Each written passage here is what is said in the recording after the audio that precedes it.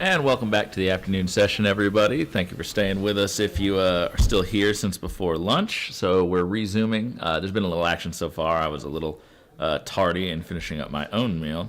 But we rejoin the action here with Debbie setting up her leave off of her first break. So we have a nice diagonal spread. It looks like that black ball, I believe, is glued to the peg pretty firmly. So Stephen will be wanting to lift the blue ball, hovering close to 2. And we'll probably see him take the B-ball shot unless he knows something about that boundary line. As we said a little bit earlier, there's been some scrappiness, some back and forth. Not all triple attempts have been converted. So he might be thinking to give her a slightly more difficult finishing turn. And obviously if he hits, then all will be well.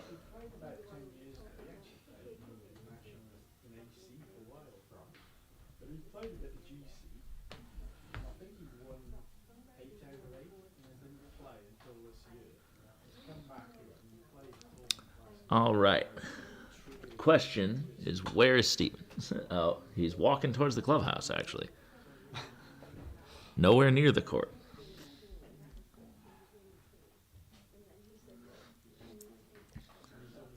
Well, Vey, I've never been one to time my own consumption, but...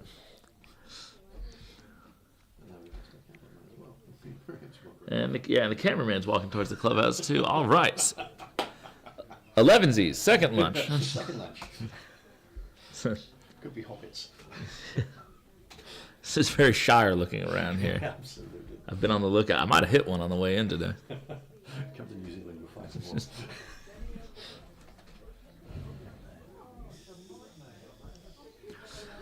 But all right, we will seemingly resume here shortly. There's a random person walking up the lawn. So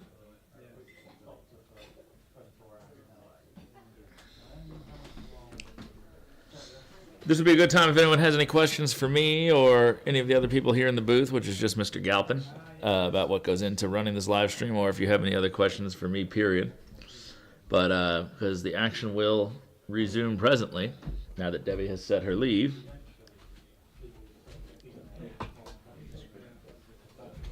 And there goes Steven. He's making his way out towards the court.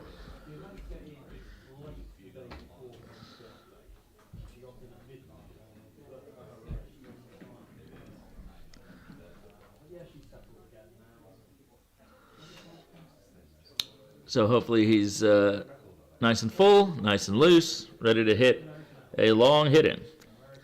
Be very interesting to see which shot he chooses here. I'm betting the long shot down the east boundary, but he may have a different idea than me. These lawns have gotten a bit squirrely around some of the hoops, so anything you can do to make your opponent's start of the break just a touch more difficult is probably best. And an on-time triple is definitely something that Debbie would be looking for right now. So anything to give her slightly more work. So he's coming up towards blue. Let's see where he moves it to. Steven is a game up. And yeah, immediate kick, checking to see if he had a double target. But as soon as he established that he did not, immediate kick over towards corner 3. So I think this is the right play. I don't know. I think Debbie has converted maybe one triple this week. I'd have to look. I haven't really been keeping up with croquet scores. since I've been in the thick of it, but she's broken down a few times. So, you bet on yourself to hit a long one, get your finishing turn. If you don't make it, then you might get another shot or more. So here we go. Steven's been good at hitting these all week. He's been very consistent. Let's make sure he keeps a good tempo. Good tempo off the mallet. He's looking at it, and he was surprised by that miss. And that did not make it to the corner. That was in a little bit. Went between the yellow and the red. I wonder if I'm trying to remember if there's a little hill in there. But one way or the other, it was a miss. And Debbie will now have a delayed triple attempt here. Roger Staples asks, what's happening with the peg down games? Which lawns are they playing on? They have not resumed yet. So Stephen Morgan is one of the two, is a member of one of the two games that has to finish against Stephen Mulliner. And then the other peg down game is Stuart Lawrence versus Jack Good. Jack Good is still finishing up his match against Kyle Maloof down on lawn 8. So neither of those matches can actually start yet. Oh, yes. So Debbie is 4 back and peg. My apologies. I kept looking at the wrong screen indicator on the screen there. So there will be no triple here. So that was a very important hit. So this will be a much easier finish than first expected. Jim Nichols says, hi, Thomas. Steven on a later flight than you would seem. So actually, Steven's flight is tomorrow morning. I have the afternoon flight. I'm going to be hanging around Heathrow Airport for hours. Because I kind of foresaw something like this potentially happening. She has not given herself the rush that she would want over to 4 back. This is a bit of a cut. The peg is in play. Oh, but she's hit it really well. Oh, but really short. The cut was good. The distance was not. And that is going to be, closing on that hoop there, yellow and black, right there on 4 back. So she is currently playing with Steven's 4 back balls. So we could actually see a situation here where if she fails this, Steven could finish up with the 4 back ball, set a leave, and then just have to run one break. Oh, that's a really good shot. That's the kind of touch that I have been lacking this week. So especially on those half rolls. So something for me to work on for sure that Debbie is quite good at.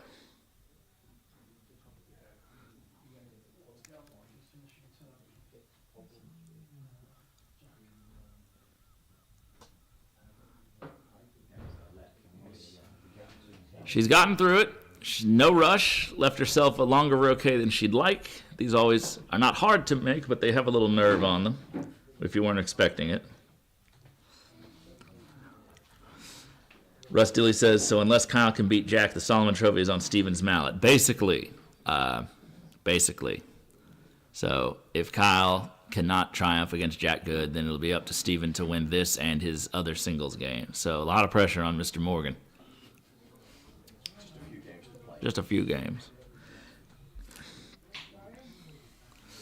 But, and it should be said that Jack Good looks to be in a finishing turn in Game 2, having won Game 1 over in his match against Kyle.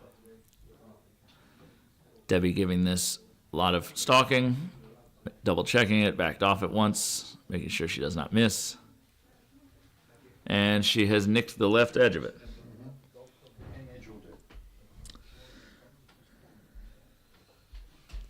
So, we will expect to see a finish here. Barring any unforeseen disasters, she has a good ball over at Penalt, if I'm not mistaken. It's a little deep behind Penalt. She really wanted to rush out of this hoop. This is going to be a not trivial approach shot to that ball. She got a nice hop on that yellow ball. Really sort of got under that. And it's... Rover has gone long. The Rover Pioneer has gone about 3 yards past Rover hoop, but she has gotten a cut rush. You can see there the Rover ball. So unfortunately, black and blue starting to get a little close to each other with the position of this not quite under control yet. You really want to rush out of this hoop just to get down to that ball. And this is one of those positions where it's very easy to misjudge this. Debbie obviously has very good touch.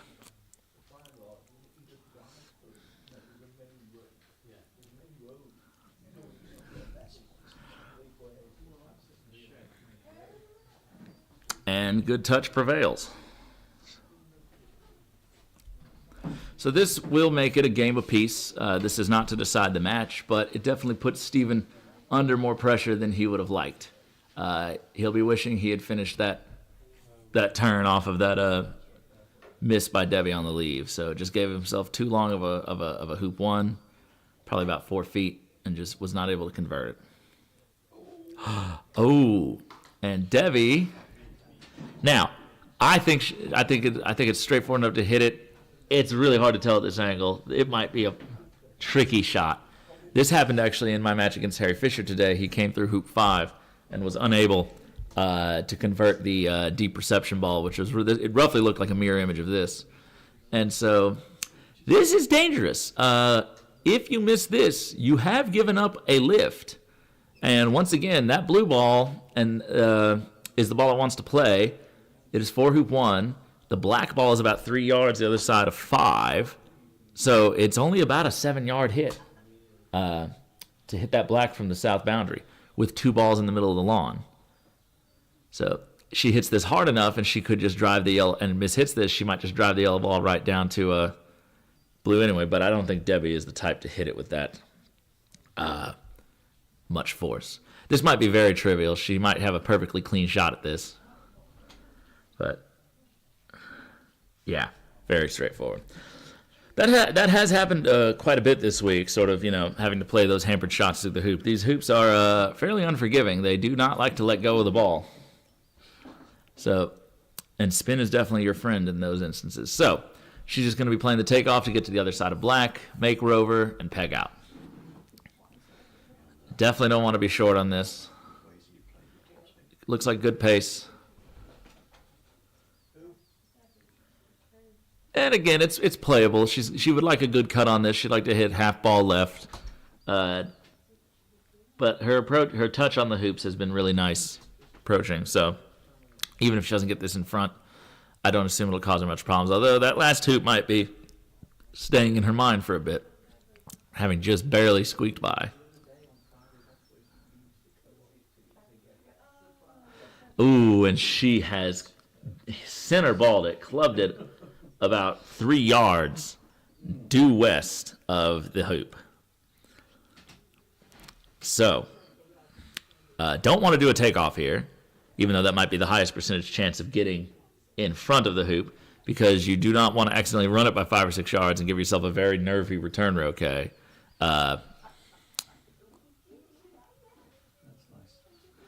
Man, what touch that is. So she seems to really have the pace of the lawn right now. We're going to need Stephen Morgan's going to need to play a very clean game this next game if he wants to convert this. Because it looks like if Debbie gets on the lawn, she's not letting go.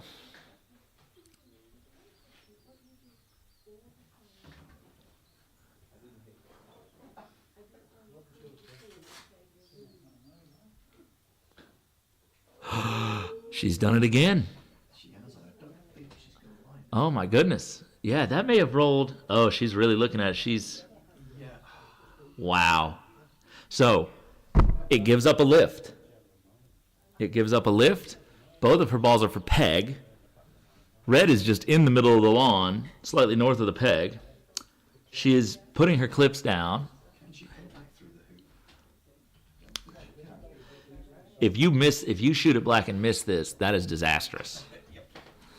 That's giving up. If Steven just makes a couple of decent rushes, an on-time triple is now right in the cards. So, and as you can see, even if she moves yellow away, if blue were to mark on a balk, that is not a very long roquet. Blue on black. That's maybe going to be a 6-yarder, maybe. Probably more like 5. So, my goodness. And again, you wonder if that pinalled hoop kind of stuck in her mind. That was not a difficult hoop, but at the pace that she naturally wants to run them, yeah. So that's probably the most prudent thing to do here. But now there's a problem because let's say Steven gets this turn converted. It's going to take some work, especially if he wants the triple. But you might, even if he doesn't triple, you're staring down the barrel of another lift shot with Steven on 4-back and peg, and if you miss, it's over. So,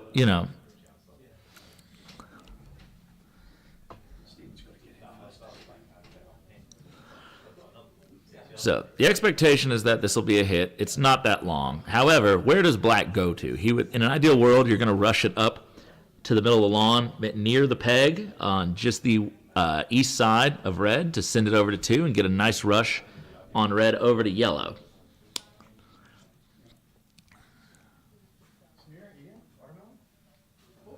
Ooh, okay, nix it. So, definitely ended up in a bit of no man's land. Not the place you want it. So, Bring it back to 2 though.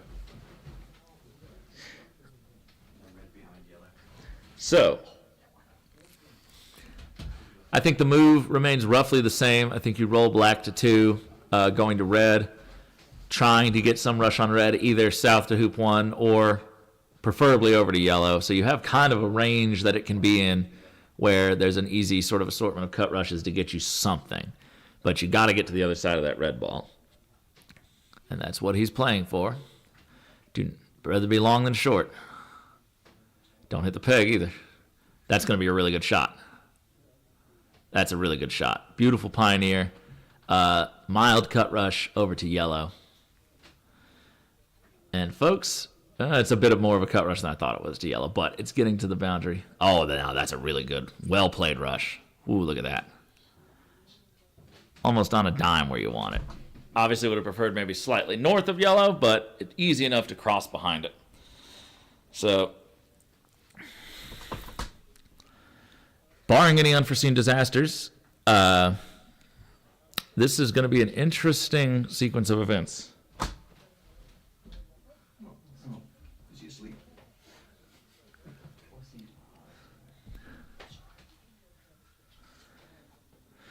All right, so great pioneer at hoop 2. Good rush potentials here to get over to hoop 1. You can see all that brown dirt is going to make this, and then he's in this neon green patch. 2 things here. A, don't nick yellow on your way up, and don't leave red in the way of yellow. So,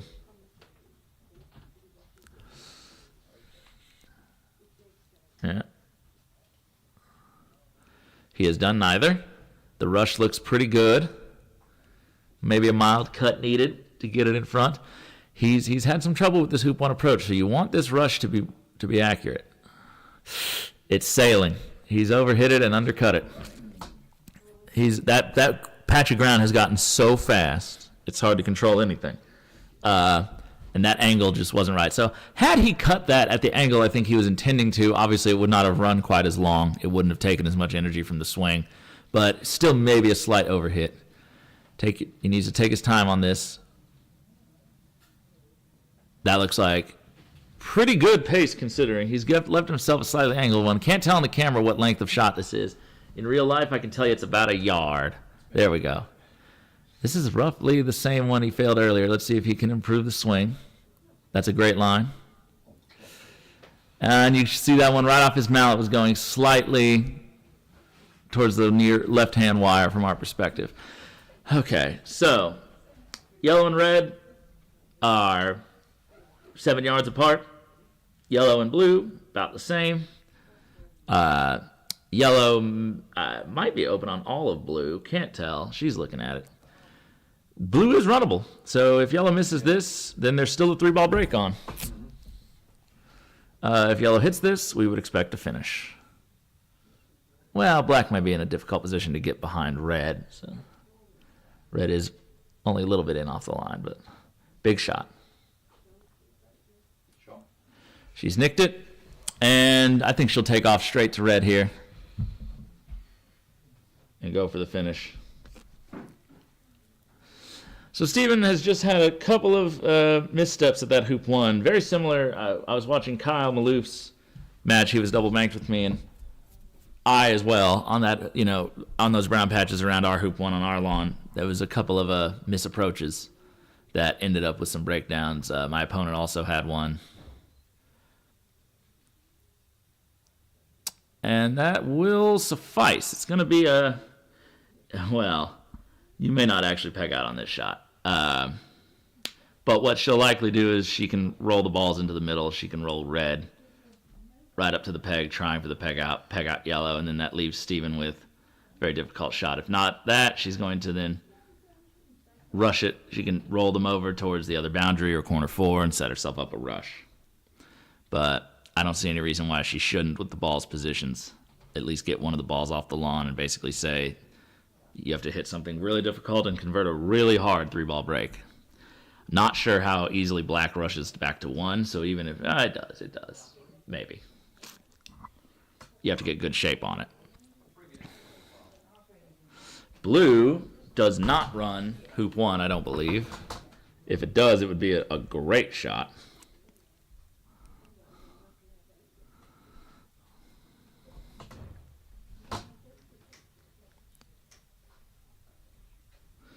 Jack Good is still on the lawn over in his match, so it looks like Kyle has failed to hit, and Jack is attempting to finish up the game.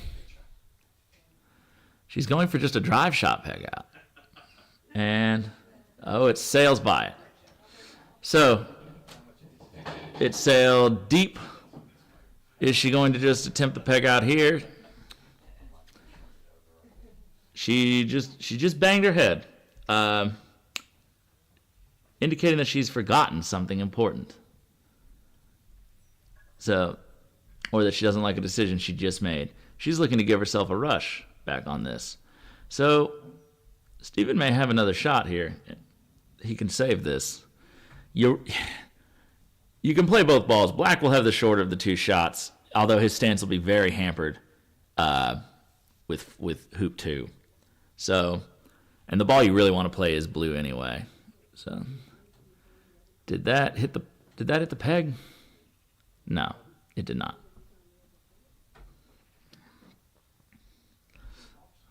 Yeah, it did not hit the peg. So, okay.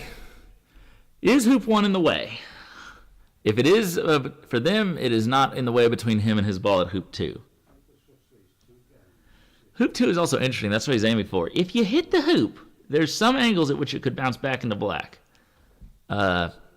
He's going for it. He hit it. He has nicked it. It has stayed near hoop 2. And Steven Morgan is not yet out of the game. So, he still has a pioneer, albeit a slightly worse one. And he'll have some rush opportunities to get back to hoop 1 and maybe get this turn going.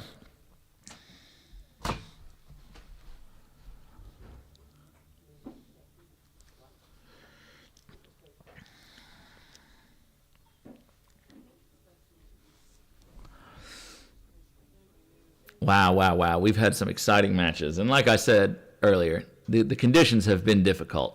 Ooh, it's got to get through the green. It's not even going to get up to yellow.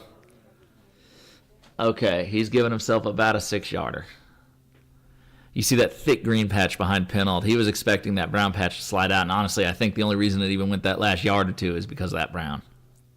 That should have died even sooner than that. So, no doubts. So, roll yellow out to 3, getting your rush on red down to 1. Really needs a good rush here.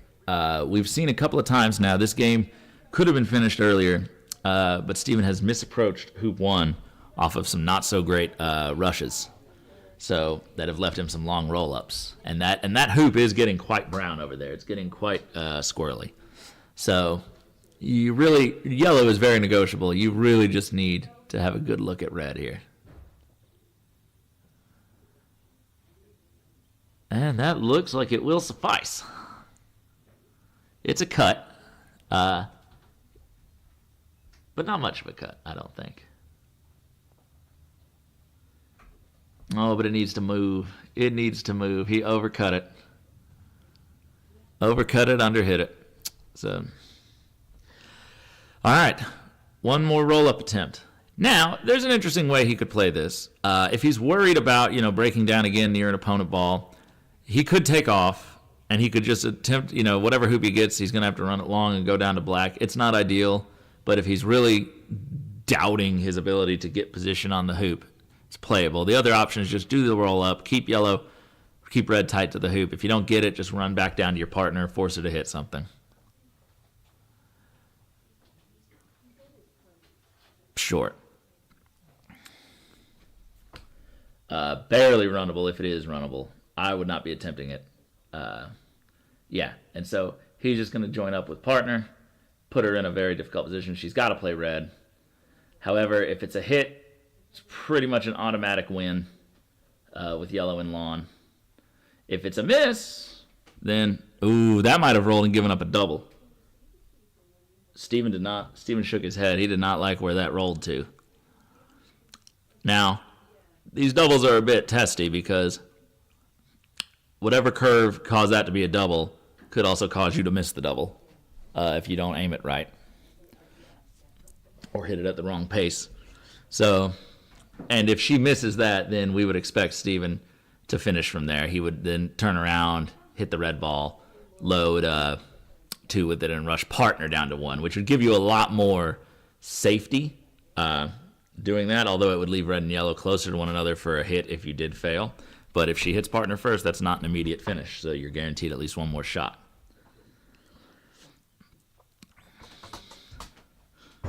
So, the dramatics continue here at the Solomon. So there's been very few clean games and clean matches. Samir and Matthew had close to it earlier today.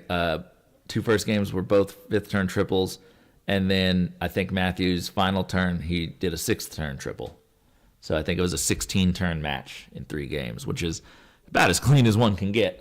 But other than that, I mean, we all saw the doubles match yesterday evening that went on for almost 12 hours, so for 3 games. So if cleanliness is next to godliness, we've been playing somewhere near hell.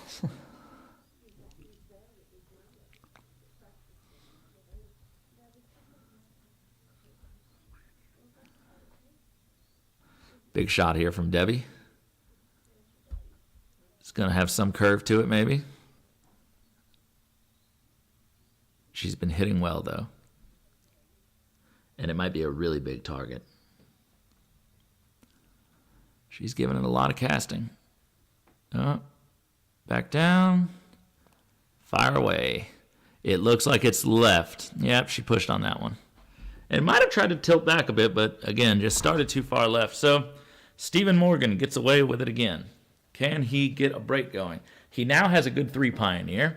He has an easy setup for a good 2 Pioneer, and he gets to rush partner down to hoop 1, which will give him opportunities to maybe lay in, if he doesn't get great position, just set up, put a lot of pressure on another shot, keep his break going if she misses. So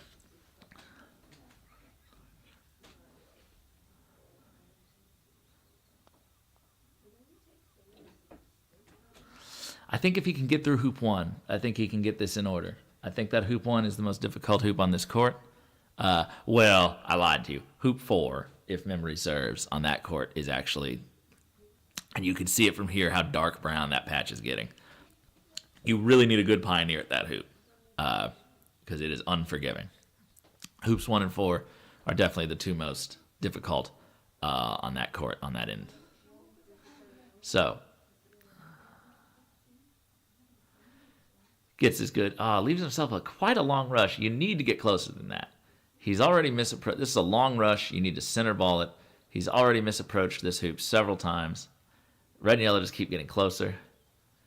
Of all the rushes in the world, that is not the worst. He's hit that in a good direction. He's clubbed it, but better than being short. So at least now his roll-up will be fairly straight.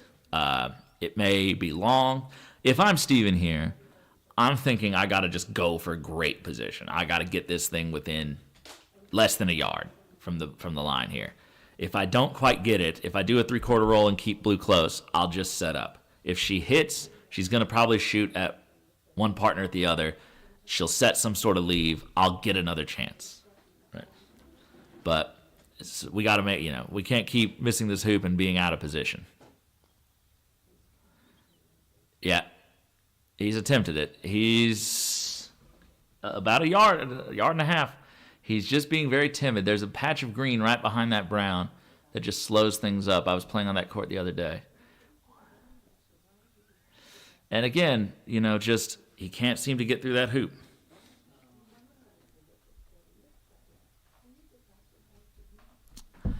Now, again, not the worst position in the world. Red and yellow are much closer than you'd like them to be, but blue can see black. She will take away his 2 pioneer. Unfortunately, it's not going to be an easy build once again. Steven needs to get closer to that hoop.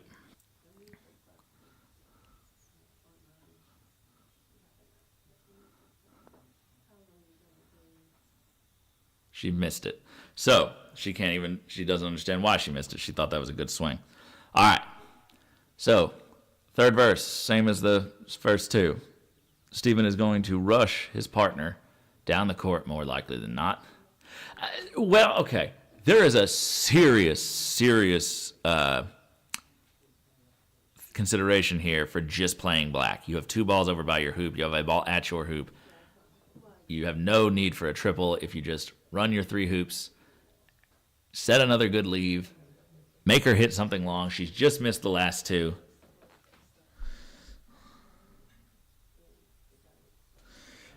Dick Rilliman's asking, are the brown areas pure dirt or just sparse grass? It varies. There are some areas that are if they're not dirt yet, they're getting awfully close. But the grass is it's about as dead as grass can get.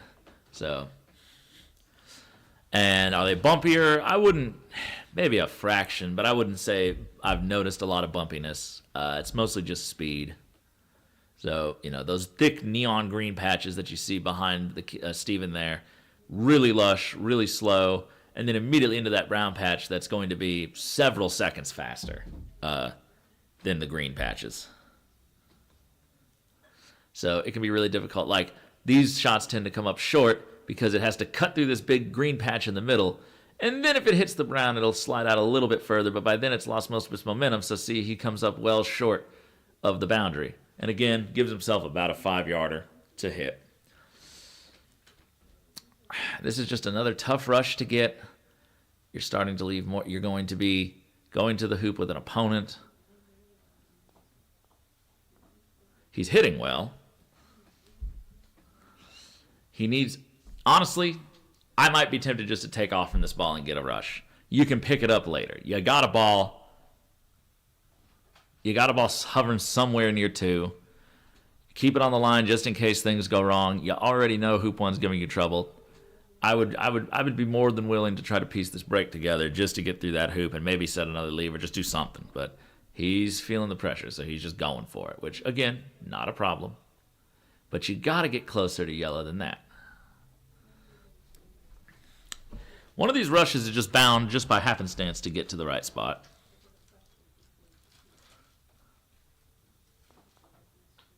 And that's completely the wrong direction. Okay, so best move here, you could roll yellow. You could do like a pass roll, keep yellow on the backside of 1, use the brown grass to try to slip your ball to the other side.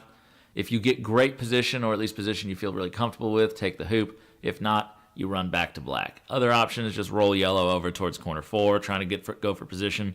You're going to come through the hoop hard. You're going to go to black. You're going to just deal with it from there. But can't leave yellow there with black that close, so it's going somewhere. Looks like he's playing the pass roll. At this point, why not?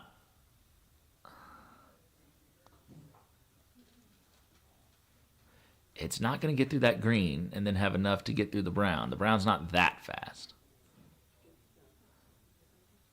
So, yeah. For those interested, the camera angle is deceptive. He is like dead level with that hoop. It is not anywhere makeable. So, looking for a spot on the boundary that gives him both a line rush back to the hoop and does not leave yellow a double. They obviously will have to play yellow at something because yellow is the pioneer ball. She would love to hit one of them and then rush a ball to her partner to finish the game up. So red is hovering in decent pioneer position just behind hoop 3. That should avoid doubles.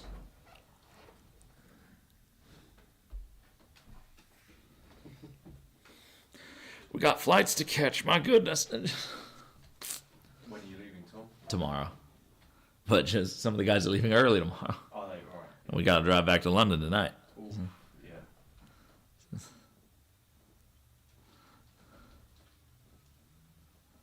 And if the chat wants to help me remember, in exactly 49 minutes I have to check in for my flight. She is cornering. All right. Conservative option here. Does give Steven an interesting opportunity. Again, red is in pioneer position at 3. If he can get this good cut rush off, get through hoop 1 with any sort of rush to hoop 2, the break is on. That's asking a bit much, given how difficult this hoop has been. But this has been his best rush setup in a while. Half ball right on this thing, and it goes straight to the hoop.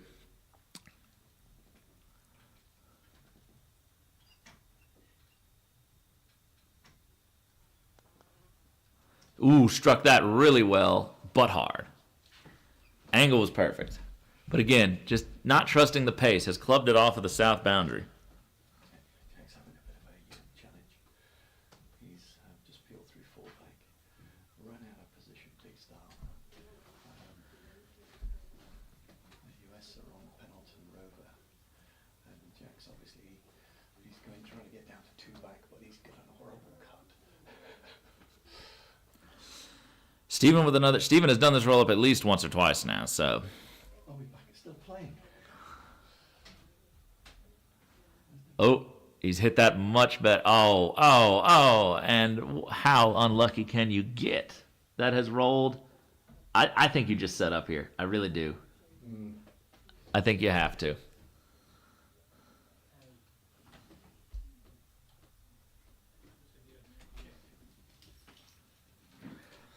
I think he just set up. That was unlucky. So that was what I was saying earlier. He was going for the aggressive position. He needed to get through the hoop, and as you saw, it just caught a hill and went sideways. Okay, he's electing. This is also an interesting choice. He's electing to set the rush to yellow to basically say you cannot join up in the corner, which is fine.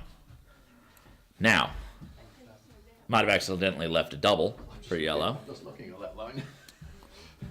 No, it's wide of double, and I think hoop 5 is also in play there. But that's always the risk. I don't think he looked at it as closely as he might have wanted to. And red is now shooting for this, and again, a hit here, and you would expect to finish. She can rush one of those balls to the corner, get behind it. That corner's pretty green, should run pretty true.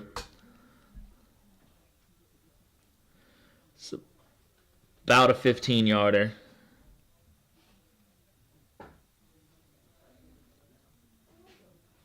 Maybe a little less. But.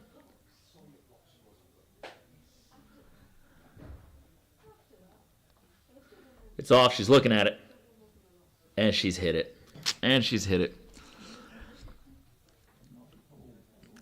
Well, she still has to play a couple of good shots here. A good rush to get to the ball in the corner. But, I mean, that was a lot of chances at hoop 1 there. Just wasn't getting up, had he played a couple of those roll shots a little more aggressively just to get that rush, even if it's a cut rush, just to be closer to the ball where he's more able to reliably cut it, might have turned out differently. It just seemed like he was not willing to commit to that position. So, you got to get a rush on blue to the corner. You could also just set a leave and hide in the corner together. But Steven has shot well. Steven's hit a couple of long ones, so you don't really want to give him another shot if you can help it. She's looking to see if blue rushes to the corner cleanly past hoop 5. My inclination, just based on what I can see in real life, is that it does not.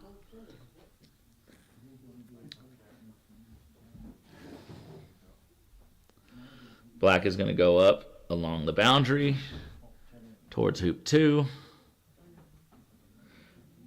She has, and it's rolled over north. So no rush to the corner for her. She can cut this over, get to the south boundary towards hoop 4. Not too much problem. A little less cut than I was expecting. So that's about straight behind hoop 5. So I would expect to see blue go up to a sort of an old standard position, or even deeper, because she's not giving up any lifts. And the balls are going to have a dolly rush to the peg in the corner. Stephen will be forced to take on that long shot. Now, if he hits one of the balls in the corner and gets a good rush over to black, that might be his best opportunity to make the hoop he's had in a minute. Blue is traveling, and it is up there near the boundary, just shy of the line of hoop 3. So if Stephen wants to hit this, it's going to be about a 26-yarder shooting to the corner.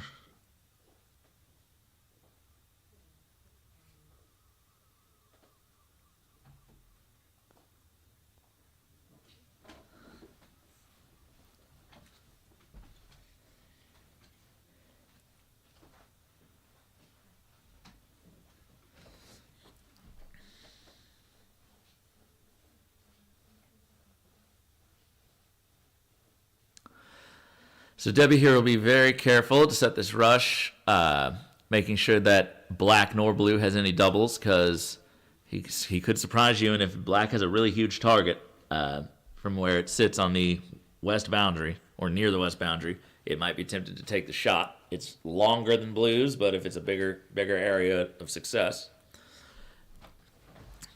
And and again, going back, like when blue had failed the hoop and blue and black could see each other when it had rushed partner down there, and then she had missed out of bounds next to 4-back.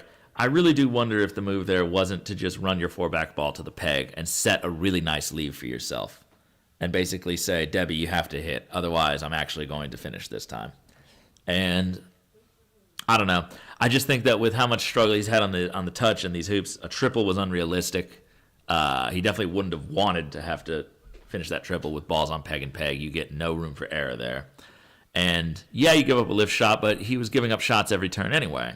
And the last one that she missed was significantly shorter than a lift shot would be if you had a decent leave.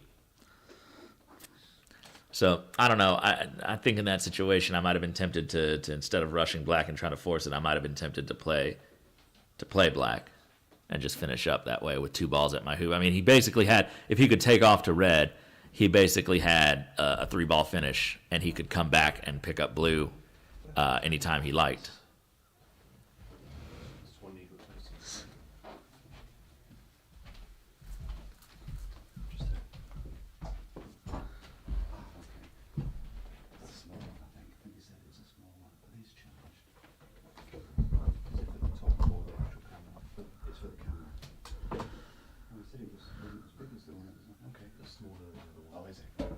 All right.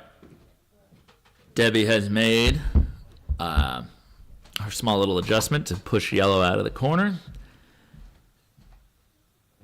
She's just checking to see where, if she hits this out, what the mark-in will look like. And again, not wanting to give away any easy doubles. Easy's not the word, but any unnecessary doubles.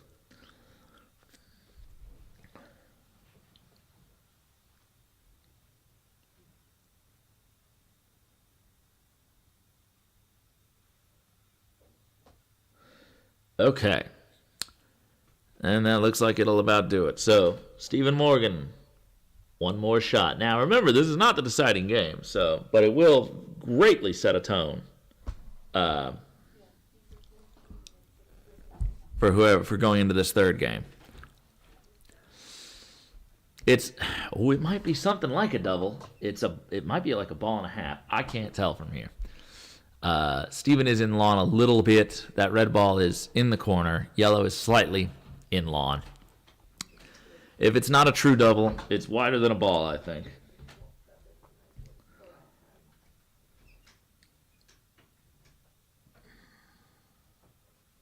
Good tempo. He's looking at it. He's hit it. Not only has he hit it, but he hit yellow into red. So, unfortunately, did not get the cannon, But because a cannon actually might have been a nice touch here. Well, it depends. So he may prefer it this way. He hasn't played a lot of cannons recently, I think. So, but oh my goodness, it's not over yet. He has hit in well. That's sort of been the name of the game for the Americans this week. Is if you can't finish a turn, at least hit in when they set a leave. So.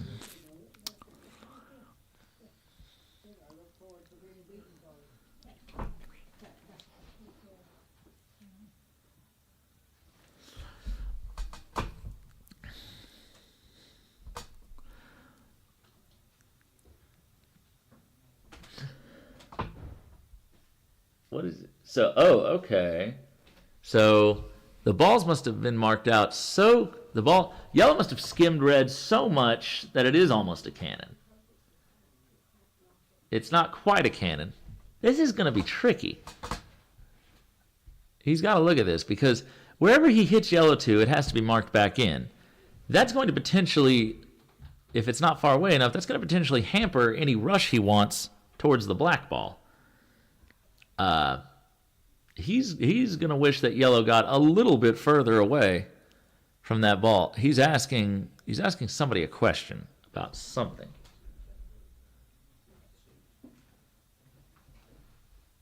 I think he's okay. I'm not sure he might be asking for clarity on exactly if someone saw exactly where that yellow ball went out and if he's marked it correctly. Praying and hoping someone says, "Oh, it was actually a little bit more less than that." But I think he's going to have to deal with it as it sits.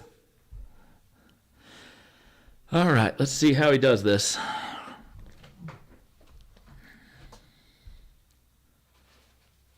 So yellow and red are not touching. If they were touching, he could play this differently.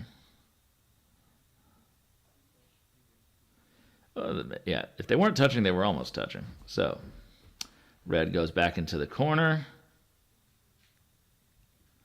He's got a rush. Yellow must be slightly in lawn after that little flick off of red. It at least went up the line a bit. He's got a rush pointed roughly at black. Hoop 5 might be a slight barricade. Ooh, he's skimmed by hoop 5 by the skin of his teeth. Okay. Which attempt is this? What number? Hoop 1? 6 or 7? I've seen at least. Well, he blocked it 3 times and misapproached it another 3 times, possibly. Yeah, so over on lawn 8 to the left side of this current camera view, across the hedge, I see Jack Good's head popping up behind the bushes. It does not look like Kyle Maloof has had much play in the second game, and Jack Good is on a finishing turn. So Jack Good's had most of the good play. Let's see if Steven can. It's sailing. Okay, maybe a touch long, a little bit of cut here, but he's finally closer to the target ball. So maybe a little bit more touch and control this time. Again, that actually might be his best rush effort in a while. That's going to be pretty good. It's gone deep, but it's not on the line. It's about halfway between. Maybe a little closer to the line than the hoop, but it is partner. The opponents are separated. And this, theoretically speaking, is a delayed triple opportunity if you can get this together. But right now, we just got to conquer hoop 1. He gave it a little oomph on that one, but it hills off that way, so he should remember that when it hilled off the last time. It's going to want to stop as it comes up that direction. Very similar to the position that we had before. Let's make one. Come on, Steven. All right, but he has remained set. So, small mercies. Red, unfortunately, not that far from black. Black is just south of the peg. Red is a yard or 2 in front of hoop 2. And, Steven is obviously an extremely talented player. He might be, it's gotten a little hotter today. It's a very tense match. It's been going on a while since, about 9 this morning. We started early because of the peg down games. It's tense. It's very easy to feel the nerves in this type of situation. As most other matches of this round have finished up, and you start to get a picture of what the test is looking like, it can be very taxing.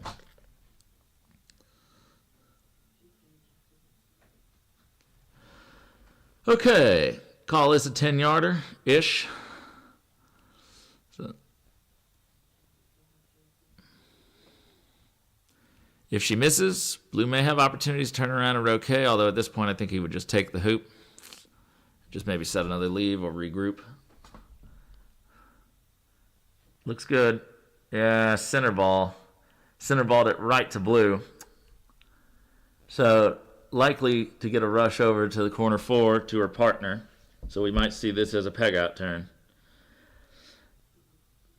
Stephen will, if this ends this way, Stephen will have to conquer potentially a mental block that's going on right now with hoop 1 and the area around it. It's going to be very difficult. So obviously he was running clean breaks before. He did a triple in game 1. He ran his first break in this game. The conditions over the course of the day have changed. It is now very much the hot part of the day. My phone is indicating, let me look, that it is just above 80 degrees, and the sunshine definitely makes it feel a touch hotter. We've got a thermometer there if you want to. Oh, yeah. So, yeah, thermometer says just hovering at about 80.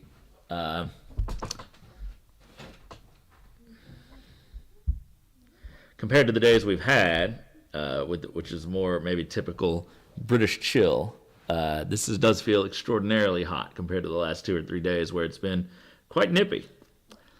She has rushed Blue, rushed it short. It's still very possible to get this takeoff, to get a rush. That's a lush green corner. It's not running too fast.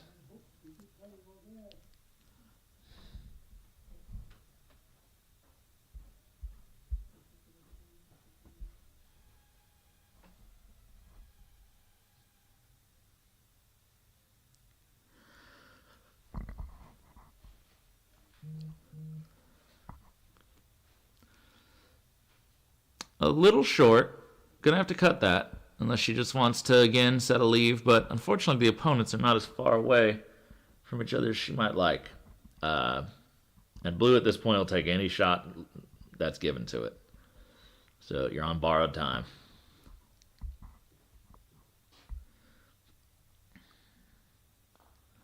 She has cut it. It's a pretty good rush. It's gone a little far. It's a 5-yard peg out, not even. 4.5. And so if she sends this yellow ball past the peg with a drive shot, it will end somewhere between next to hoop 5 on the west-hand side. Not that far from black, honestly. But even if that happened, if she pegged the red ball out, she's still the odds-on favorite for this game. Steven doesn't really have much in the way of a 3-ball break chance from the current position. And given his difficulty with approaching hoop 1, she's likely to get more shots to go position herself at the peg.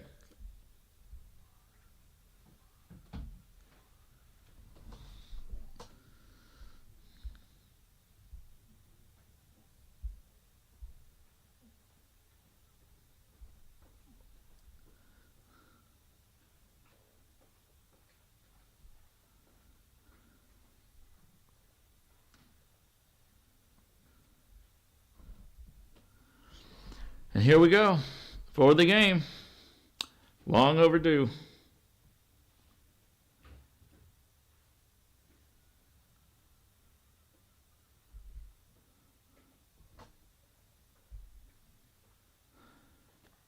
Fires, nails it. Game 2 in the books to Debbie Lines. Game 3 is going to be interesting. Can Steven clean it up? Can Debbie sustain it?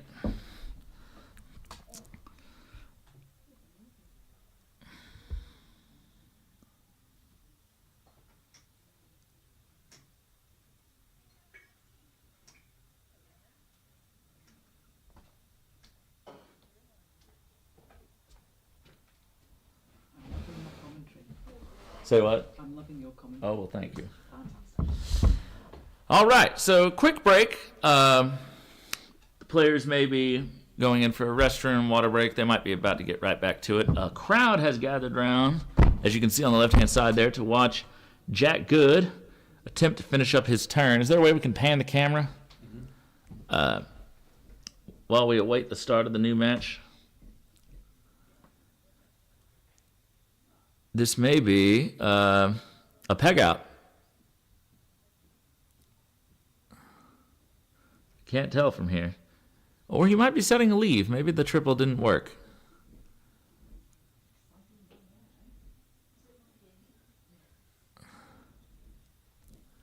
Is he approaching? What is he? Yeah, he's setting a leave. He's setting another diagonal. So, this game, Kyle is for Penalt and Rover. Which ball is which, I do not know. I almost think I see the phantom of a yellow clip on Penalt. But that could just be an optical illusion of the camera. And so, but Kyle is for Penalt and Rover, if I'm not mistaken, because he failed on his triple around that point. The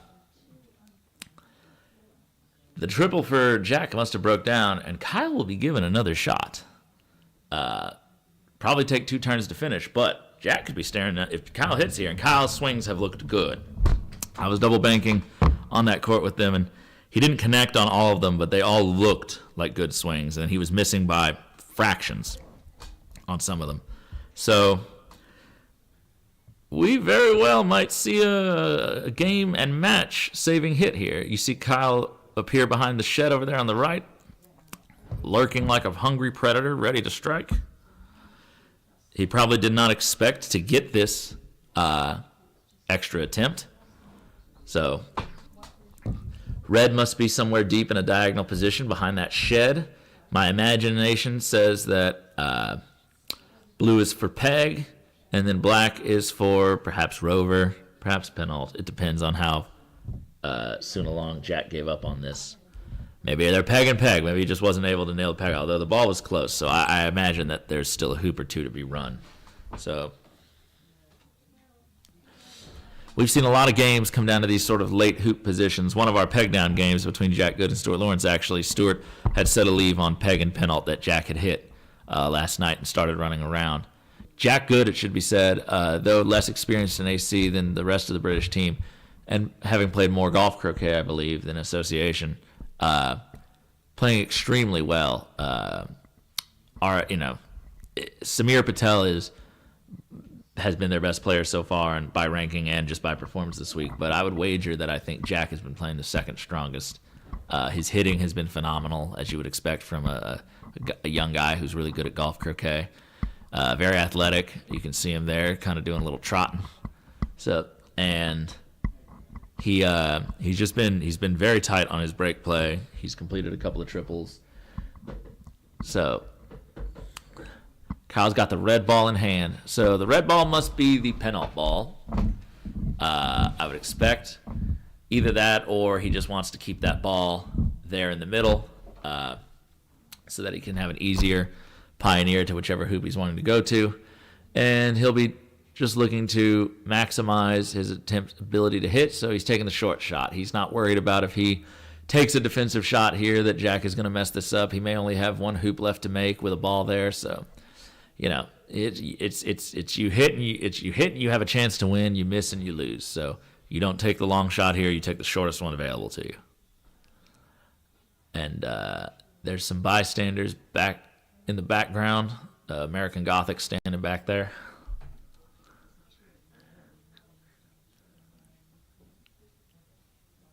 They do look like the painting, don't they? It's off.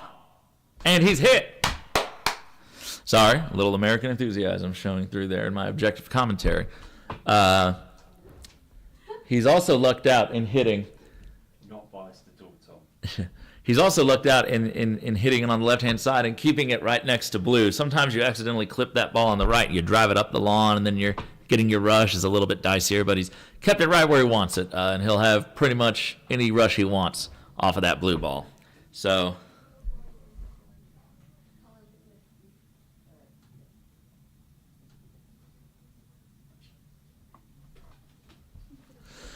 So yeah, Ben indicating that Jack put the clip on the penultimate hoop. So yeah, probably penultimate. I know he was approaching 2 back at one point in the turn with his ball. So it's penult and rover for probably penult and peg. Yeah, and we see the yellow clip there on rover. So this could very quickly be peg, and it'll be interesting to see if he decides to peg the blue ball out and just say, hey, Jack, I'm going to set a leave, and, I'm going to have a rush to my hoop. If you miss this, then it's not necessary, strictly speaking, but it'll be interesting to see if he thinks that it might help his chances, even if Jack does hit, of him not immediately finishing. So, because Jack has been hitting, and Jack has been hitting a lot. Yeah, and there you can see the one of the 2 dark colored clips, I cannot tell the difference of from this camera, but I think it's the black clip. Good cut rush from Kyle. Good pace. Nice control. Let's go. So this will be interesting. If Kyle can bring this to a game apiece and pull out the 3rd game, this match will mean a difference for Steven's match. If Kyle loses this match, Steven must win both of his against Debbie and the pegged one down against Mulliner. If Kyle wins this match, only one of those. So, drama abounds, folks. This is why we play association. Oh, do you know the clip position? Yes, I do. I see the yellow there. Yep. Yeah. So, this match, by the way, started slightly before my and Harry's match started, and they started at 9 a.m., and it is currently 2:30. And it's... So, we promise all the folks at home who are golf cricket players that it normally does not take this long to play a game of association. Yeah, but so it is when the conditions get difficult, it can take this long. And normally at the lower levels of play, we would have timed matches or games. Jack and Stuart finished already. No, Ben, Jack and Stuart did not finish. They played a little bit last night.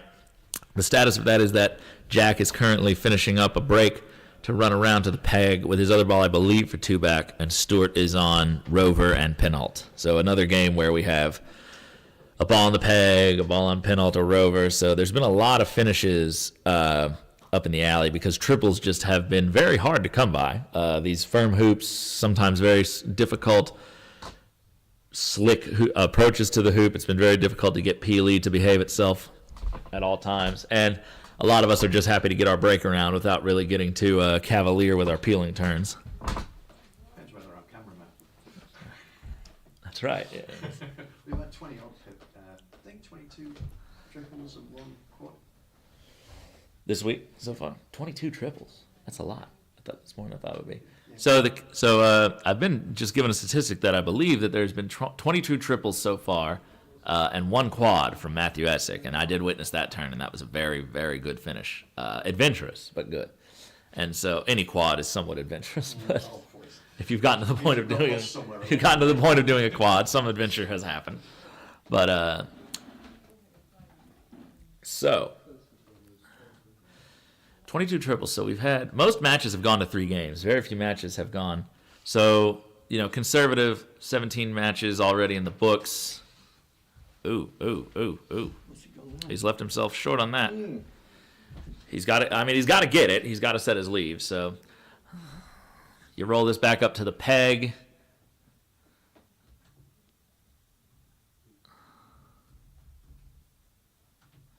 That's not the direction you want that ball to go, especially with hoop 4 there, but you'll take it.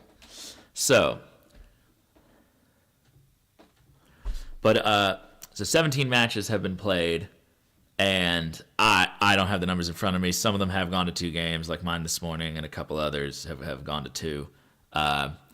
But assuming that, from what I can think of, and especially the doubles, that the majority of matches have gone to 3 games, let's just say that around 45 games have been played. And that's not even counting some of the games that have already been completed, like the first one to Jack and everything. In this match, and the first one to Steven in the other. So there's been probably about half of the games there have been triples, which at this level you would expect to be a much higher percentage. Most of these players are MAC players or just their top players in their countries, and most of them triple at 70% plus on an average day, just all personally. So collectively for the tournament to have roughly probably 50% triple rate is indicative of how difficult the conditions have been and how scrappy a lot of the games have been.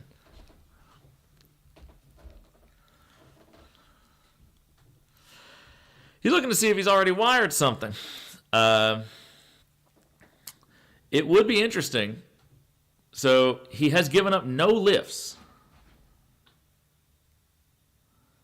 He's going to cross-wire these two balls. Oh, I do not like this. Kyle and I attempted some cross-wiring in our doubles yesterday, and Stephen Mulliner hit every single one of them because we didn't get any of the wires. These courts are just too... I know there's a hill there. I hit across it. There's just too unpredictable. Man.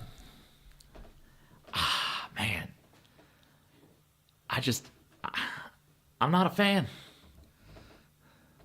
I'm not a fan. If you don't get this, then what? Yeah, and he's looking at it like he didn't get it, or it's at least partially open. So what do you do now?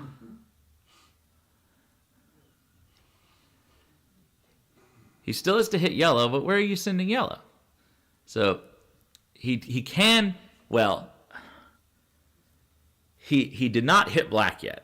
So what he's going to do is, I guess, he's going to rush yellow into the corner, and then he's going to move black. But, like, see, that's not good either. So this is just getting, I think this is just getting a little bit, this is asking for too much. Because what happens now if you leave blue there and it can see yellow from wherever you roll it? And yeah, we can all say, oh, well, that's the peg ball, that's the ball Kyle would prefer him to play, but you just don't want him to hit. You know, hitting is a problem.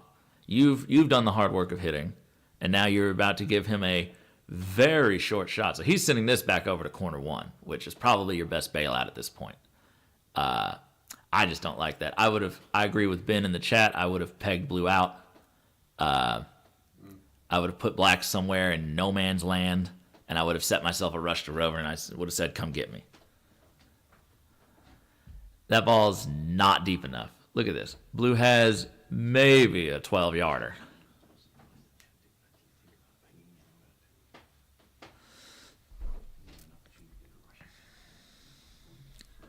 So black's got to go really deep. Can you join here? Can you give blue that shot? Now, if they miss it, if blue misses, then yeah, you've basically won the game. But if they hit, then you're going to be staring down the barrel of a very long shot because he's just going to spread you both around and go back up to wherever deep corner you've sent black to. And then any shot you make on him will probably be the last one you get. I just don't like this.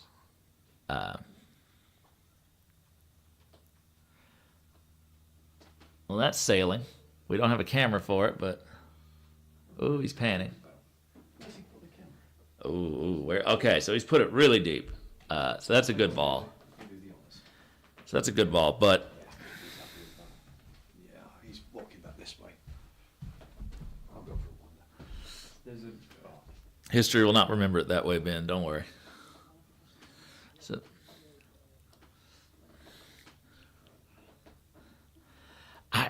I just really, this is, yeah, I don't like this leave. What I would have done is, unless he had to, I would have hit partner first after rover. I would have drove it towards the corner. I would have then sent black as far away as I could. I would have rushed blue to the peg. I would have pegged it out. I would have gone back to my partner in the corner. If I don't want to peg blue out, then I'm just going to use the peg or some other furniture if I send black to corner two as a wire, like a really, really steep diagonal. And this is a scatter. Of all the shots I've ever seen hit, that is not the worst. That is actually really good, considering that he is for rover. So you have to move blue, the peg ball, because it's near his hoop. And Oh, he didn't accidentally leave a wire, did he? Where's black up in the corner? It's behind hoop 2. Can he see it? I think he can. I think he's east enough for the peg, but I think he's wired blue with hoop 1 on yellow, and I think red is wired on blue from hoop 5. If that is the case, Kyle, they're laughing about it. I think Kyle just made the best possible save out of that just by pure luck. He struck yellow really well, left himself a 5-yarder into the middle of the court. If blue shoots at black, which is the only shot that gets this back together, it's a routine roquet on red. You go back up to the blue ball, you leave it there, you rush black to the hoop, make the hoop, you peg out. So that's an all or nothing shot. The other option for Jack is just go to the corner. Corner 4, corner 3. So, and just say, all right, he's got some work to do. Now, Kyle could always hit red well, end up north of the peg. He could just send the red ball deep, planning to blast through Rover, rush back up the lawn. That's always an option. So you're kind of thinking in this position that you got to hit something. And if you're Jack, you like hitting. You like your odds. He's shooting well. Jack has this funny thing you'll see there. When he's thinking, he talks to himself, and he holds his mallet up like a wand. And It was an interesting scatter, wasn't it? it was a brilliant scatter. Now completely lucky, just like completely just. What is it? That's terminology? Better to be lucky than good.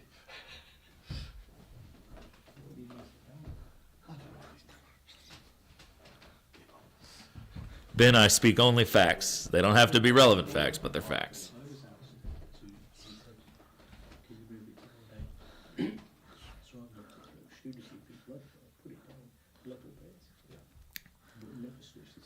You know, when it's you in this position, your opponents always seem to hit these long shots. When it's you having to hit them, you always seem to miss. But maybe that's just perspective.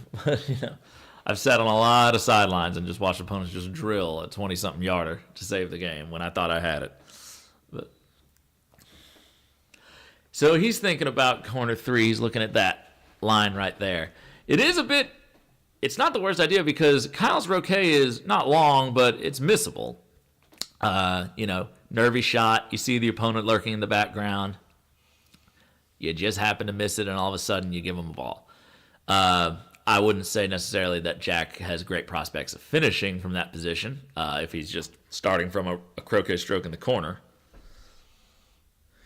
I think Tom saw some contenders yesterday. Yeah, I did see some contenders for the worst shots I've ever seen. I don't think I've seen the worst shot because I think that exists in a video somewhere that shall remain nameless. But I have seen like a 2-foot rush missed. He is shooting black at blue. So he's saying if I'm good enough to hit blue at black, I'm good enough to hit black at blue. It's the same shot, and I need to finish. But this does basically just give up everything. It makes Kyle's finish almost guaranteed if he can hit red. So he's putting it on his mallet. I like it. It's positive.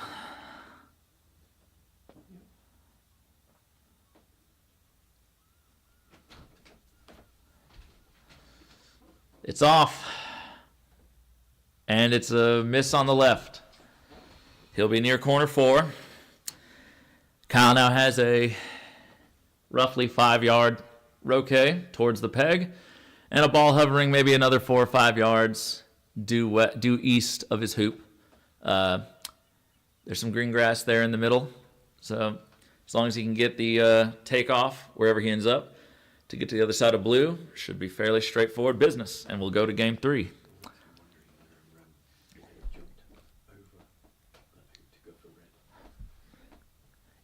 If you're shooting black at anything, you just got to shoot.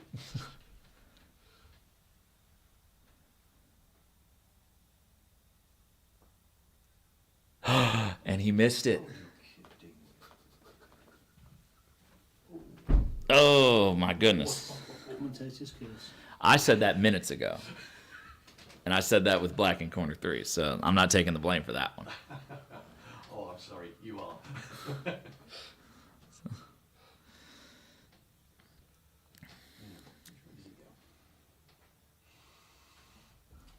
Then I don't mind him playing black there just because, I mean, if you're going to hit with one or the other, you assume Kyle's going to finish no matter what. Yeah, one of the finishes is a little more difficult, but, you know, this is not by far not the hardest court out there.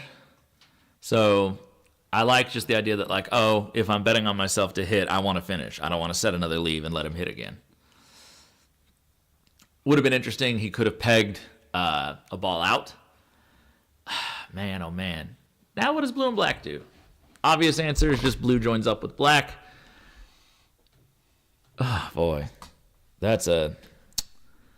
You don't see a lot of those from Kyle. He's very solid. Yeah,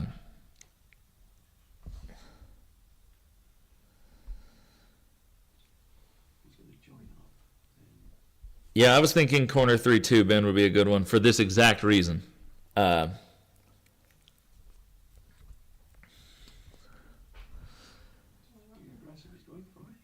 Oh, you got it. No, you can't even be thinking of playing black here. What? Wait a minute. Okay, he's just looking for where there's no double for red. All right, that's fine. So he was stalking around like he was thinking of hitting the black ball. Kyle's going to have to pull out another great long hit. It's those 5-yarders that get you, man. It's those, those 14-yarders you focus a little bit harder and you swing a little bit more freely because you're just trying to swing well. And on those 5-yarders, you start to have those little thoughts like, well, I want to hit it on this side and I want to hit it with the right pace and I shouldn't miss this. And just, and it gets tough.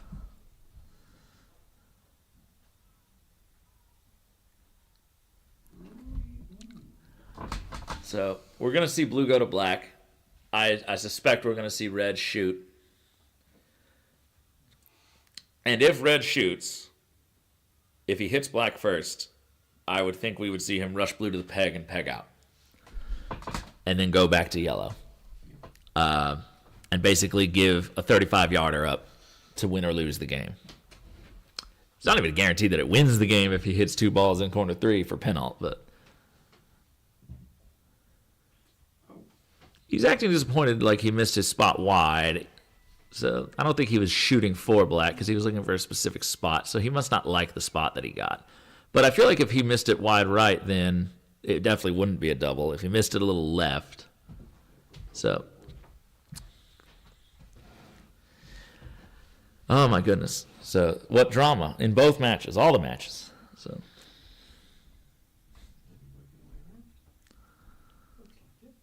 Okay, so here we go. Now this is the hard part of the game. You got to put the last shot out of your mind and again, these longer ones are almost easier to hit at times because you just swing that much more freely. You just kind of go like, oh, well, it's a hard shot, so I'm just going to put as good of a swing on as I can. You just let it go. That's good tempo. Looking at it. Went between them, I think. He can't believe he missed it. Oh, my gosh. Still not a guaranteed finish. He's got to get back up to penalt. And the problem with penalt is yellow is lurking in corner 3. Who would love a ball near Rover as well. That was a good swing. So it looks like he's just going to... We might see him peg out red here. Not a bad idea.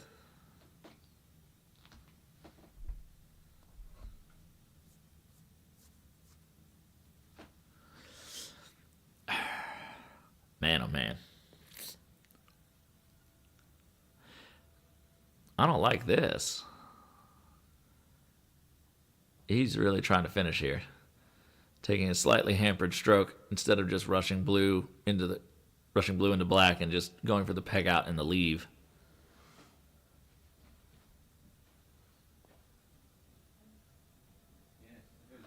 So, ambitious, because now you have to get all the way back to blue, take off to get a rush. You've left red in a defensive position. Bet it can stay there for a while. Yellow's going to have, if you break down in the midcourt, yellow's going to have a shot at anything it wants with no immediate consequence. This is the worst long imaginable for the roll-off down towards that boundary line. So, yeah. I would not be surprised if that drifts so close to the boundary as it does the take-off.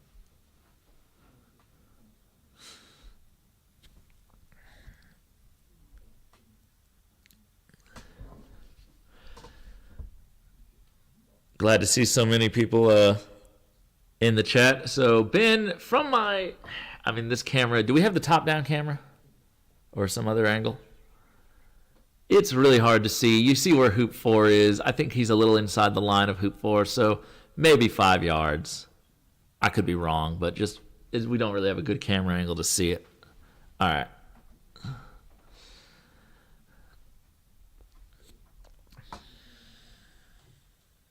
He's not doing a takeoff either. He's putting that red ball out.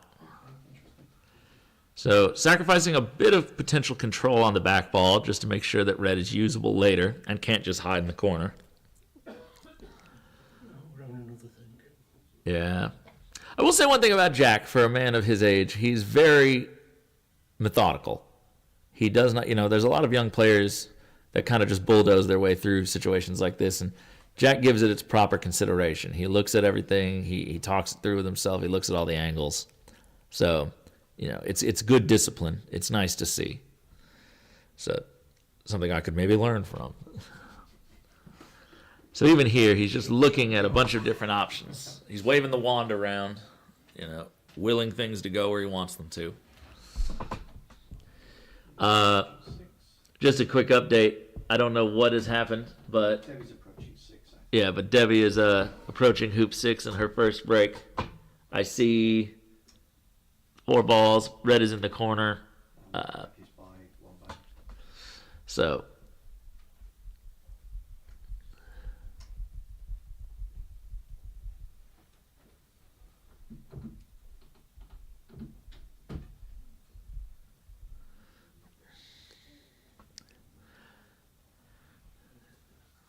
though I do appreciate his methodical nature, sometimes it's a little much.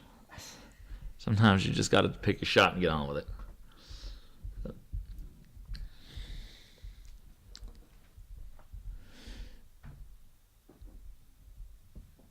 You Brits have been spoiled by having 13 hours of daylight. Oh. So there are tournaments where we got to be done by 4 p.m. Yeah. So.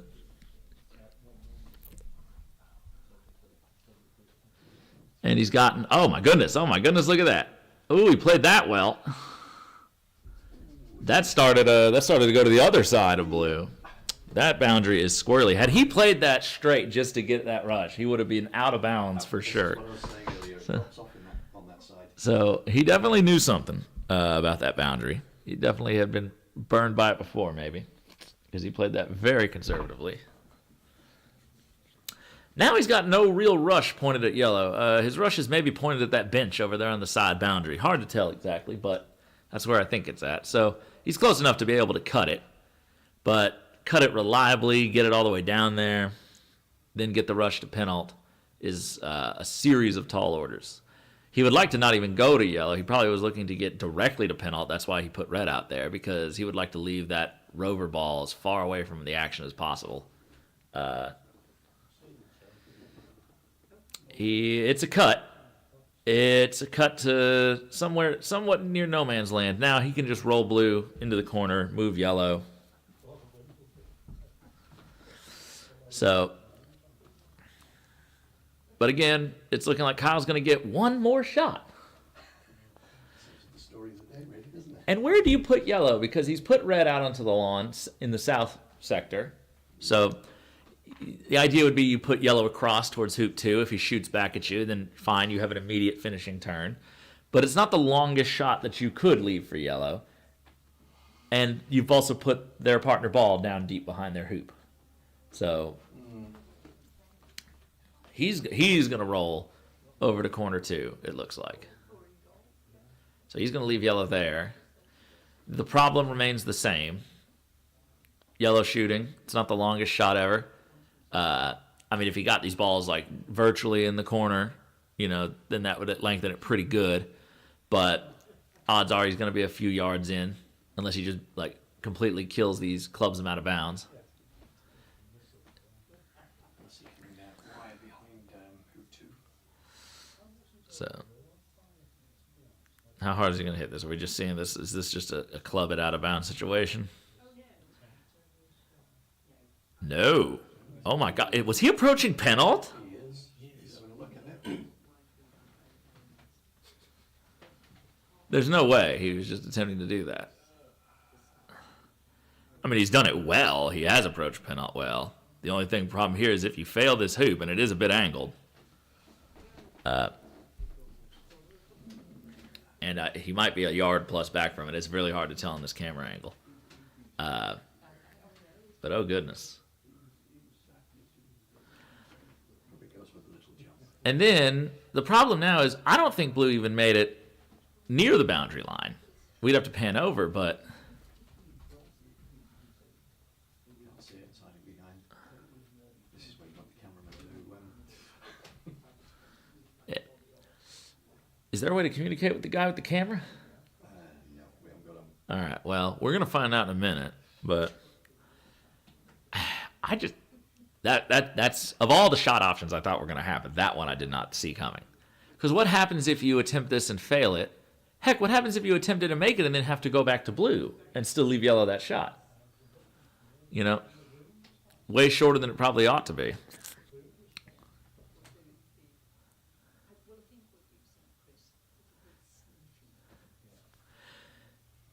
And then there's always the shot yellow on red. If blue is not near the boundary, if it's 7-8 yards in and you go out of bounds to join up, then he could just say, well, you know, you still got some work to do. I'm going to take the longer shot at partner, be somewhat close to partner if I miss because you didn't put it that far out on the lawn, and you now have to try to approach Penalt, either approach Penalt off of a 7-yard rush, or you have to then hit partner, come all the way back down to us, come all the way back up to Penalt, and try to finish.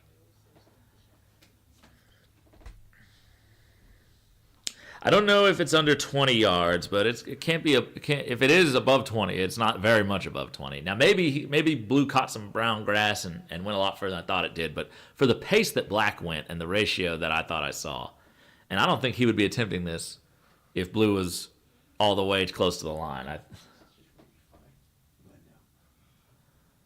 think we have someone coming back here to report to me where blue's position is. Blue is this side of, sorry, that side of hoop 2. Blue is inside of hoop 2, so blue is east of the hoop. So yes, it is less than a 20-yard shot for yellow on blue. And if black went out of bounds, the other side of blue would leave themselves an 8-yard minimum. Yeah, and that's what he's doing. Is this a scatter? Is he going to try to scatter this? Where is blue? Oh my gosh, it's well inside of hoop 2.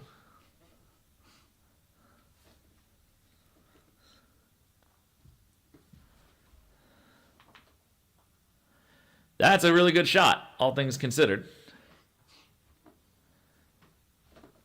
I just don't like that shot choice at all. I thought that was going to be a full roll to club them out of bounds in the first place, or at least try to get them deep to the corner to set yourself a rush. Oh, so, and I think black has gone into the corner, so this is about a 7-yarder, straight down the balk line. Not the balk line, just the boundary line, but so.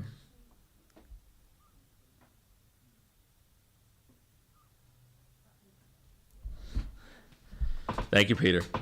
This makes an interesting choice now. Can I use these batteries to go and change them?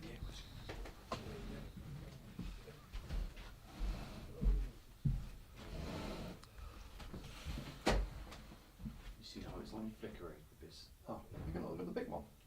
No, it's just for the on the top. Oh, transmitter. the transmitter. Okay. That one's already been changed. Oh, was it? Okay. Just do the transmitter. Thanks.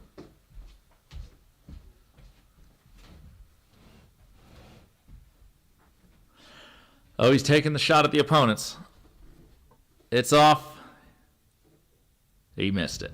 But he has shot at the peg ball, so it'll still leave roughly a 7-yarder for black.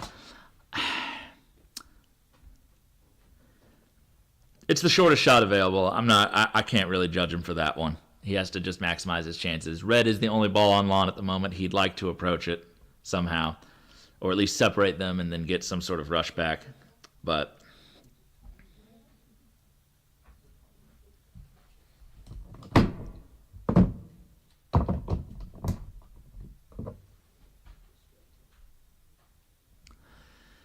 all right. So It seems that they've gone out so close that they can be marked in contact.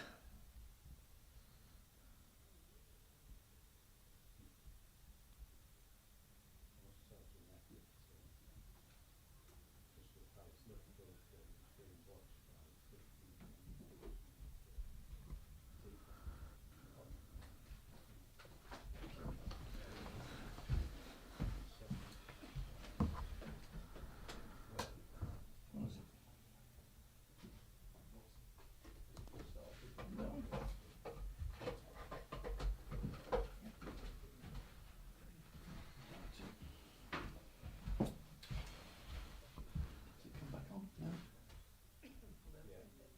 Just change the battery.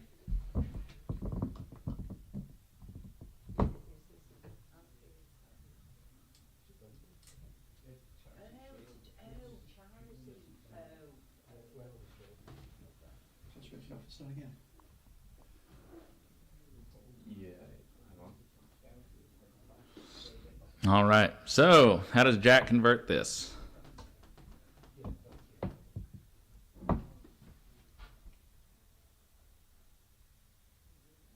Playing, is it? Just keep an eye on that. If that comes Yeah. up, take it to 3. Okay. I'll just change the right arm one. Yeah. Just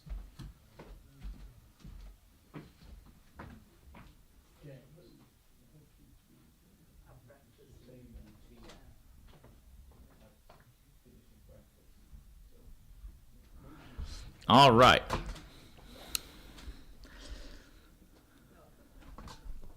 So the problem here is that if he roquets, if he attempts to roquet with the black ball, those two balls are in a straight line in contact.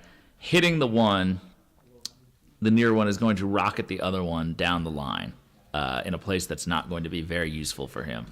He's also put red in a position where it's not very useful to get it back up to penalt. So this is going to take some maneuvering.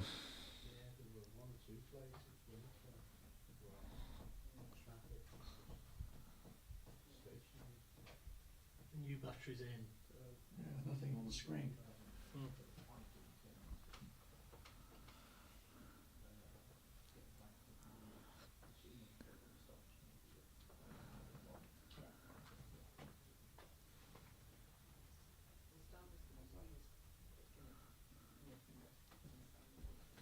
No.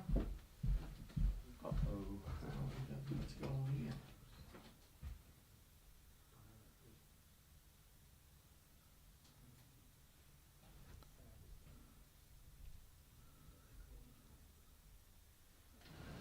It was flickering before. I wonder if it can't get a signal or something. It's hiding behind the bush again, is it? No. Should we put it out? I can move it. I can move it into the middle up at the top. That's probably easier. It's probably a better view as well. Yeah, I think so. If you put it out to where it is usually on lawn 7, Yeah, which is look looking out the that other way. Okay, so You want to reset that one? Yeah, I'll get we're having some technical difficulties with the courtside camera. So this is unfortunately the view we have at the moment.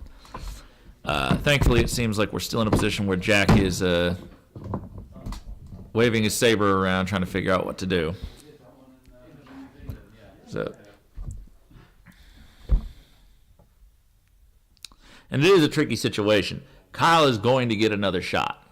Now, the question is, you're basically ball in hand with the peg ball on yellow. Do you go straight down to red and try to peg red out? So the only problem with that is that if you want to get that position on red, you probably if they're touching, which I thought I heard Kyle say on the microphone that they are, blue and yellow are touching. I just got confirmation. We're joined in the booth here, everybody, by Zach Watson. Zach, would you like to join us for a little commentary? One of our American team members here, who we don't hear from often. We normally see him out on the court. But how you doing, Zach? Hello, everybody. It's awful close today. It is. Coming down to the wire. Both these games have been dramatic. Debbie set a nice leave, but that lawn is playing Very fast. Quite fast. We were talking about some of Steven's misapproaches to hoop 1, and that lawn looked very tough to manage around there. I was quite proud of Steven for at least experimenting. He had like 4 tries at it, and one long, one short, and then one very, very nice swing at hoop 1, and it just didn't go. But he's fishing for the right speed. Yeah. So Kyle here had a very good opportunity to finish. So he picked up the blue. Okay. So they were, So I was saying, I think the reason that this was necessary was if Black had roqueted one of those balls and driven the other directly down the boundary, it would have made any Awful. attempt to finish very difficult, and it would definitely give. It's pretty quick down that line, and yellow would have been pretty far away. He's wanting. Ooh, that might be out. Oh my goodness, yeah, that is He clubbed that. sailing. That's it's in. Oh, It's wow. good. It's good. Wow. that's Short good. on blue. If he wants to peg this out. I mean, that was a play, but I thought it Yeah. was going to take off for sure. That's crazy to try and. If roll I had that hit far. that, it would have been out. That's crazy. If I had hit that with that much. So I always seem to drive that forward ball out. That's a really well played shot, even though he didn't really get the rush he was wanting. But yeah, unexpected miss from Kyle on that 5-yarder. He didn't like the swing. I don't know if it was the setup or what, but it didn't feel good for him. Yeah. That should be an automatic swing for him. It can be very nervy when it comes down to it. It can be very. He's in a good mood. I think he's in a good place mentally. Certainly odd from Kyle. I don't think he will be missing any of those for the rest of this, if he gets another one. Well, he might just. He didn't cut that at all, so red will stay in the game. He has to move red. And again, you don't want to leave yellow a short shot. There's only so many places you can move red before it gets too close to your ball. Where does he take it, though? Probably somewhere It's got to be up by one. towards the bottom of the camera, towards the bottom of the screen, towards hoop 1. Make Kyle shoot another cross-court one. The problem is if you go back and join with partner, you've pretty much given him another finish. You do. And he I can don't- take the peg ball if he wants down there. The peg might be in the mix. I can't quite tell from that angle. I think Black's in the corner. He's only got to go to Rover though. Yeah. So from the corner he'd get a look at something. Is he looking at the peg? Oh, that would be fun. That's brave.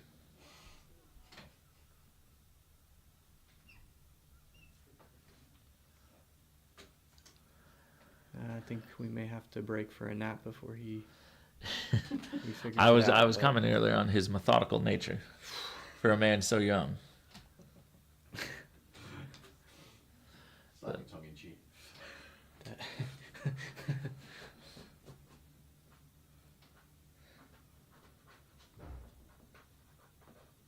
Nah, he's changed his mind. Yeah.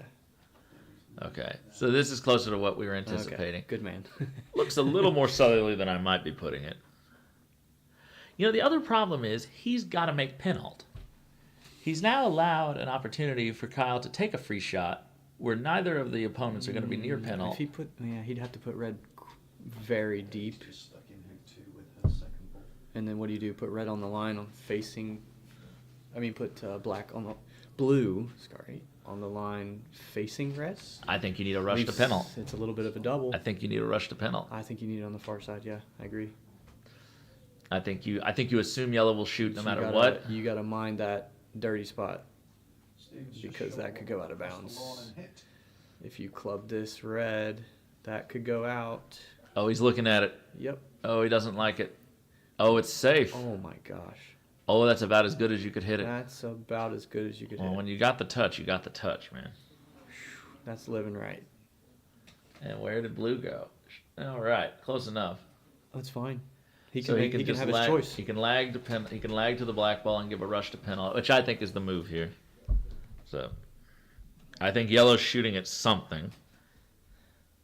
What do you think? Do you think the peg's in the way? He's level with hoop 4, more He's or gonna less. have a look at it for sure. Level with hoop 4, it might be. Did he wire partially yellow and red? Meaning, yellow and red might be able to see each other technically, but it might meet the definition of a wire. Kyle would love to play that yellow. Oh, he would. Oh, that's onslaught. Stevens just rushed. The ball got stuck in 2-2 from Debbie, and Stephen went behind, hit, but on the way through it hit the yellow.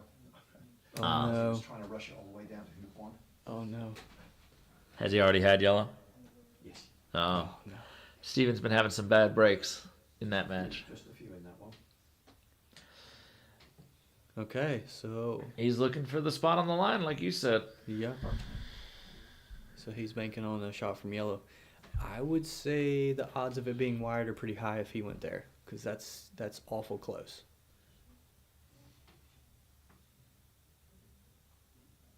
Yep, it must be. Kyle's not even looking at it. This is open. This is pretty much, I mean, if you can get to those two balls in the corner, I would expect Kyle to be able to finish. So This is, go to the loo and put a fresh pair of pants on and hit this ball.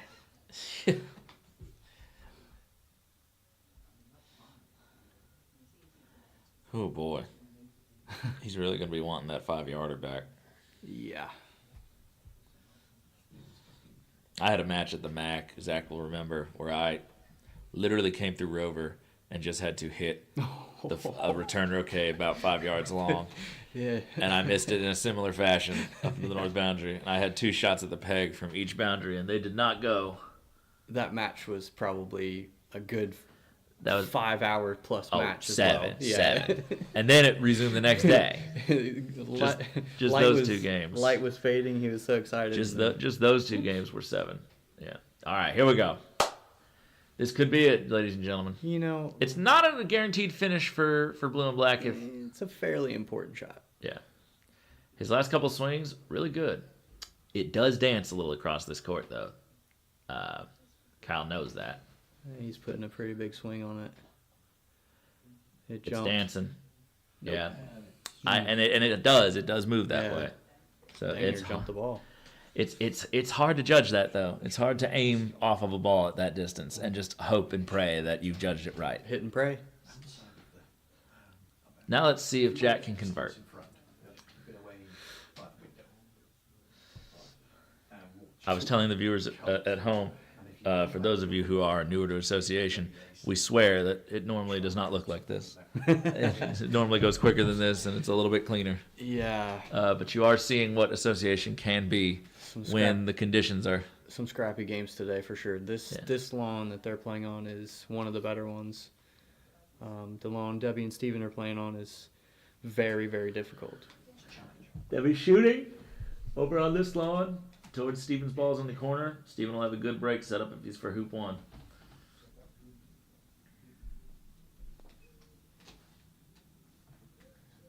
She did not get it. So Steven will have the red ball on that lawn is just slightly behind hoop 2, but it's very workable. Steven will have opportunities. All right, here we go. Line rush from Jack down to red and yellow. He'll then need to rush one of these balls back up to penalt. So the idea here would be rush this well south of the balls, splitting your partner out to Rover. That's riding the line. You might hit it. That's riding the line. Ooh. That was too close for comfort. Yeah, had that flicked into one of the balls and not gone very far past them, you would be kicking yourself. Yeah. This ball is going to go to Rover. He's then going to do a stop shot to keep his ball near red and yellow, and we're going to probably see him rotate yellow first, get the perfect rush on red, back up to penalt. Not an easy rush, though. It should be relatively easy to finish. One good rush, This is a very slick patch, and that's it. and even if you hit in the right direction, it's the pace that It can is be a pace. difficult. A little patch there, and you've got green over there by penalt. Right, it gets very slow behind the hoop. So. Yeah, behind penalt is like, And you're taking an opponent ball up there with you. That's true. So, What is he? He's probably going to be taking red, though. probably. Or I would. Depends on his stop shot here.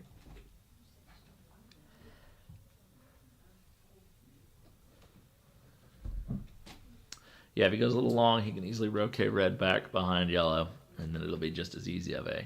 But he would love to not bring yellow into this. Steve's doing his favourite 3-ball corner. He may not be able to see yellow first. Oh, it stopped just in time. Blue is good. Blue is really good. Whoa, whoa, whoa, whoa, whoa, whoa.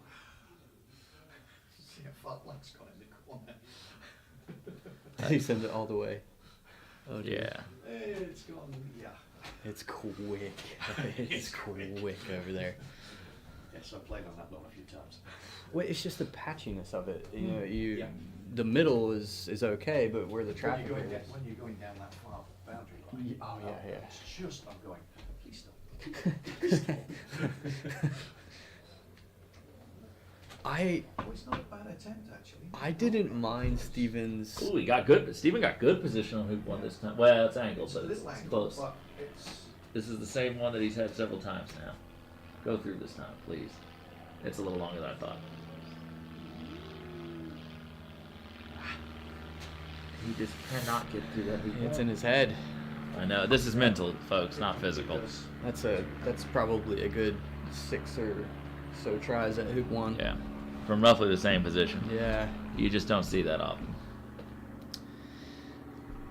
I would The 11th hour is not looking in our favor at the moment. Nah. What? It's easy. What are you talking about? No pressure at all. You're back tomorrow, are you, gents? Yeah. Ooh, looks to be decent. Good cut. It's great. Lovely. That might be all she wrote, folks. Lovely.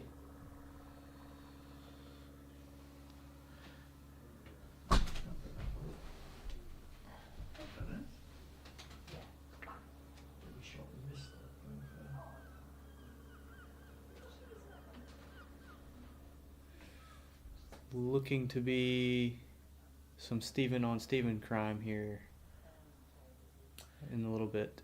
Well, if Stephen can't beat W.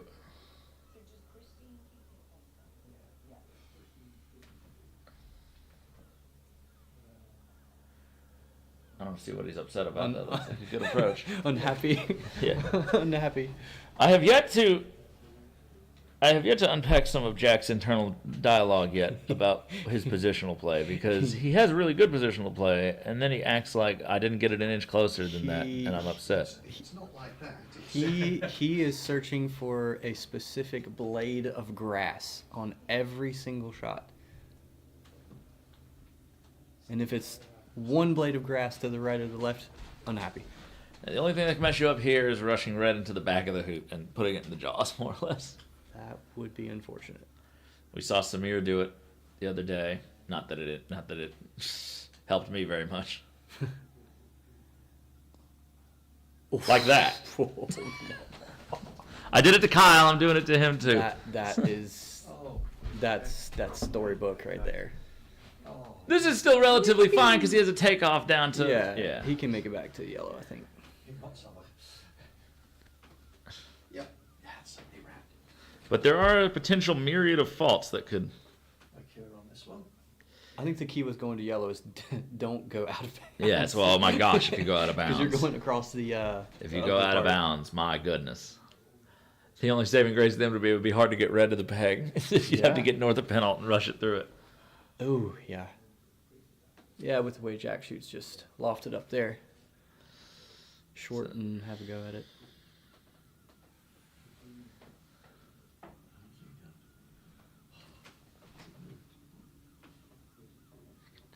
Looks like Steven had another roll to one that was short.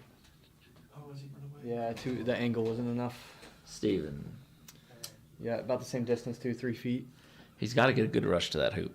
Yeah, it's in his head. I mean, he struggled. Perfect opportunity there. Yeah. because He can rush black. Yep. Yeah.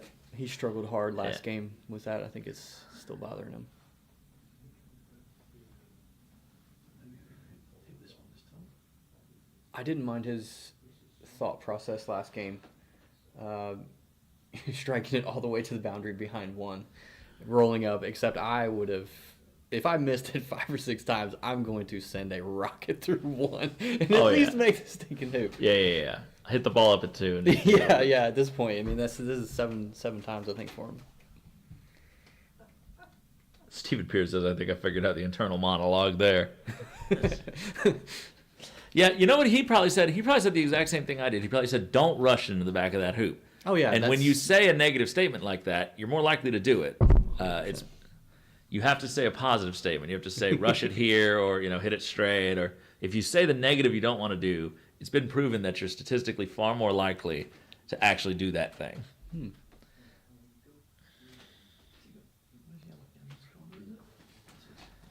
Okay. yeah, it's kind of well. Potential are here. So red bounces off the hoop, hits his mallet. That's a fault. Good shot. And he's short as well, I think. Not Good. that short. No, he's short. He's You don't want to oof. rain on that side. He missed one at this length earlier. Nah, He's not gonna miss it. But. I would much rather be there than out of bounds. Oh yes, no. He played that with that brown patch there. He played that as safe as that's you're fine. supposed to. That's fine. For him, that's even with the stress of this ending, it should be fine. Yeah. Jack is hit extremely well, and you see that again. He's willing to back off. He's gonna get his line. He plays an extremely methodical game. He doesn't leave anything to chance. If he doesn't like something, he will back off of it. I did see a fraction change in his routine throughout this match, as far as the amount of casts and rejections. Second refusal. Yep. So, yeah, it's surprising for how slow and methodical he is. His actual pre-swing routine is not much. He takes one sort of slow measured cast and then drops back and hits. It's not. His swing is very sort of slow and measured, Yeah. but he doesn't take a whole lot of casts at a shot normally, even a long one. He sets himself really smoothly, He's pretty smooth. and then he's getting his weight just the way he wants it, and then you expect this one cast and then right in. Ooh, almost missed it on the left. So he did not. He didn't like it. You see him shake his head.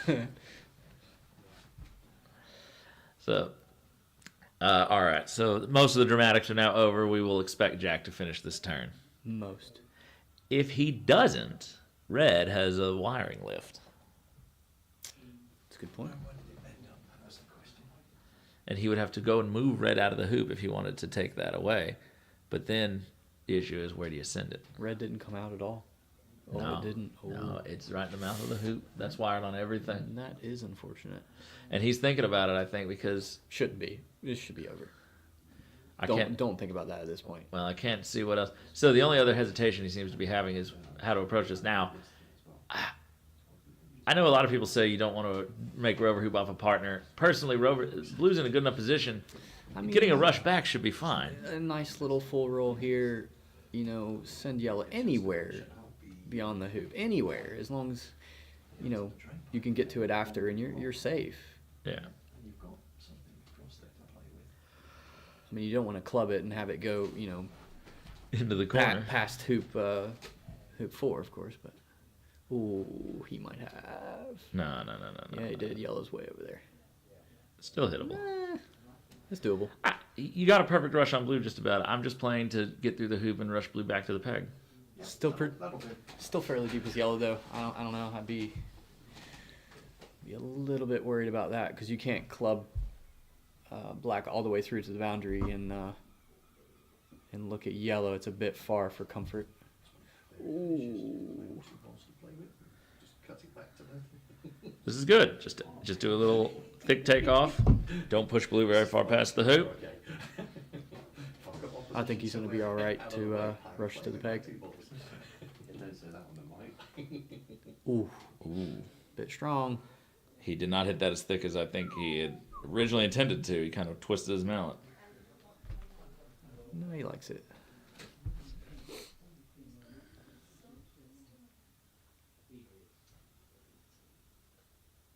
Shot. All right. A Grievous is the only thing that can save Kyle's life. The only thing. Hey, we haven't seen one yet, but we've seen just about everything We haven't else. seen one. That's right. We've seen just about everything else. We won't see it yet. Nope. Good shot.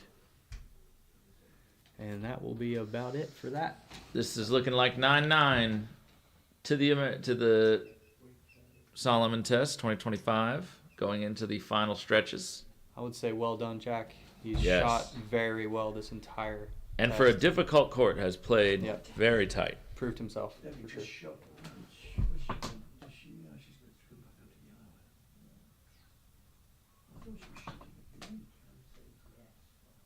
We will momentarily, when this concludes, this camera will walk back over to the other lawn, and we will resume coverage of Game 3. More or less a must-win for Steven. It's a bit of pressure, for sure. Yeah. I think, The way Jack is playing, with advantage against Stewart yes, in definitely. the first game, I think Steven needs to win both of these. Steven, a lot of pressure with the Steven on Steven match. We may not even get to there. Yeah, well, yeah, true. It might not be required. Yeah.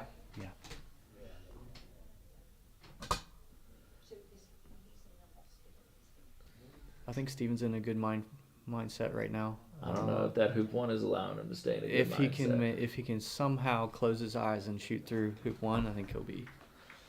Jack Good has won in 2 straight against Kyle Maloof. Kyle with chances to equalize, could not close them out.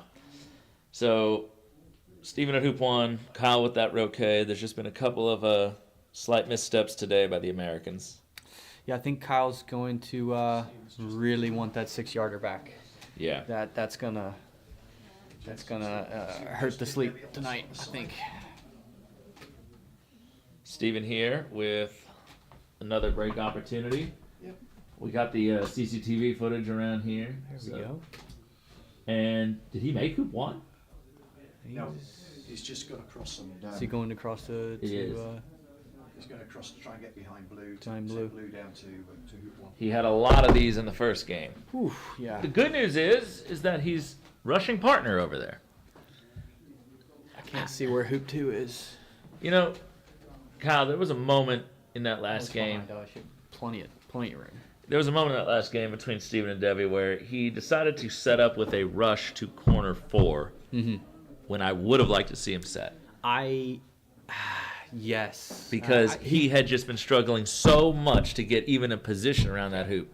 He had the perfect opportunity to just, I'm going to give myself a 1-footer straight on. Yeah. Not even 1-footer, he was right next to the hoop. Even the rush he gave himself to 4 was not Not fantastic. amazing. Yeah. And so it just says, Debbie, you got to hit something. Yeah. Because I'll get out of this hoop, I'll get a rush, and then I'm on. And yeah, I think Because I think once he scores hoop 1 even once, he's fine. yeah. It'll be, the mental block will. Yeah. He's right back in it. And Debbie's missed a few shots in this match and a few important ones in the test, and putting the pressure on her to hit in, I think That's not a good rush. is needed. Wow.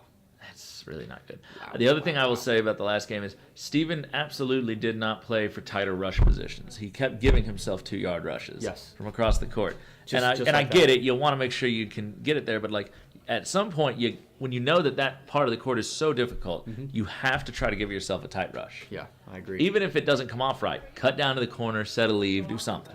I agree. Because then you keep ending up in these positions where Oh, that's hot. Wave bye-bye to that one. Yep. shoot it, baby. I don't know, if you clank, you're going straight to yellow. I don't You got to get through it at some point. I don't think it's shootable. No, it is, and he's going for it. Oh, he is? Good. He just needs to get back there in his zone. He does. Just let it go. Oh, that was way left. Way left. He hit it with pace, though. Now, I believe we've been here before.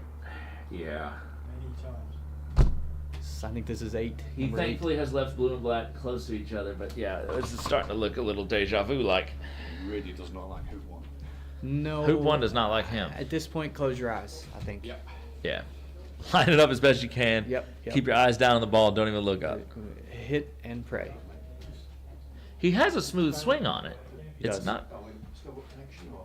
It's the rush. If he needs to set up for a better rush. He does. He Period. desperately needs a rush. Yep. I would have liked to see him play into the corner with both balls and just set himself Exactly, a perfect yeah, rush. At a certain point, you got to just do it. The way he was pointed, I thought he might try it. Now, if Debbie misses this, he'll have a 8-yarder, so back into the corner. She missed. She missed bad. She missed almost 2 feet. This might be his best opportunity. Hit the ball in the corner, get up behind blue, short rush back to the hoop. I think you have to. I don't know. He can't keep rolling up to the hoop from these positions.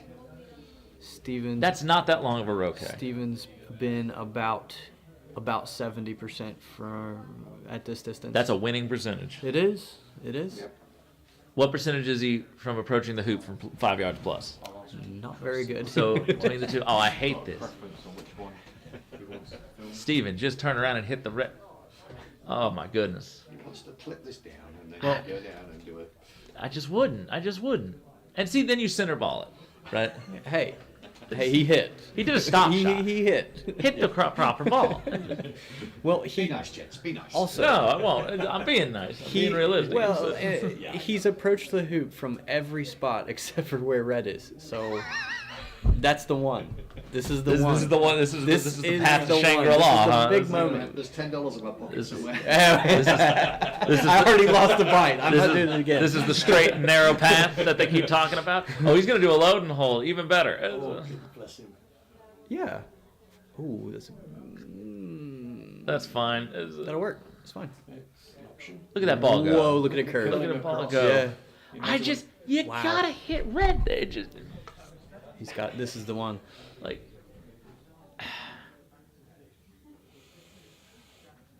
how many more times can we go through this heartbreak? I'm wondering how many more times he can go through the That's what I'm heartbreak of one. saying. That's what I'm saying. You have failed this hoop and the rush to the hoop, the approach to the hoop, and then the hoop 10 times now.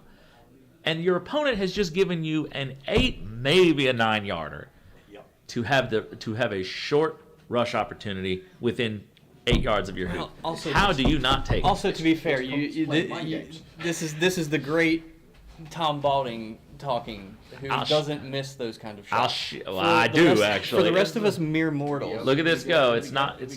Hey, that's the closest he's Oh my been. gosh. Nice. Let's Oh my go. gosh. This is it. It's I told slightly you. angled. How close is I that? told What's you. the other camera look like? This is- 10.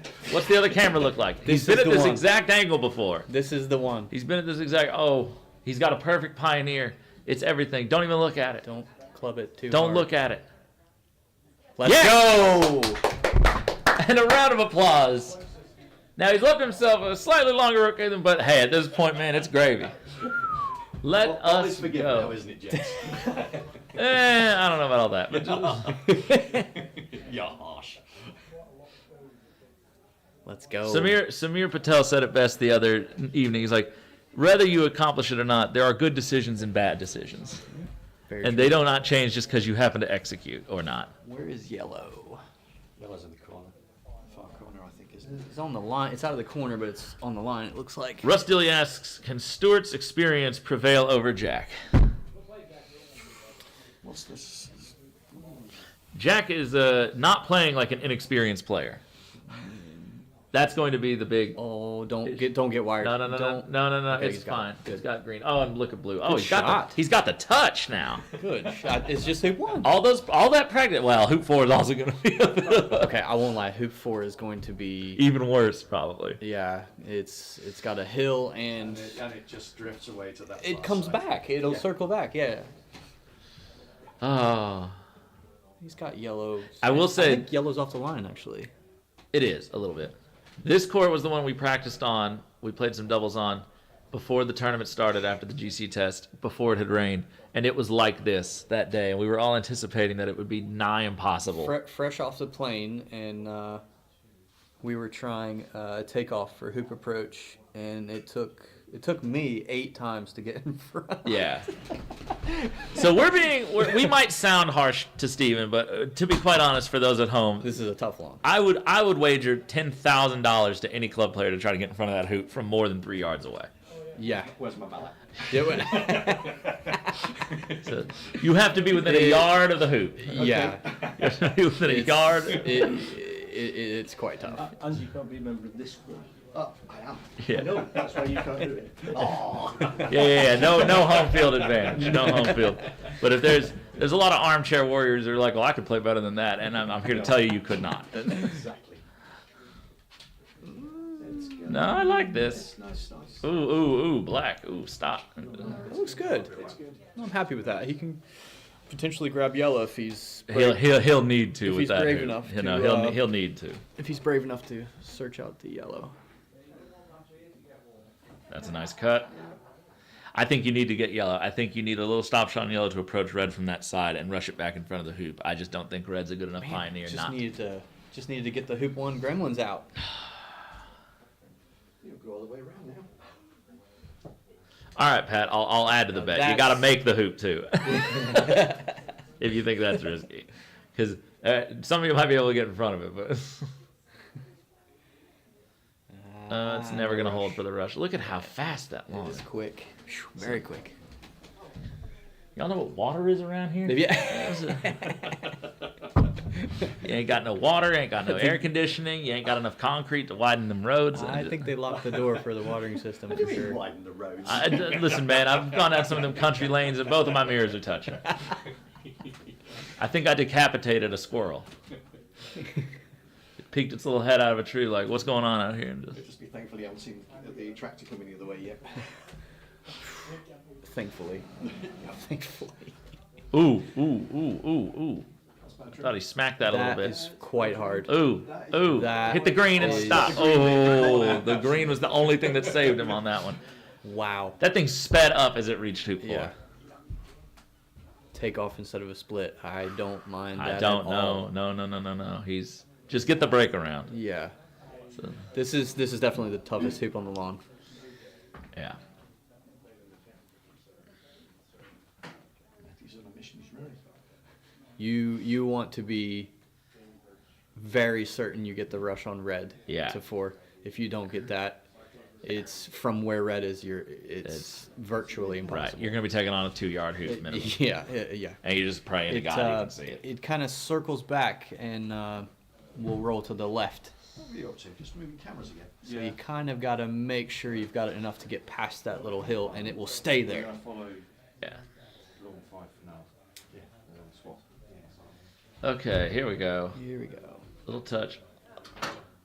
Look at that go. Look Stop, at it baby. go. That's Oh, fine. that's pretty good. And look at that pioneer. That's a great stop shot ratio. My back ball would have never stopped there, and yellow got to hoop 5. Nice. Ooh, it's a little far. That's a little far. It's straight though. It's killing you. It's straight. Watch as black will start right and curve to the left. Yeah, well curved. Yeah. The problem is it wants to come back too. Curled to the right, I think, from that side.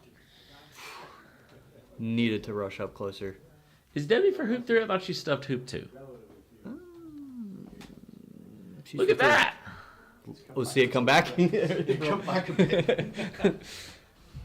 Are you sure? Because I think No, there's. she's on 3. She's on 3. Okay.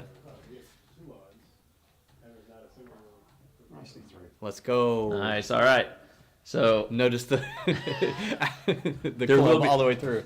there will be no running this. with Yeah. this. You cannot afford to play this one. Control is not No. a word that we have. No, not on that hoop. This Not is on one of that those, hoop. just hit the damn thing. Yeah. Get through the, keep getting through hoops. It does not matter how far you go through the hoops, provided that you keep making them. Just set your reception ball far enough back and let it go. Ooh. I had an adventurous start to my turn today off of the super shot. My hoop 3 pioneer was about 4 yards due east of hoop 1. Ooh. But by God, I ran it around it. What lawn did you play on? I played on 8. That's not too bad. Lawn 8 has the most grass out of the lawns we're playing on. and Yeah, it's hoop 1 very lush. hoop 1 has gotten bad. Yeah, hoop 1's tough. Hoop 1 is similar to the It's- hoop 1. it's Not a as bad as really- this one, but it's getting that way. The hoop is in the ground very solid. It is, and the approach was hilled Yeah. in front of it. So if you I approach from think a certain, Jack actually fell victim to that a couple times. he did. So in the first game, he broke down at 2 back because of that. Yeah. Even though he was only within a yard of the hoop to start with, it was just very.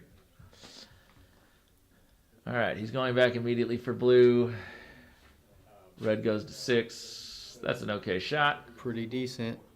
just take off back to yellow. I don't want to be doing long takeoffs. I on this don't court, want to though. be doing it either, but You got to do what you got to do at it's this probably, I don't know if it's better than doing a split or not. It's At least he's following the green stuff through the the middle. green stuff, yes, we like that. Yeah, he's gotten it over into the middle of the court where it's more consistent. Somebody run out there when they're out of the way in water real quick. Be like a bunch of curlers, but with Yeah, water hoses, just yeah. running in front of the ball, just spraying it down. It's a takeoff. It's short.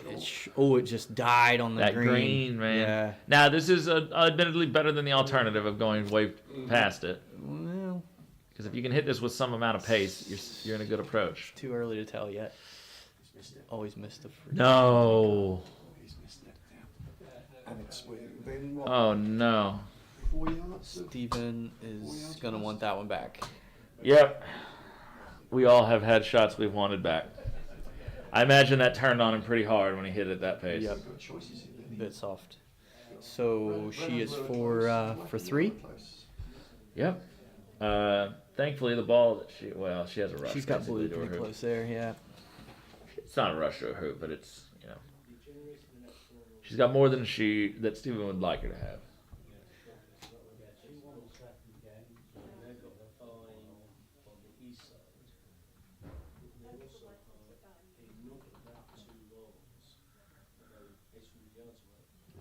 Nice and confident. It's good. Ooh. She gonna. What's she thinking here?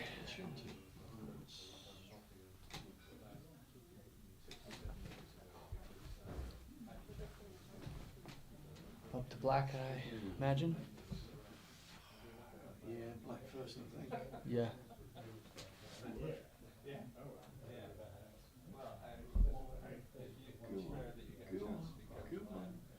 Oh, I hit Oh, yellow. she hit that's yellow. not what she- That is not exactly what you had in mind. Nope.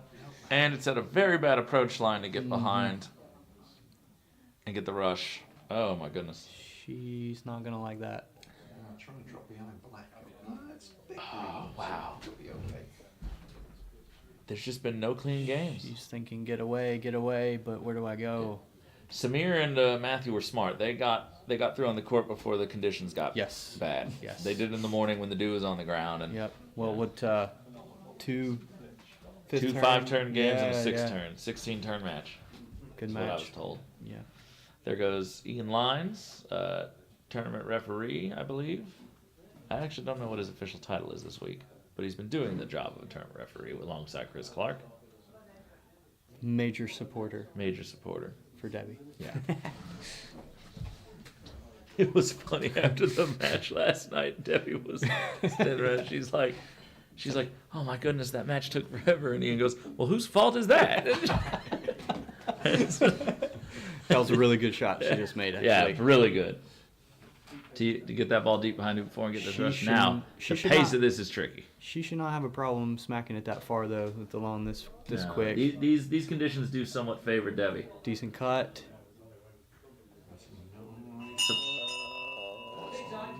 Very. Oh my God. my lord, that's the shot Talk of the about day having right the there. pace. Wow. Debbie is extremely tough once she's out on the lawn and has things going. It's almost automatic.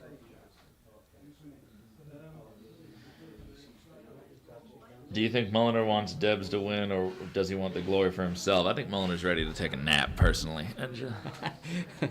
I'm ready for some Steven on Steven action. I want to see the big roll up for the game that's left over, the peg down game. Ooh, is she hampered? Ooh, she needs Oh my a drink goodness! after that one. She's looking at blue. I think she's got to shoot back. Not that that's a long shot, but I think Just clip. she's got it. Oh no, she's swinging properly there. So. okay. She just had a couple of glances back. It made me nervous. If I had come through that hoop, I would not be able to see black. I know that. So, my gosh, she's got the pace of this one. She's got the touch, but There's a little bit of green. She's got that takeoff to go over to yellow across the.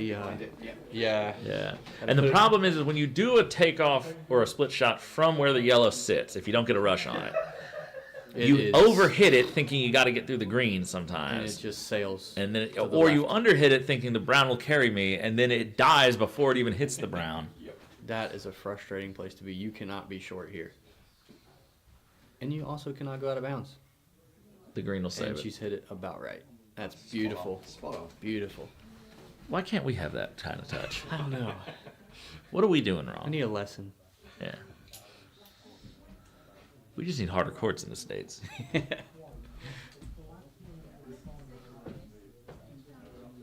Yeah, we promised the croquet at the upcoming World Championships will be a little bit more lush than this. This is not a place you want to approach this hoop No, from. this is exactly what we were talking about. A takeoff at all even from here. And she's got to take off to that side of the hoop. Watch this red take a hard left. Oh my goodness. This is dangerous. Steven might get, and she put Steven in set position. Steven might get this back. This is not good. No, this is not good at all. She actually gave Steven a fairly nice hoop shot. Oh, and she's got it. Look at it Look keep at it going. go, look at it go, look at it go, look at it go, look at it go. That should have done. It looked like it wasn't even going to get to the hoop, and then it somehow has managed to go a full yard and a half past. It's more than that. It's ain't, yeah. 2 and a bit yards. Yeah, it's almost 2 yards. Wow. Now she'll probably run this, but this ground is so dry that hoop is very firm in the dirt. It kind of looks like yellow's fairly behind the hoop, so she might hoop and okay. I think it's a little. Is it out? I think she's likely to get a ricochet angle that it might slide just right of it. Who can tell from here though? The camera angle is not. You might be right. Good Yep, hoop. slide right by it. Yep, clanked. That's tough. What she just did. That's a sign. That's a testament She's to going touch to be right there. quite thrilled to get past number 4. 2 backs a little bit interesting, but there's a little bit of green behind it. Yeah. These are the ones you don't like staring down the barrel of often, but you have to make your hoop the way she made it.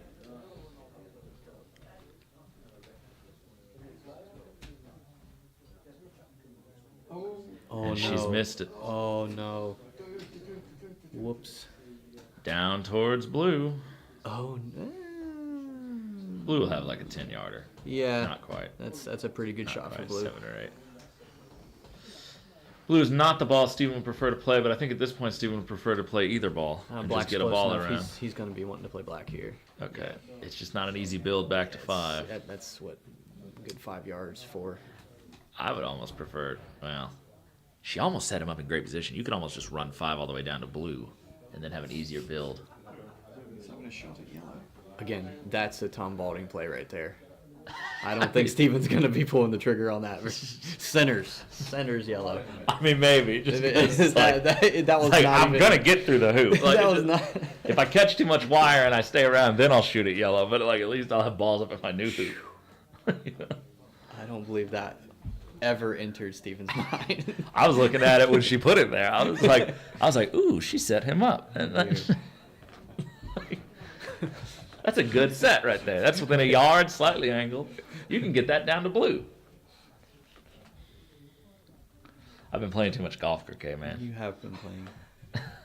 We got the Worlds coming up. We got to play some AC. I said we got to get back in the groove. I got to start like knocking those little demons out of my head. They've never left. I was gonna say.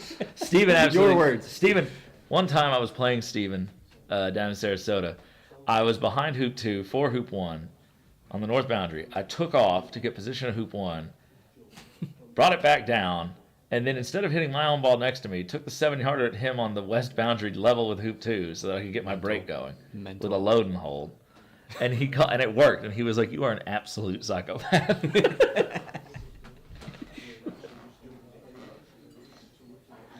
Oh, Tom, you have not missed that shot enough. That's the problem. You make it every daggum time. One of these days. It'll catch up Went with for me. the red. Oh no. Slow Oh down, no. baby. Oh no. It's speeding up. Lord. It's gone. Wow. That might be in the parking lot. Oh, jeez. That's the problem with those thick takeoffs, man. Steven is they're generally very good at They're long hard to takeoffs, judge. But yeah. You think that the other ball is going to take enough of the energy, but then you just overhit it, trying to push that ball out. Oh, boy.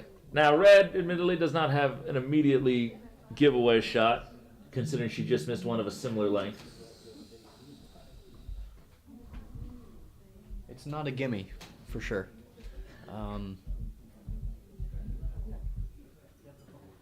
Debbie was fortunate enough to give me one of these in our match. That And this will that make certainly Steven's helped. build considerably easier if she misses this, but you would expect her this after is- her this last is her swing to groove. hit. Yeah, she's shooting well. By the way, me and Matthew saw the other day when she was on at the peel. You should see the wear point on Debbie's mallet. Is it perfect? It's dead in the middle. It's like a bullseye. It's like the Nice. it's like the black hole of Calcutta, right in the center of it. And just so I think on both sides of her mallet. I think she's never misstruck a ball in her life. She's never. I least- wish I could say the At same. least with that mallet. Mine, if you look at mine, my face is different. Mine has like this nice little sort of like band across the middle, but it's kind of arced, so like I'm hitting it roughly in the midpoint of the mallet, but it varies from side to side. You might have some scrapes on the Might outside have of the some- mallet. I might too, yeah, on some of those split shots. So if I only play golf croquet, I would barely have any of those. But Yeah, true. Good shot. back to 5 she goes.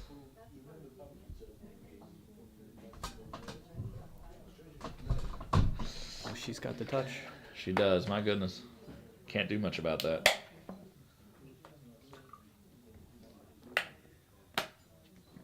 Up we go. Where's yellow? Ooh, that Ooh, this might present some that trickiness. is the. I think she wanted more cut than that. That's no man's land. Should have went at yellow at that point. I think she was trying to. I think she wanted to cut it more. You think so? You think? I would I mean, imagine that was the idea originally. I would, yeah, for sure. I can't imagine she was like, I'll just rush straight to the hoop. from That there. is a green patch, but it does hill to the right a bit towards the corner. So It curls in. Might want to. No, over here it's out. It's on in corner one that it hills in the line. I've seen it mid-long because yesterday when we were playing our doubles, Jack took off to a ball that was about where her ball is right now, and it curls in. Ooh, a little short. Short. She is not gonna like that. No, not with this piece of grass right here. Let's see how good that touch and cut is. The grass in front of 5 is okay, but You got to get there. she's not gonna be close. Yeah. She's playing through this grass between 5 and 4, which is not okay. That's Wow. a hell of a cut. Wow, Jeez. that was aggressive. Worked.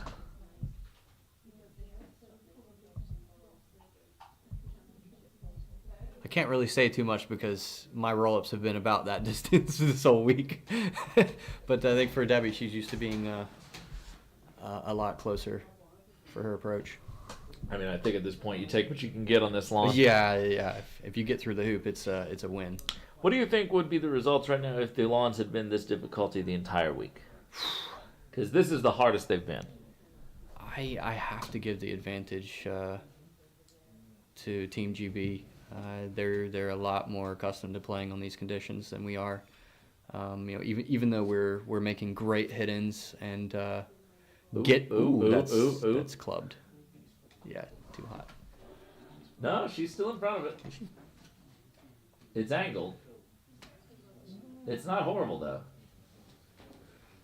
They're just so much more willing to go for that great position, even if it means they have to take on some of these more angled hoops. Yeah. But, like, Certainly the biggest difference between the two teams this week has been hoop control. yeah. Virtually none of the Americans have been able to control distance going through, and we've had to kind of make a lot of Yeah, like that. return roquets just like that. Oh, my goodness, it's going to cross wire from black. Oh no, that's gonna be close. She's looking at it. I don't... That's gonna be close. Either way, she's not going to like it. She's gonna be unhappy. She's going to be hitting black away from the hoop. She's probably going to have to... I think it's partially blocked. Wow. If this was wide open, she wouldn't even Yeah, think about this. Oh, my goodness. she's gonna be upset with We were just talking about hoop control. yeah. Go figure.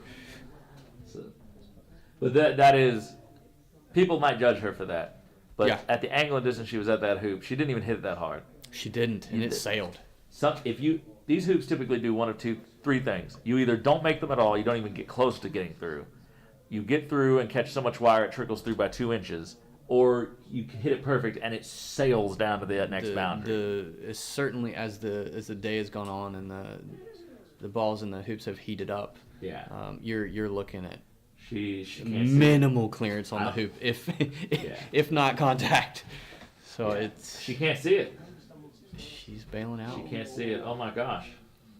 Does black have a backswing at yellow with blue in the background? I'm not sure. I think they're all lined up, aren't they? They are, looks like it. Down the middle. Nicholas Denizo asking how many games in this test match. So it's first to 11 matches. We are 9-9 in matches, all best of threes. Most matches have gone to 3 games.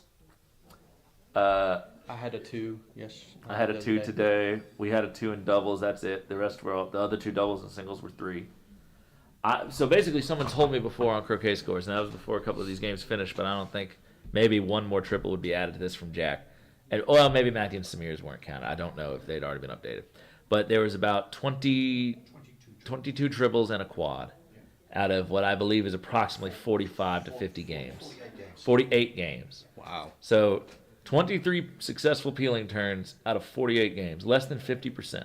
Wow. Which I was saying to the folks at home is a testament to how difficult the tells the story. conditions have been. Yeah, absolutely. Want them easy. No, I we don't do. want them to be. Well, yeah, I do. so I we would need love- them. We need I would them love to be them easy. I would love to have my 4-inch hoop shot I had earlier.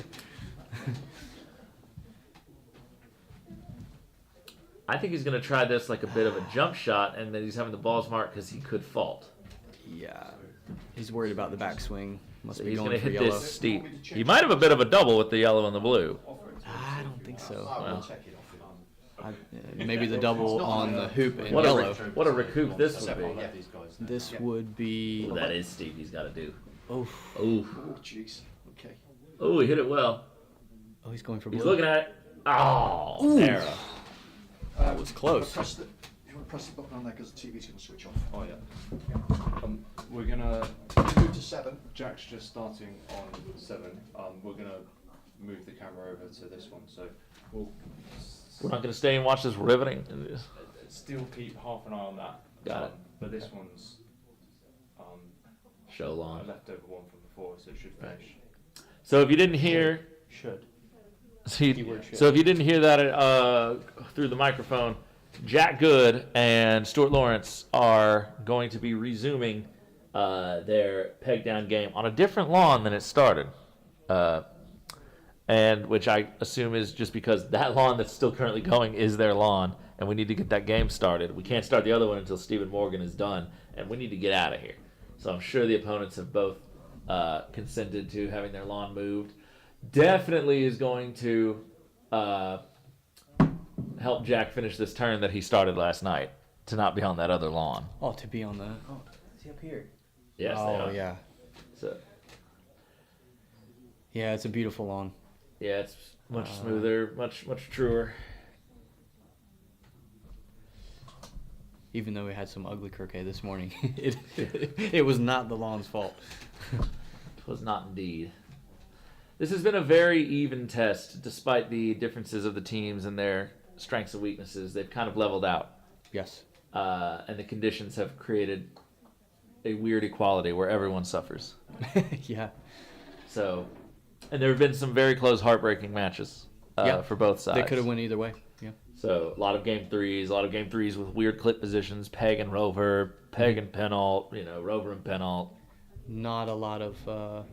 In fact, this game we're Super watching clean. right now, Stewart's clips are on peg and rover. I mean, penalt and rover, Yeah.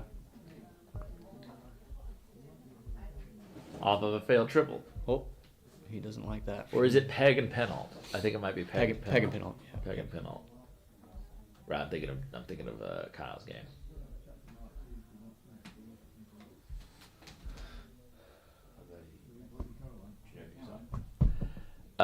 Stewart has peg and penalt, and Jack right now. Yeah. What about games? Is this game This is game 1, right? Yes, it was. I'll double check. I don't know. I I'm not think sure. it is.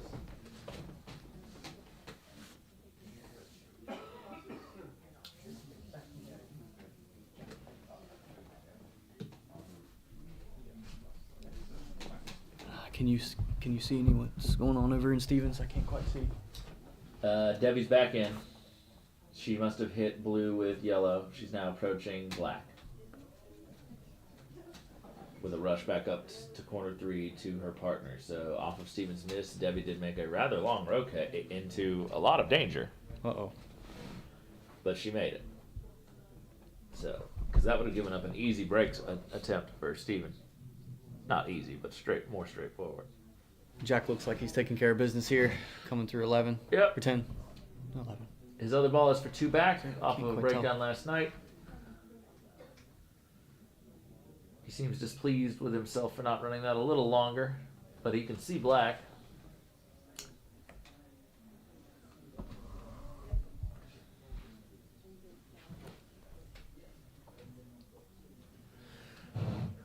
So, Zach, one of the things I have often done when I've come home from a tough tournament like this, especially where the results, personally for me, have not been as good as I wanted them to be, I try to always take away 2 or 3 major things that I need to work on, to Absolutely. improve upon. I completely agree. And for the Mac, it was like 3 or 4 major things, but some of which are still plaguing me to this day, just not as Same. badly. Same for me. as well.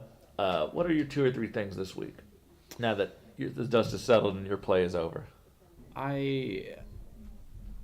Looking at the differences between the two teams, on one hand, I'm ultimately proud that as a team we have hit as well or better than we have in the past, consistently, and I like the direction that all of us are going that way. I think, as you know, from top to bottom, I don't think any of us are happy with our split control and certainly hoop control, and we definitely have to, as a team, go home and consider that on especially on difficult lawns.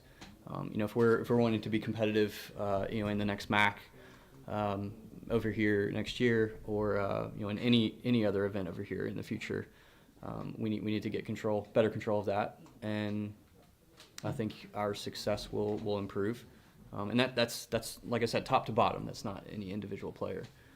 But I am, like I said, ultimately proud of our longer hits. And I think, naturally it's because of the amount of GC that's been played.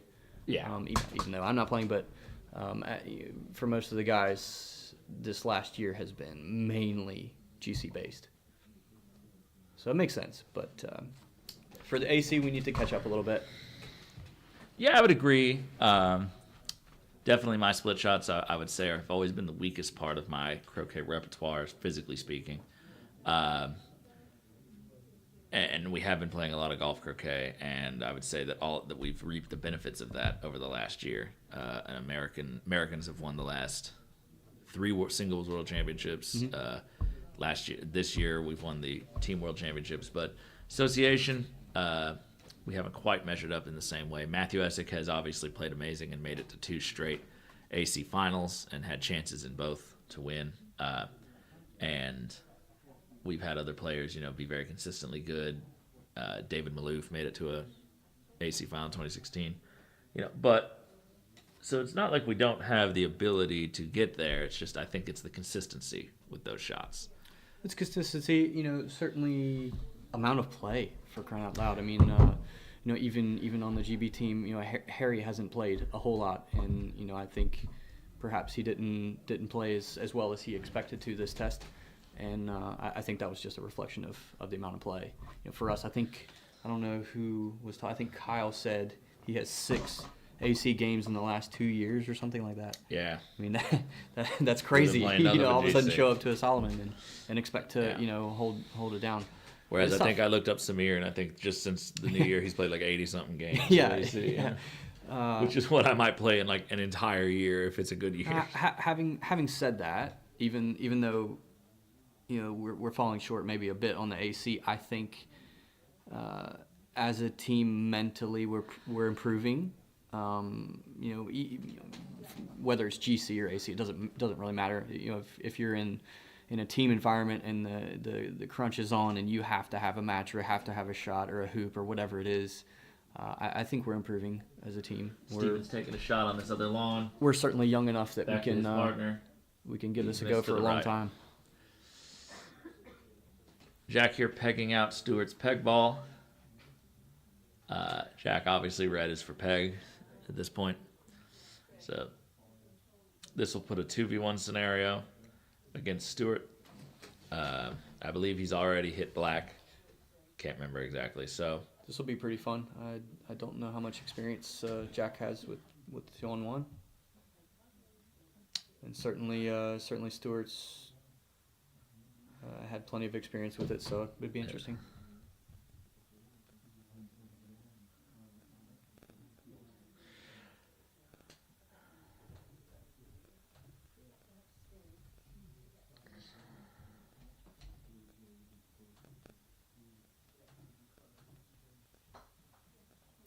Love that smooth swing. Everything's so controlled, so centered. Keeps the body pretty still. Gorgeous swing. yeah, he played very well not only this week but in the GC test last week as well. He beat Matthew in 2 games. Wow. Played some of the best croquet I've seen, and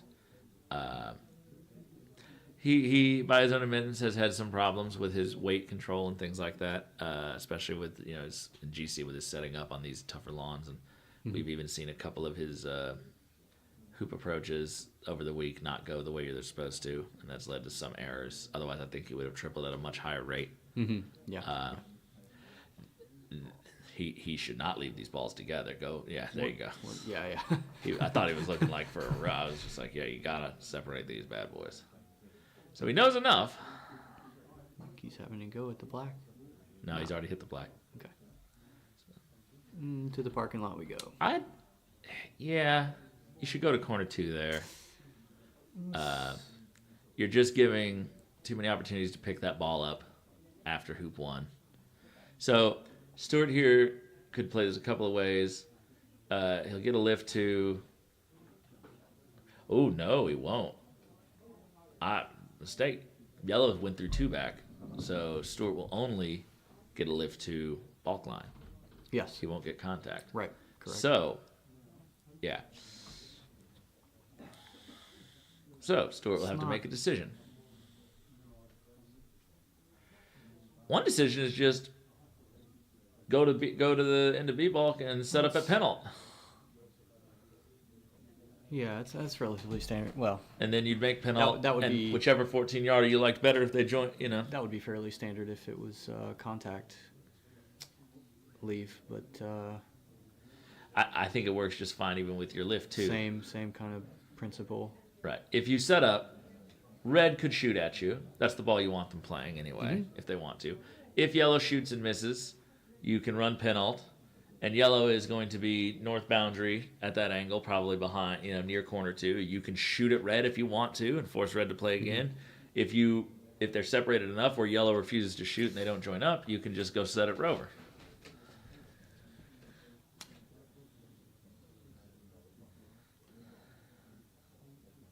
I don't mind this. I don't mind this at all. Yeah.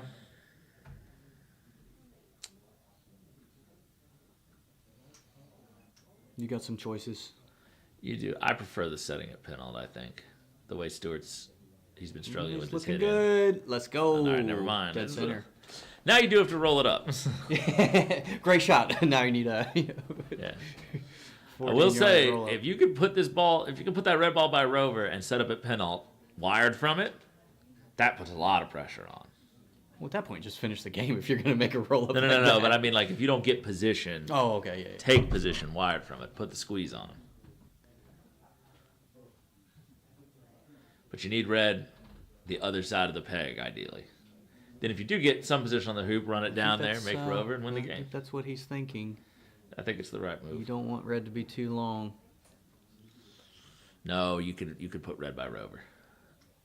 But I mean, if you Oh yeah, we'll aim at this side. if you clubbed it and it went past, the peg, Yeah, or yeah. past rover, it'd be a little bit. Yeah, don't get it near yellow, but Yeah.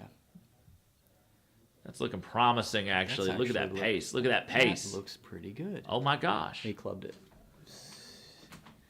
Yeah, that's a bit far for red. But look at the hoop. Well, that's an automatic for Tom. I'd be getting a rush on red from this. I'd be trying to catch just a little extra right wire. I'd probably be out of bounds on this. That's a rush, though. boundary. That's a rush. You're pointed back towards Rover. That's true. He's ran it. Let's go. Oh my gosh. That's got to be out on the other side. That's fine though. It's a free effort. That's got some promise. It does. That's what I'm saying. This is Stewart's nemesis, though. It was yesterday in the double. No. The 4-yarder was his nemesis yesterday in Yeah, doubles. that's This is like set. This is like 8. He's got to be locked in after that. Oh hoop he yeah, just after ran. that That's gotta sequence, feel good. he barely touched the sides Yeah. of it. This would Yeah. be huge.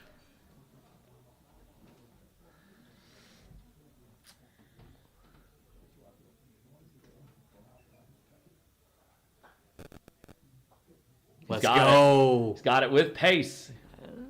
So I'm fine with him doing. He can split it deep and just try to get position. It's also fine to just send it towards the west boundary and try and get position. If you run it, you just go back to the peg. I watched James Deese in a scenario like this. Ran Rover to the boundary, Yeah. turned around, took one cast, and centered the peg. Clubbed it. Yeah, too hard. Wow, that was clubbed. Yeah. That grass ain't that green. Now, do you set? No, come on. Well, no. Let's talk about it, because if he sets and yellow shoots at red or blue and misses, it's over, right? If he plays the smart, you're incentivizing him to shoot red to get it out of the way, right? Even just to join up on the side boundary if it misses yellow would be much safer. Where else do you go if you're Stewart? Because you're about to let them join up. I don't know if you could consider triangulating. I don't. Well, you It's could. You could, but that's awful close. It is, and he's it for would make two him back. If he were up for a hoop on the north of the court with yellow, corner 4 would actually be a decent place. Yeah, I think. it's close. I don't think that would be the smart play. Oh, this is game 2? Jack won the first game? Yeah. Okay. For some reason I was a game Rather behind. important. Yeah. Tom, you just shoot the hoop. Don't lie. I would have shot it already. I'd probably be next to yellow right now on the boundary because of it, but like I would have shot it already. I shot a hoop similar to this in a game yesterday. So I don't like this. that's his hoop. I don't mind that corner. Well, It's hard to dig out of. But you're potentially dancing with a finishing Yeah, but if turn. yellow yellow Yellow's- shoots at red, Yellow's going to be pressured to shoot it red. He's not going to like that. Yeah, he's got to play red here. yeah. And then once Is he wired though? Did he wire himself? no, he can see yellow. He can see yellow. Oh yeah, big time. Yeah, he would have to miss by 2 feet on the right. to hit Also, that hoop. you're shooting into danger. It's not huge danger though because No. he's on 2 back. Well, I know, but still. Those 2 balls You know, are on the line. You could get one out a little bit, and if you get a ball to 2 back, it's over. I wouldn't say it's And over. that Look at could that be, brown grass. You're talking about the potential test at that point.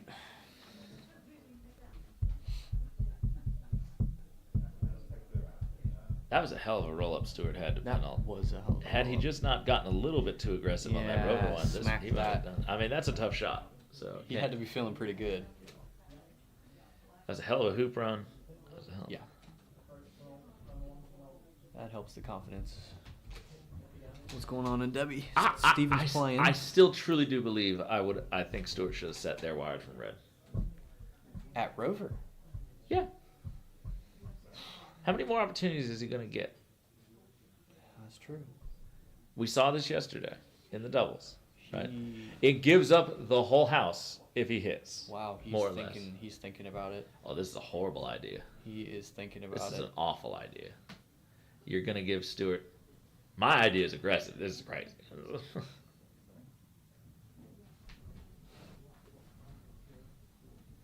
If Stewart could have jaws in Rover, then that would be a really good play.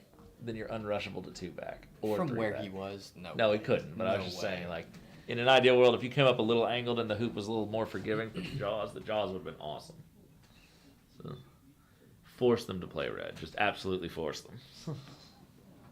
I think he's looking for a spot for red.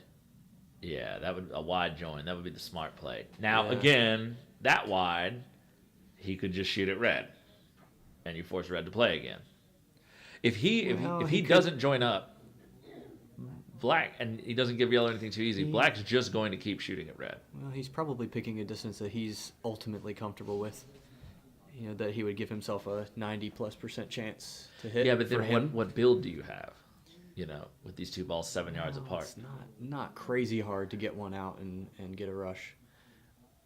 Now he's put hoop 5 between him and 2-back. Was he looking at the wire?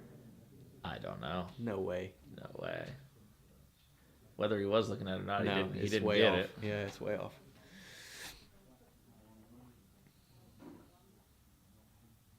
I think that's what was going through his head. I think he wanted to pick a distance that he was comfortable with shooting with yellow. He's giving himself 7 yards. Is it 7? It's a little more, maybe. No. No, it's got close to 7. No, it is close. Yeah, you're right. It's just, if the two balls, red and black, are within a few inches or a foot or two of each other, it's really hard to justify taking the 7+ yarder. Yeah. And if you miss, it might be the It's over. it. Yeah, it's it. Because if you're separated and black can get to rover Yeah. and set up, ain't no way he's looking at yellow. There's no way. Ain't no There's way. no way. Don't Ain't- do it. He's No, going to gonna the corner. He's going to the corner. Why wouldn't you shoot there? Now that is interesting. Why not shoot? I believe that was a free shot. It was more or less, yeah. Now, any shot, if yellow or red doesn't hit anything here, he'll also get a free shot at something, but that corner's got a little curve to it, too. He's got a free one to get I don't away like to that. escape. I don't like that. If he hits this, he's just going to roll up to that corner and just... Well, I mean, he can escape, set up, and live to fight another day. And if you miss this, it's guarding Stewart's shot. It's safe. This is a freebie. Like I was saying, I think he's very, very comfortable with that distance. Yeah, but had you hit that and black was then left back there, what do you get from it, is what I'm saying. Oh, nothing. Like- But I mean, I think you'd have to be, even I would balk at just taking the 7-yarder over the 1-footer. You don't hesitate with a single shot on the lawn, Tom. No, but I try to at least be discerning enough to not be like, what am I doing? Because guess what? I had a couple of those moments and I lost. yeah. Hey, live and learn. Live and learn. I won't do that again, hopefully. He's thinking corner 2. I would. Yeah. Corner 2, corner 4. It's a lot of furniture. Well, corner 2's got a bunch of humps and bumps, and rolls off, so that's a very good place to hide.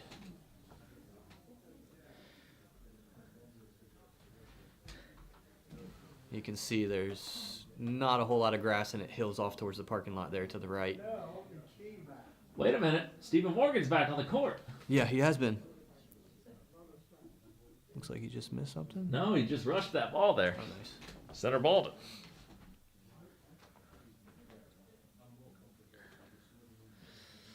If you hesitate, you die, Ben. That's the rule of the jungle. It's eat or be eaten out here. And boy, have I been eaten.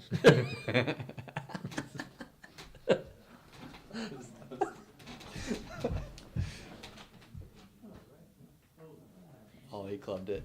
He did. No rush for you. Oh, you didn't. He's way short. Oh, shoot. Way short. Yeah, we can't Ooh. actually physically see that corner of the court past the spectators. So we saw the balls rip off and thought for sure. Well, depending on where It's not horrible. Depending on where he puts this yellow, there's going to be enough space that it's a potential game ender. I mean, it's a long way up to 2-back. Well, no, the problem is that I don't know if red rushes to 2-back.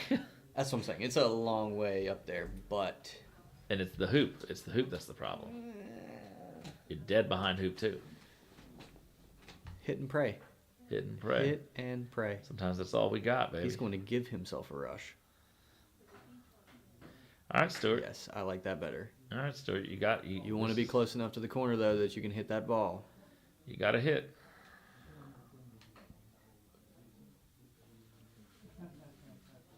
If Stewart shoots, he's going to have to shoot back.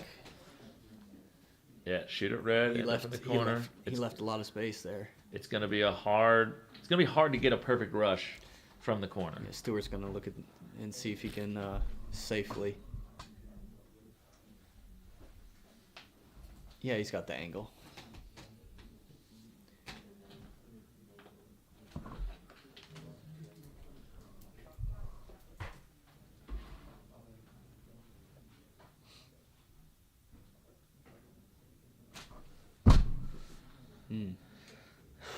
He's thinking about going there. I don't like being that far over. I don't either. It does nothing. You're going to be a... Oh, he's trying to give himself a hoop shot at Rover. He just wants to look at the hoop. I think you are the only person on earth that would have thought about that. Yeah, I see it now, Stuart. I see the That's lines. just practice for you. I see the lines. Hell, on this very court, from corner one, I made 4-back. That's true. Now, I was aiming at the peg, but It counts. I lost, so no, it doesn't.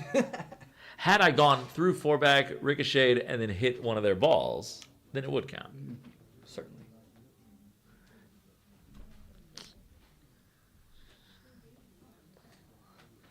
Oh, That's an interesting choice. just shoot going- at something, man. Going that far up, that's interesting. Just shoot at something.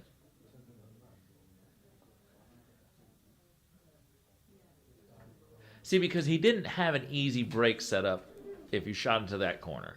If you missed red. Yeah. He will now if he rushes down to 2-back and hides in that corner with a trap. It's You don't get another shot. well, it's definitely not a game-ending turn. I mean, unless there was some unbelievable shooting by Jack. Yeah, this is a right angle triangle, by the way. Right.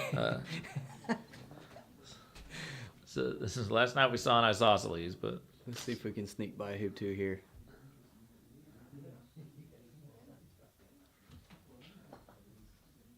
Ooh, we we did. did. Beautiful. Oh, but he clubbed it, I think. He doesn't like something about it. But then again, with Jack, you can never tell because he doesn't like any of it. I mean, for me, that's lovely. I was about to say, for me, that's I'm gonna probably be the best very rush happy. I've hit all day. And I think Jack must have missed his favorite blade of grass or something. Chris Grant is asking, so Tom, are you saying the best form of defense is attack? I think the best form of defense is never having to be defensive. For Tom, yes. If you're not actively Attack is the only way. if you're not actively ball in hand, you should be working to be ball in hand at any given moment. So, what is it?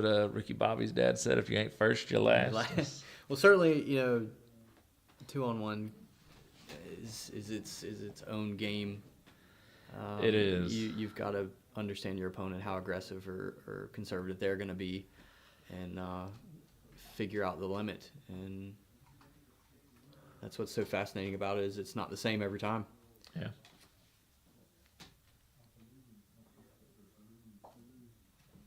Oh, looks pretty decent. Pretty good. Pretty good. Red's Yeah, Red's not going to get him pretty anything far in anywhere. the corner there. He's got a bit of an angle, not bad. Ooh, We went for squeaked through it. control.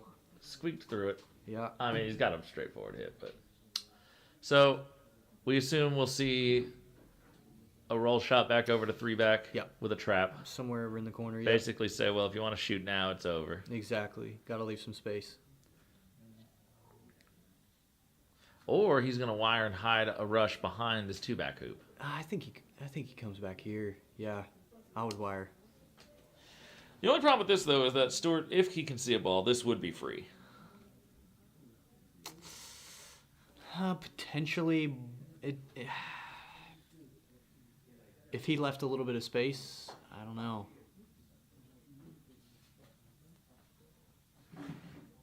We'll see how much he leaves. I mean, if Stewart hits anything when you're together, that's a match or game, I guess.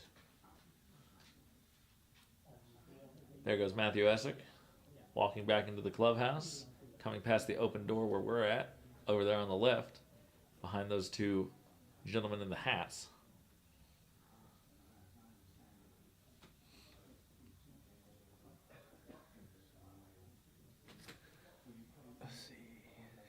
think He's wiring up. he's not gonna leave a whole lot of space. Let's see what he does. What's Steven doing out there? Looks like Debbie's coming on the lawn. Uh-oh. It's looking like an old standard leave. Ooh, it does. All right. Well, that means 9 hoops. Yep, he's moving to put his clip on 4 back. All right, Steven, we're in business. He's got to get through hoop 1 again, though. Ah, He just ran a clean break, though. He's popping it out a little bit.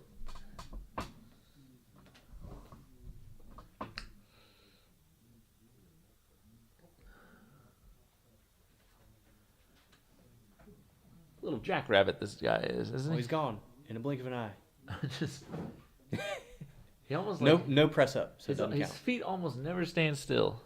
Very jumpy guy. The sprinklers came on last night when he was finishing a turn. He damn near jumped out of his I socks. saw that. So not leaving a ton of space. And that's what I'm saying. This makes it free. Yeah. He's trying to wire both balls, but that's not even It's really the not point. It's not a game-ending That's not really the point. play. Ooh. Okay. All right, well, Stuart may not be able to Alright. see that. That's probably single ball target for sure. But It's a free one. I think with that space, That's. I'd be willing to give him that break I'm for a gonna chance to win the game. I'm gonna take the Tom Balding approach. Same. I think I'm pulling the trigger on that one. He got to pull triggers. Ooh, but he might be wired. Ooh, that hoop might be in the way. Come on, Stuart. If you were gonna shoot, now's the time. If you can see something, that yellow ball's looking real tempting. No, I don't think so. I think he's got a bail.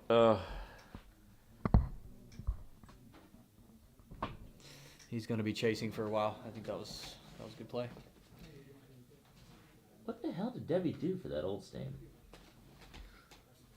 Both the balls are still like in the middle of the lawn. I can't see. Did she like? So Did you bounce that is wow. You're going to the corner. Where's? He went to corner 4. That is wild.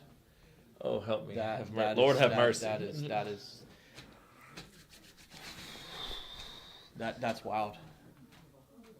That is a potential game-ending Oh, choice right his there. ball should be in corner 1 right now if he misses that yellow. Now you can see the brown there, but We're talking about he's Yeah. trying to prevent a game-winning turn. yeah, that I'm is willing to do this if I'm that's Jack. no, that's a match-ending turn for Oh my gosh! for Jack. You rush red just past 3 back. You go to black. You do a load and hold. That's If you about get the it, most- great. If you don't, fine. Just separate her. That's about the most beautiful load and hold you'll Oh my ever God. have.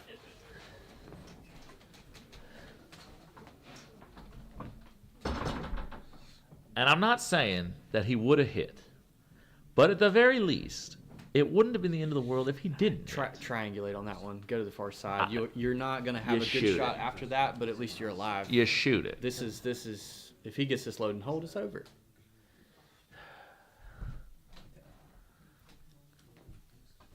I mean, and you can't really say that that's aggressive either. It's just wrong spot. Did Steven just? Okay, Steven has basically set up another leave. I don't know what Okay, is happening. that is really short. He can roll it though. Yeah. It's a simple split. Where's he thinking red though?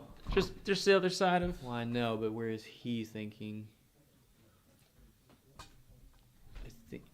Is he thinking leave after if he doesn't get it? Oh, what is he doing? What is he doing? He's splitting it up. He is going for the hoop? No. No, he's Can't not. possibly. That's crazy. That's crazy.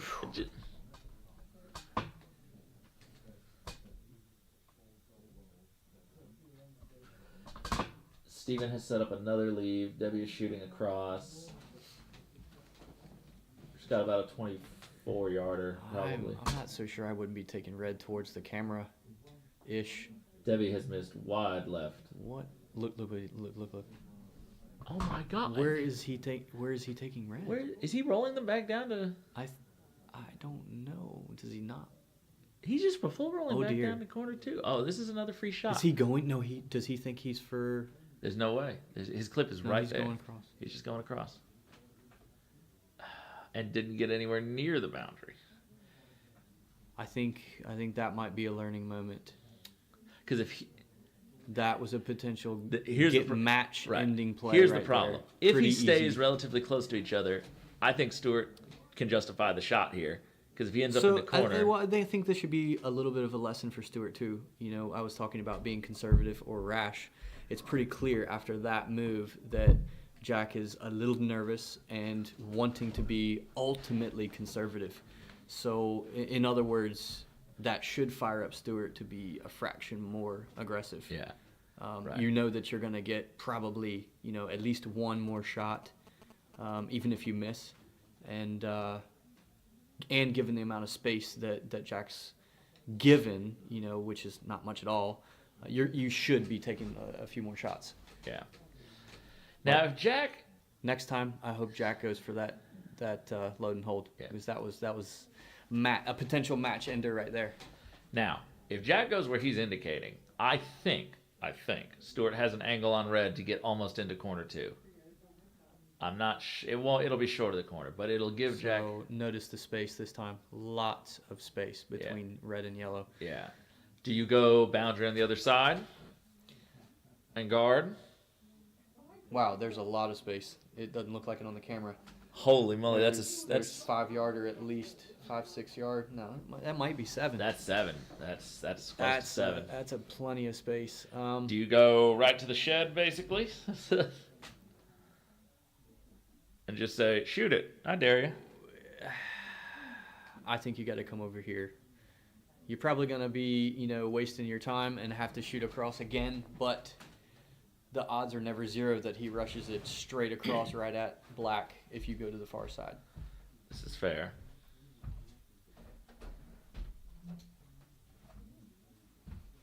If you took black over by the shed, James Deeth would be crawling in his skin, wanting to take that rush across the court.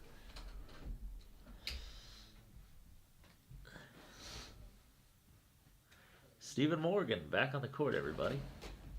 In a potentially winning turn. Black already over at 3. Let's see if we can. And his clip is not on hoop 1. His clip is not on hoop 1. Where's he for? What's he playing?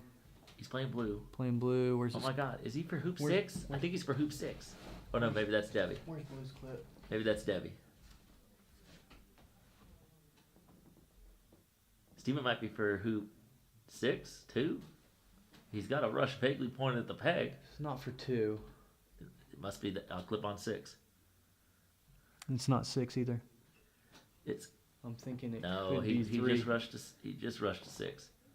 If he's for 3, that's it. Oh, well, there is a clip on 6, so they could It might be Debbie's, but I can't tell. Yeah, we can't tell from here. He played that. That was a decent rush if it's 6, so It's it probably pretty is. good rush. It's 6. He's for Yeah, 6. yeah, nice. Sweet. All right, Okay, cool. so Jack is having a go at his red from, I don't know, about 7. 7 plus. He's not for 6. He is for 2. Oh, yeah, you're right. Nice. He just rolled over to 2, Zach, Wow. from 6. And he's got position. Okay, Jack. Sorry, y'all. It's a lot to keep up with. Jack hits his red. Let's see what he's got. 2 in mind. rover, basically. Yep. So setting up there would not have been smart.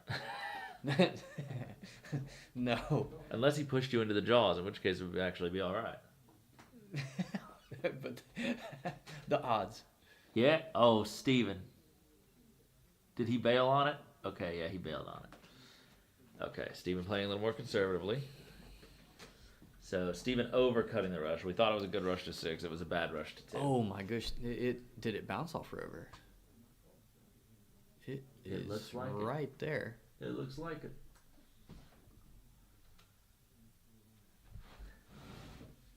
So Stewart took black a little bit closer to red and yellow. I think in an attempt to push Jack a little bit, see if he would have thoughts of shooting black first, and I think that's smart. Clearly, Jack's shown that he's trying to be conservative, but you got to push his buttons a little bit. Debbie with another long miss at her partner to send red towards corner 4. Yellow's in front of hoop 4. Steven with about a 7-8 yard roquet over behind hoop 3 while being for hoop 2. So theoretically has a rush to his hoop. Theoretically. That's a Tom I'd be Baldwin playing it as a there. rush to my hoop. I'd be hitting it with Holy the pace to rush it to my smokes. hoop. Well, It did kind of turn out to be a rush to his hoop. It's behind his hoop, but that's a takeoff that's position. that's about 3-4 yards behind, but Red and yellow are separated enough to justify it. what did he do? That He's is trying to wire using hoop 4. I think he might have got the wire with yellow. Yeah, That's a lot of space. it is indeed. I did mention the space. Maybe not quite that much, Let's but say. Because you keep having to hit your partner each time. yeah, I mean, you obviously want to hit. Yeah. We have 103 people watching. We saw Kyle. Is that a record for this week? I've only seen up to 90 before. We saw Kyle basically with a similar scenario against Jack, and had about a 6-yarder at his partner, same thing, and missed, and that was arguably the match decider.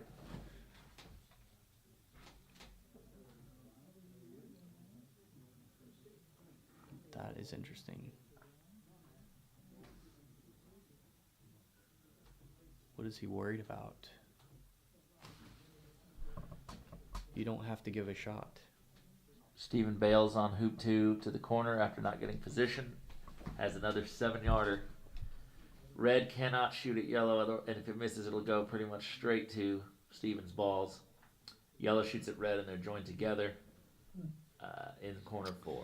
I'm wondering what Jack's thoughts are here. I mean, he could take some time and find a single ball target, but he He just is like, nah. he just says, you know what? Give it a try. Yeah, this would not be the moment. This would not be the moment.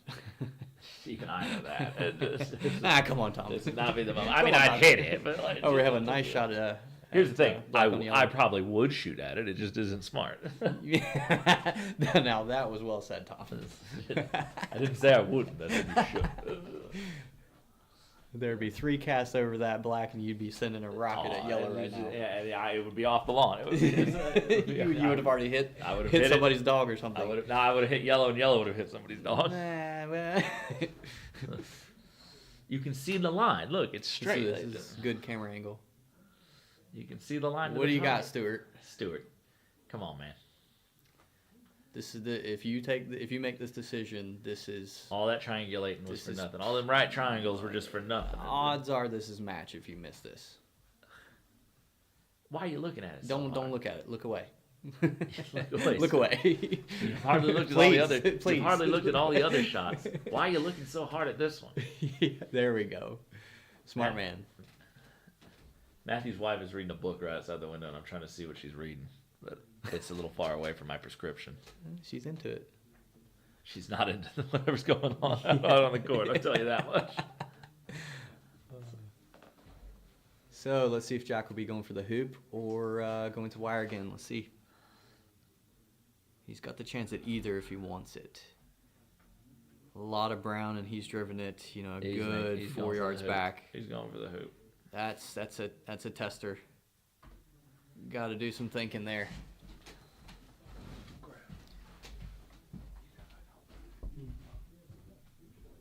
I think most people would agree, in a 2-on-1, if you're going to attack your hoop, you want a gorgeous dolly.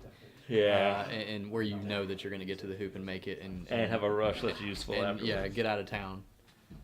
This is a hold your breath moment.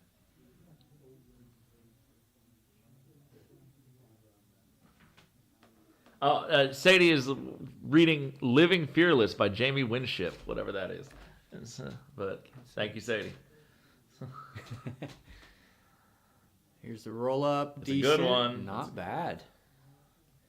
Red is Not bad for the Americans. not Team Jack- GB will be upset Jamie with that. would be like, what a shite position. Yeah.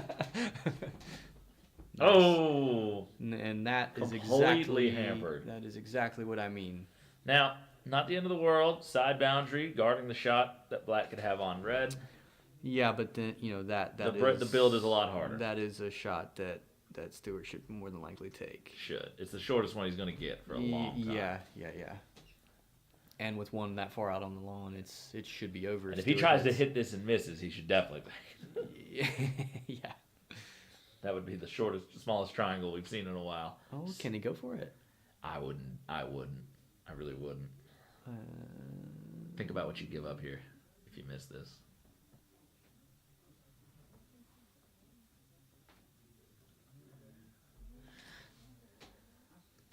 it's not the end of the world if he misses it. I mean, you're leaving 2 balls close, but you know, even if Stewart shoots and misses, he can take yellow and hit black first. It's still over.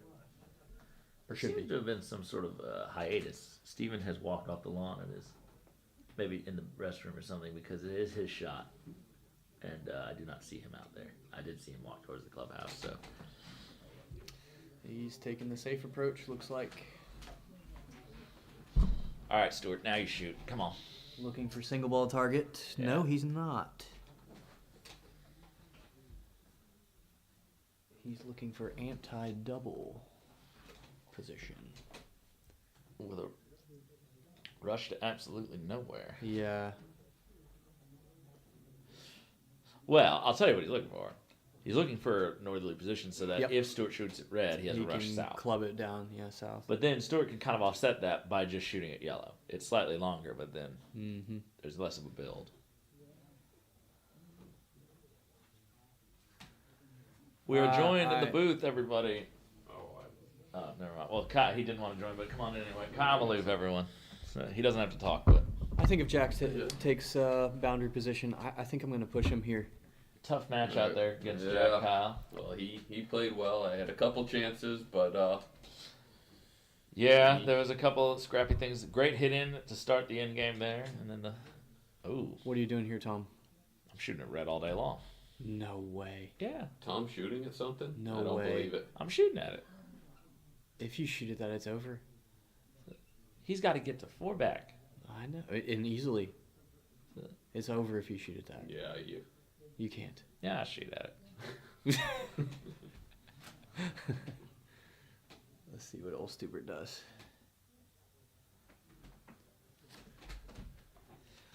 I'm guessing. he's lining it up. Yeah, there you go, Stuart. Nothing ventured, nothing You know gained. what? He's due a solid hit.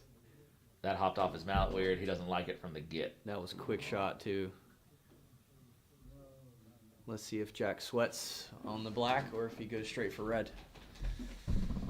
Good news is if he hits black, he's hitting it away from red. That's what I'm saying. Jack's got to hit something and get out of Dallas for sure because that Stewart will have basically a rush to his hoop.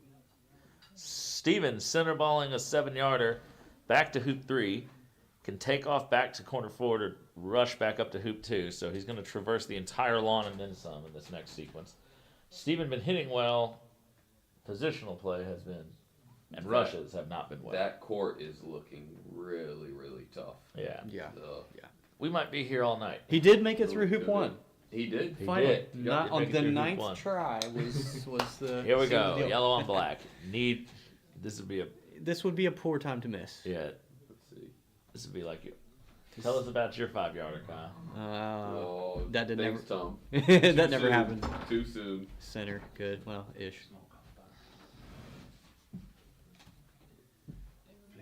Yeah, I mean, one decent shot, 2 decent shots in this match. That's what Mark did last time.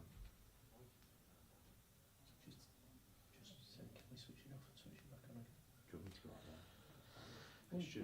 If you don't mind, Another nice it's shot. time to turn it, the whole camera off. Yeah. and on again. You know, part of the justification Stewart might have for shooting that is the decision making he's seen Jack take so far. That's what I mean. He had to push him. Yeah. I think that was too much. So then why were you saying just a second ago that I you wouldn't. shouldn't I shoot? wouldn't have made the shot. You pushed him too far. You don't want to give him a 4-yarder. I mean that's. So a would you 4-yarder so to finish so the would you match. have gone would you have intentionally gone like several yards north of where he went, not even Yes. shot at red? Yes. Yes. Okay. Absolutely. I would push him, but I would make him think about it and get a little squeamish because he would then have to hit red, and and regroup, and you're still in the match. This is Here we go. with 2 good shots here. Jack's. Yellow ball is short. His rush is pointed more at Penalt than it is at 4 back. Black has kind of ended up in no man's land. Interesting place for black.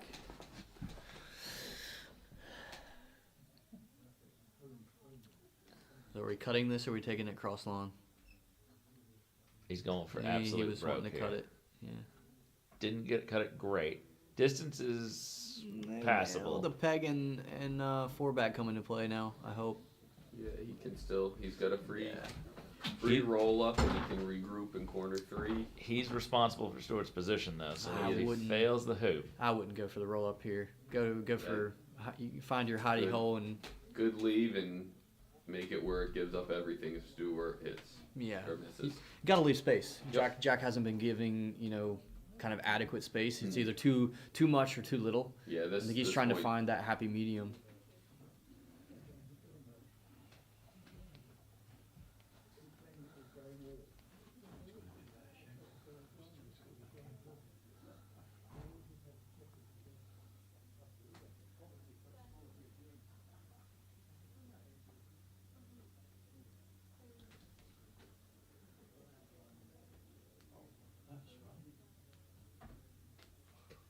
What was that from Steven? I think he rushed red too far, so he just. he has made like 4 leaves in the last Mm-hmm. just for being on hoop 2. This late in the day, Oh, I'm not judging him. I'd be making Debbie shoot. Mm-hmm. She is, and she's shooting back to corner 4. Yeah. He went He's for the rolling hoop. for the hoop. Look at that. He A clubbed little it. hot. Red looks to be in pretty decent position, though, I think. I don't think Stewart can see it. Yeah, I think that was really, really good. Shouldn't have been going for the hoop anyway. Steven's got another rush to his Another hoop. dash across the lawn. He's getting his steps in today. Steven keeps No giving- press ups, though. No press ups. No press ups. Mulliner hasn't taught him everything. I think Mulliner had one or two. Two in our match. He's doing his squats. Not too That's much. good. A couple. Okay, Steven has hit again. We'll be going back down to corner 4 again. We'll be trying to rush back up to hoop 2 again.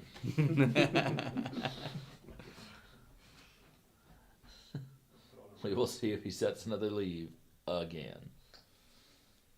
He might be able to get a 3-ball corner from that position.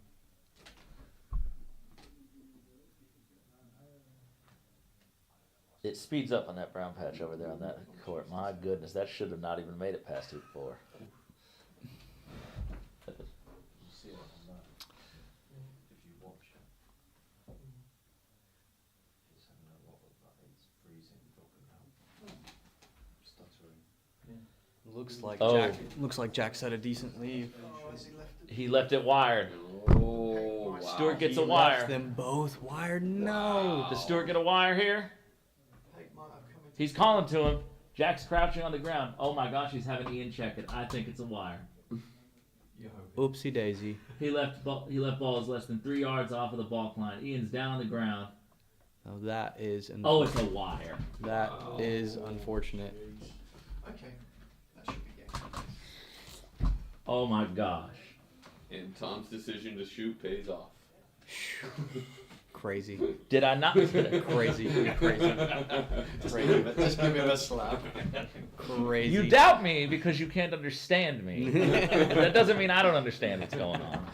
I'm seeing the matrix here. I'm seeing into the code. Obviously. This is looking awfully similar to how I lost to Robert Fletcher in Game 2 of the AC Nationals. When I tried my tea lady and didn't even bother to check if it was wired. Oh boy. I know that pain, Jack. You and I can have a drink over that one, buddy. Okay. Okay. Hey, it It hit. was just, It hit. Just inside his critical distance. No it's fine. one- It's fine. It just, No one's holding their breath here. just. Does Red not just easily rush to Rover hoop? Hey, we got to miss four back, okay? Why is he taking off from this side of it? This is a good question. That just seems like inviting unnecessary drama. Yeah, just in black in front of Okay. Okay. Okay. Step one. Okay. It's not a great rush. It's alright. Oh, I love it. It's the best rush I've ever seen. He's got it. Is it straight? No, it's not straight. No, that's what I'm saying. It's not a great rush. Here. Just got to get it past that hoop. Woo! Oh, it's a good rush. One. Get up, baby. Grow legs. Oh dear. It was perfectly aimed, I will say. Just send it deep. You know, Bang through the hoop. on lawn 5 and 6, that That would've been deep. Yeah, it'd be too long. It'd Probably be deep. It'd be deep as hell. Well, lawn 6 still has the big green in the middle. On lawn 8, it would have been Listen, 14 it's yards not- short. This is the moment. This is the peg ball. If you do a drive shot and leave red open on yellow, even if for some reason you misapproach the hoop, you can set wire. And then life is still okay. Nah, just make the hoop. Well, yeah, Zach, but you should have just shot the ball when y'all were saying triangulate. Oh, get up, baby. It's Red straight. short. It's straight. It's straight. Just You gotta shoot give it. yourself a shot. Just shoot it. It's going to be a slightly long return, okay? Sends. Come on, Stewarty. Let's Yes. go. Clean through. Let's go. Came up on his tippy toes. We're joined now by Matthew Essing. So the whole American team has decided to join us. Matthew, what are your thoughts right now? Well, I've got some bad news for you, Tom. So we made a little rule at the beginning of the day that whoever finished first would be the one that polishes the Solomon Trophy. And so, once Stewart hits this and finishes this game, I've got a little work for you to do. Hey. Hold on, wait a minute. I wasn't part of this team decision. And also, This wasn't is it a this? captain's decision, not a Wasn't team it this decision. guy to my right who got it all dusty in the first place? And I never touched that trophy. It's lived a great I want life all for of the last people to know year. that since we won it 2 years ago, I never laid hands on it. So why am I responsible for cleaning it? It lived a great life in the cabinet at NCC. Come on. Wow. I think he can hit the peg from there. Let's go. Yay. Wow. What a riveting. Ladies and gentlemen, we're going to be here until sunset. So I will stay with you because I'm polishing nothing. All right. What do we got going on in Steven's match? Alright. Steven's on. Came up way short on that roll. Oh, Steven. Hit the only patch of grass With on the an lawn. opponent hiding back in the corner. Mm. Just don't miss this. Just club it. Just hit it. Nice. Oh, with a in the No, that'll be fine. no, Is it's he in the 4-7 danger zone. or not? It's in the danger zone. Dude, I don't even think it was 4-7, was it? He was first 6 at the start of this turn. I No, think. No, he was no, for no. 2. He made two. Oh, Made for two. 2. Oh, okay. Is he for 4 now? I think he's for 4. Oh, sweet. Okay, so this is actually getting together. Well, does he have? Has he hit red? No. Oh, that's good. Yeah. Approaching 4 from there would be suicide. That's good. That's good. That's good. Look at that yellow go. Look at that thing. Looks like it. I don't know how to polish anything. So I don't know either. I might just spin on it. You're asking like the least. Where's it at? Do you want me to help you? Yeah, I don't know. Good rush from Steven. That means you have to do commentary, Kyle. Yeah, Kyle, get over here in the chair. All right. Kyle Maloof, everybody, joining us as a main commentator while Zach and Matthew go off to put a little elbow grease into the Solomon Trophy to make it spick and span. So, all right. So, a little bit of a tester here, but Yeah, that hoop is just so difficult. it is. Any hoop shot here that you can bang through, I think, is a good one. Yeah, just take it. Yep. You'll take the 5-yard returner, okay? You have 2 balls hovering around hoop 5. Mhm. The worst is over. There will be no tripling. There will be no triple, but it's a good thing that it's not even tempting him. Yeah. Can we get an update on clip positions over in this match? Or are we going to go So- back to the other one fairly soon? Steven is now for 5 and 4 back. Debbie is for 6 and 4 back. All right.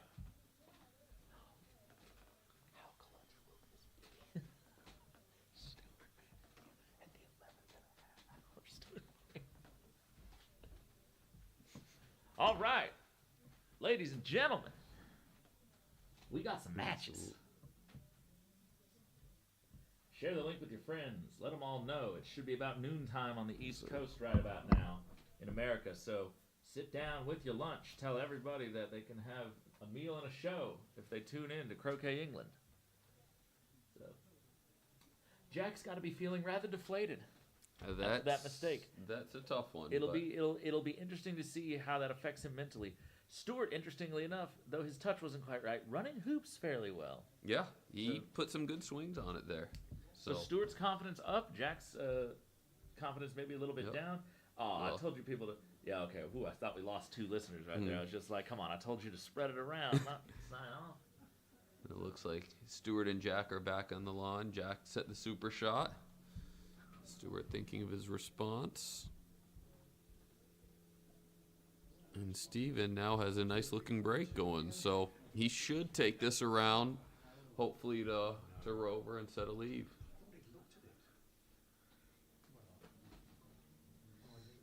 Ben, that was taken the day we won the trophy. I never saw it a day since. Don't try to rewrite history here. This chat will disappear after this YouTube is over, by the way. So anything I say will be kept into posterity. Everything you type is up to my interpretation. So. All right, Stewart takes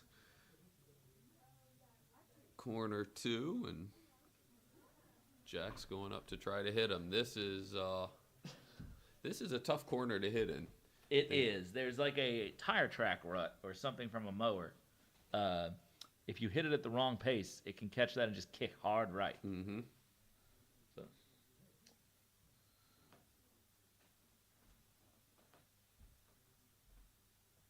Let's see, do we know how far out of the corner Stewart is? Is it?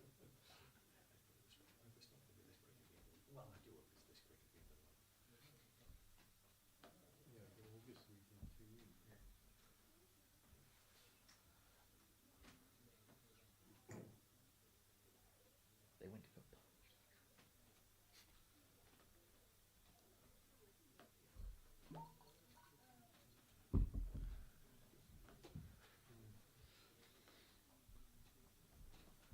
Sorry, just doing a little charades there. Someone outside the window. All right, so we really should be watching Steven's match. But that's okay. It's just a standard break right now. But Yeah. So if something exciting happens, we can pan over. We're keeping an eye on it outside the windows here. Yep, Steven's got this pretty well in order, it looks like. Yeah. Not a great pioneer at Yeah, 2 back. but he can send red down that Yep. way and clean things up. All right, shot here from shot. Jack. Miss. That was that rut. Yep. It was probably He- look at he it. can't He can't. believe He it. can't understand it. Yeah. He doesn't realize that ball hit a certain spot and just jumped right Yep. immediately as soon as it touched it. We made that same error in doubles. Very similar at the last Solomon to Lawn 6 at Sarasota when it was Yes. brand new. It's better now, but I as we practiced like the few days before, when the Americans were just playing each other, I witnessed not a single person, Matthew, Ben, anybody, myself, be able to hit a ball in corner 2 from the end of B-ball. So the entire week, I was like, I just will not shoot at it from there. I would rather shoot at the super shot ball and those 2 balls in the corner, and I have a better chance of hitting. So the tough thing now is at the pace Stewart hits it. Oh, and Stewart's ball is a corner ball, so he only has a single ball target, and at the pace he hits it, this is going to move a lot. Even with a double, I think that's a tough one for him to hit. Velo asking, is there a tiebreaker criteria at a 10-10 tie at 8:45 p.m. when we run out of light? And Ben saying, Vey, holder keeps it. So I don't know if that's an official rule. or Works if for that's- me. Yeah, we'll take it. So All right. we'll pay. The USDA is paying the luggage fee, so. Let's tell them to start taking their time. Yeah, it's just like, don't polish that trophy. It's going right back in the box. It's what happens in the Ryder Cup. Yeah. Tie. Matthew suggested the same as the Openshaw, which I guess is a 7-yard hoop shoot off. Yeah, that's crazy, isn't it? That sounds like a rule I would have made up. That would be fun. Just be like, well, let's just see who makes more 7-yard hoops, and whoever makes it hit 50 balls at 7 yards. And, It's with the boundary on board 6 for hoop 1. yeah, that's right. It just, yeah, just That like- works. yeah, Works for me. You get 20 balls, whoever makes more of them. It's just, Well, Stephen should be well practiced at that. Vey, we may not have to play for time. We don't even have these games. These matches aren't even the last ones to finish. And woo, Black is traveling. Slow down, Black. That's nowhere near where he wanted to be, and he doesn't even have a good rush on. This break might be a little dramatic. Stewart hitting, Stewart missing. Oh, I think that was a smart play, not going at the corner ball. If it's a double, It wasn't a double. Okay, It was, yeah, it was a single ball. got it. Ben says not an official position. All right, well. All right, so Jack will have won the opening here in game 3. Let's see what's going on in Stevens. Oh, he was able to hit yellow, so. He hit it Split that first. is- yes, he hit it first, so. Nice. That saves things. That does. He will have a decent pioneer at 3 back. All right, and Jack.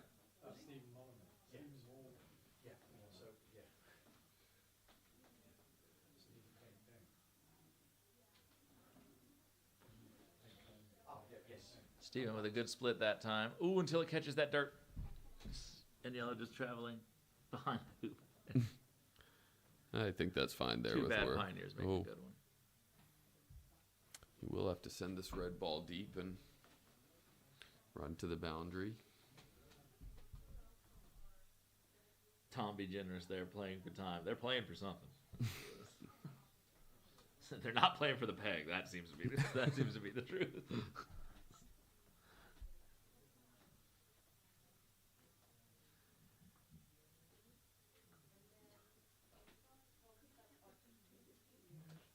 Be right back, folks. Have to step out for just 1 second.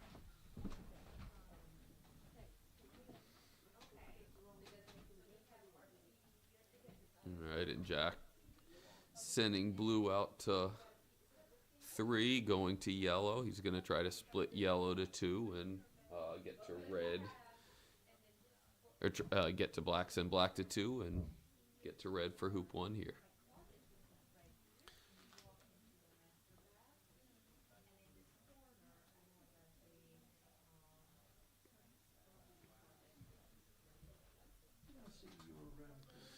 Steven has managed to run 2 back. He now has this back in decent order, not a good pioneer at 4 back. He's got a chance to double load it, but he is coming up on the fastest hoop on the court.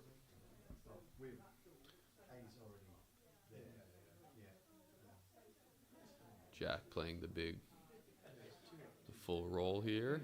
Let's see how he does.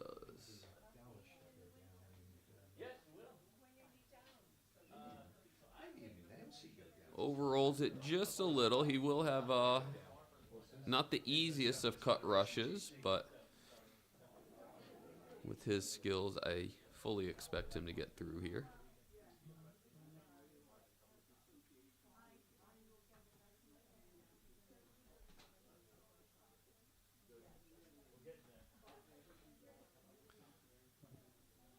Adrian's through to the semi, the main knockout.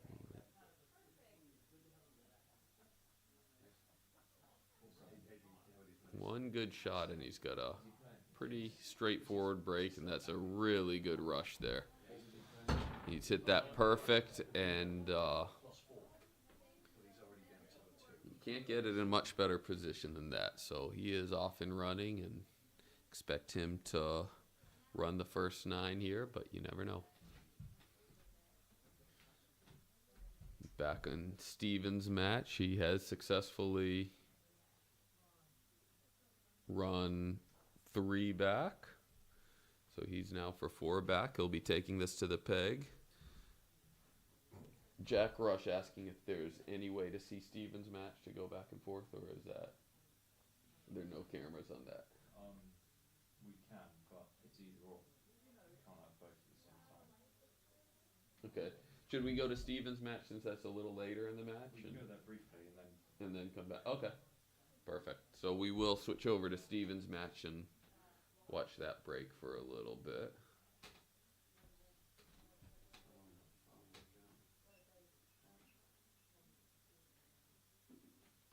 It is on the further court, so the call that looks pretty good. So yeah, so Stevens rushing red to 4 back here. Yellow's in good pivot position, and it's looking like he has this in pretty good order and past the trickiest part of the court. So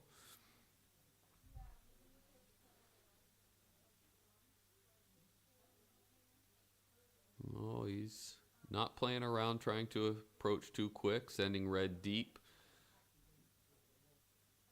Playing for the hard hoop shot.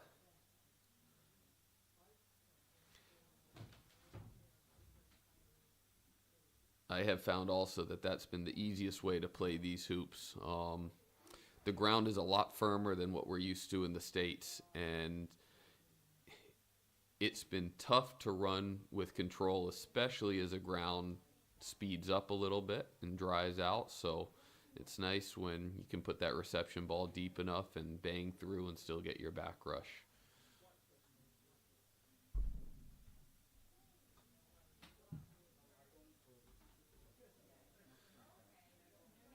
He makes a return roquet. We'll see him start building his lead, and I think it's the red ball that's for hoop 6. So ideally he'd like to leave red at the peg with his spread, but he may just be going for the easiest leave here. Had to Oh, revitalize and myself. Tom is back with what looks to be a cider. It is indeed. Oh, commentary could get real spicy All soon. right, here we go. Start telling All right. people what I really think. All right, so we're back on Steven's match here. He is 4-pin alt with blue. Wow, wow, wow, wow, wow, wow. After what looked like an almost insurmountable mental obstacle at the end of game 2, I know. he has recovered beautifully. That just goes to show you the level of competitor Steven Oh, is. he is. That's a fine place. Well, Not ideal, but you're close to the hoop. Debbie has had a lot of hit-ins before this as Steven was sort of going back and forth with some leaves. She did not look like she was shooting as well as she has been. Starting to have some wider misses. she's missed a few lately. Is the time of day and just how long they've been out there a factor? It gets tougher and tougher, and especially mentally to stay in it when you feel like you've made mistakes. Game that 2 things are against you.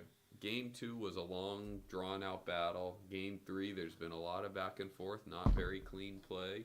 And when you start seeing that finish line for the opponent and you know you haven't played your best, it puts more and more pressure to try to press and force it. So Steven needs to be careful with this shot. Obviously, he's not going to hit it super hard, but like that grass just takes off on you.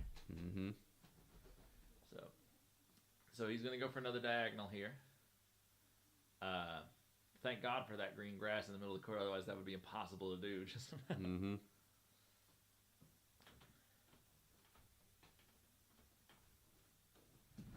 so.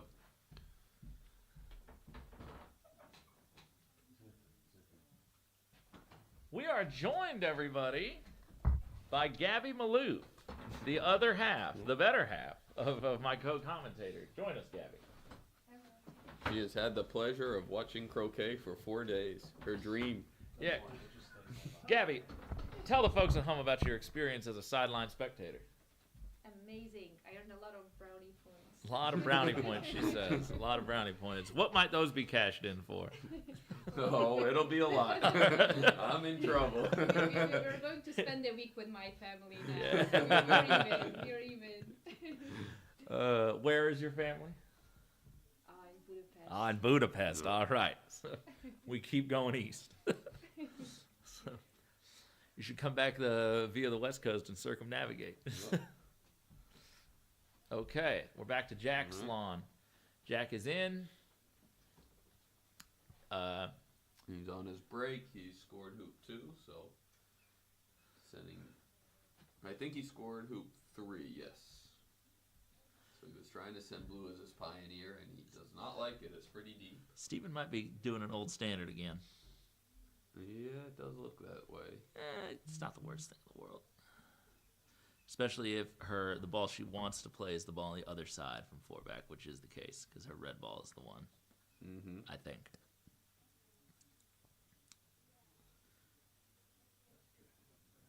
Whew. So.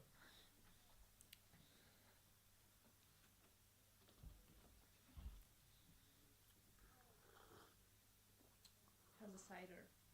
That's delicious. I refuse to look at the sugar intake that I've had this week, but Oh, Adam Peck inspired to play association. I like it. this has inspired you, and For those of you didn't watch last night, did you, Adam? You did not watch last night. So, Adam Peck, the current first flight GC national champion. that's right. Just started playing after helping out at the Worlds last year and getting inspired to play GC. So. That's right. For those of you who have spent any time around the NCC, even if you're not native to the country, might or have dealt with the USCA, might recognize the last name. He is Ursula Peck's son. Mm-hmm. Ursula Peck, obviously the office manager for the USCA and one of our favorite people back home, who helps us out a ton with all of our different stuff and crazy demands. So thank you to Adam and Ursula for all that they do.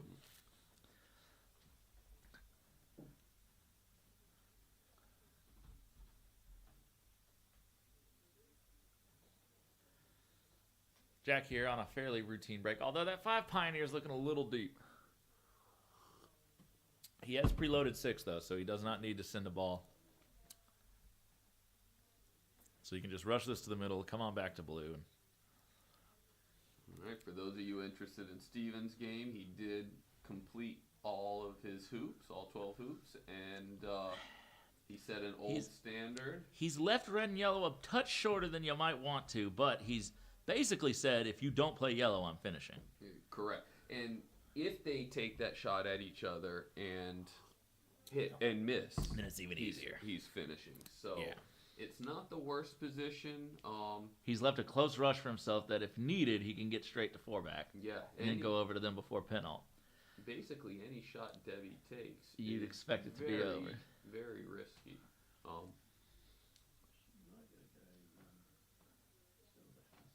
She does. I think red at yellow is still the shortest shot. I agree. With an option of possibly picking up blue. Yellow at blue and black is the most conservative. It doesn't immediately give up the house if a bad rush comes off. Other than the fact that you shoot yellow at black, yellow or black can get behind blue and rush it to red. Put a little elbow grease in it.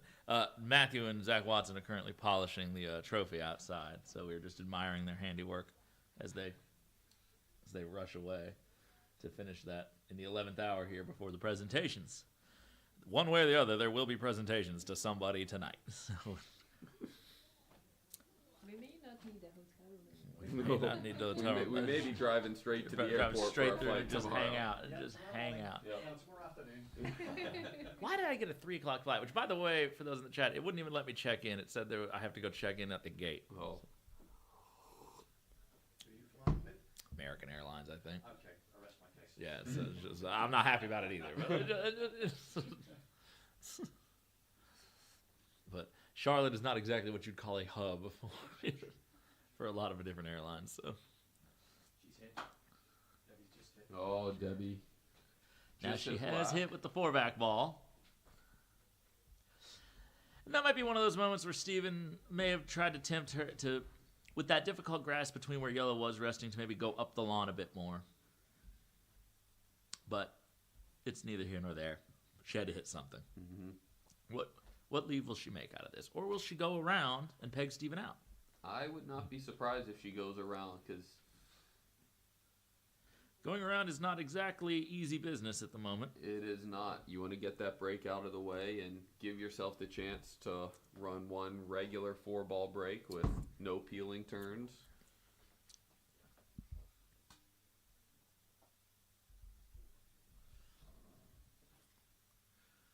She has rushed to red. Ooh, it has unfortunately collided with red, so she will not be getting that blue ball any closer to penalt. So penalt will have some dicey Pioneer propositions here. So you really need enough control out of 4-back to get another rush. She may now opt for the lead because it's risky going through penalt without the guarantee of running and being able to set something good. Black is not the closest to the block line, and neither is blue, so she could scat. But I don't know. I think blue's way too close though. yeah. She is going for the hoop. No point not to. But if you club this rush and it goes 4 yards past it from to the side, you're lucky just to make the hoop. She has rushed it well, unless it hits that brown grass and does something funky. It's a touch short, maybe. I know we're talking about a game that y'all can't watch, and I do apologize, but it seems that there's a lot more tension at that moment of the game than there is on this one. But we will come back to the action here. Jack is just in looks to be about routine first break right now. He'll definitely be looking to get this game to finish cleanly after the disappointment of the last one. I had that moment that Jack had against Robert Fletcher. It's on video. It's horrible. And I know better. I'd never been in that situation, though. And I can tell you what, the thought in your head is, I will never make that mistake again. I would rather be well wide of it and not even have a rush than give up that wire. And I'm sure this will be that moment for Jack where he just says, hey, no, we can't risk that anymore. Yep. He should have already, we had already even mentioned that he shouldn't have even been threatening to put red in a position that could be wired before you hit it after coming through the hoop. It should be open just by default. And then if you don't get position on the hoop, just put yellow into the corner or somewhere wired and say, all right, you have a single ball shot across the court. It's a trap.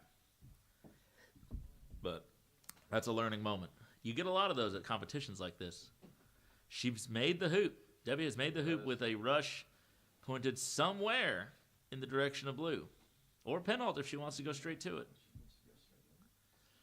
It's a bit risky to go straight there because, again, you're giving up a lift. You got to kind of finish this with some sort of a leave, whether you make Rover or not. The tough thing about this one too, if she wants to peg blue out and go for the 2-versus-1 game with the mistakes we've been seeing with 4-ball breaks, it gives Steven the option to play a little more aggressive and say, beat me with a 3-ball with these conditions and the tough courts. And he's been shooting well. He's been shooting well. He only has 3 hoops left, and none of them are in the real tricky sections. Right. She has some rough hoops to run. She's got some rough hoops to run, and any mistake at that point could give it up. So, because if she pegs the ball out, he'll give up no lifts for running through 4-back. Yep. So he could run through 4-back, set it Penalt with her balls way apart, and then before long we're in a position like Stewart, except Steven's a much stronger shooter than Stewart. Steven's a stronger shooter, and the court is much tougher for Debbie to finish. And Debbie is, let's say, a weaker shooter than Jack. So the balance of favorites would be very different. Yeah, actually, she has done this really well. If she rushes this anywhere near Penalt. Jack's looking pretty clean with his break here. Yeah, Stewart's going to be hitting the lift shot most likely. And he knew that was coming if he failed on the opening.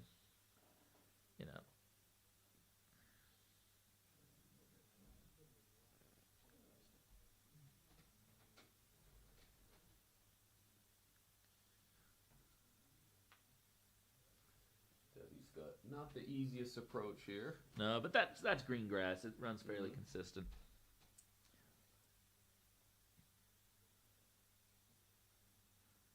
Yeah, this has not been, I think either team would say, I think most players, if not all players on both teams would say this has not been their shining week. And I think it's really down to the court conditions. The court conditions have been tough. I know as one of the Americans, we haven't got to play the number of AC tournaments we'd like to be match ready. So I think there's been a lot of ups and downs. I think we've shot really well, but haven't necessarily had the cleanest break play. Yeah. She's a good hoop. Yeah, she's ran Penalt long. She'll be going straight to red now. The unfortunate part is she's going to, unless she has the most precise touch, she might push red a little bit past into the brown. And then she might have an awkward takeoff angle to get back. She's thinking about going for blue. She really doesn't like the Roquet on red, I don't think. Oh, if she goes for blue and misses, that's right to that balk. Yeah, bad. Yep. Yeah, with 2 balls in the middle. And here she's got to shoot firm. She's not going to have an easy rover hoop. She's thinking about all of this different stuff. Yeah, she's not liking this. She's ran to like the worst possible spot. Just too far to justify blue. Just far enough from red that it's not something you can just lag at. She watched Steven lag and miss.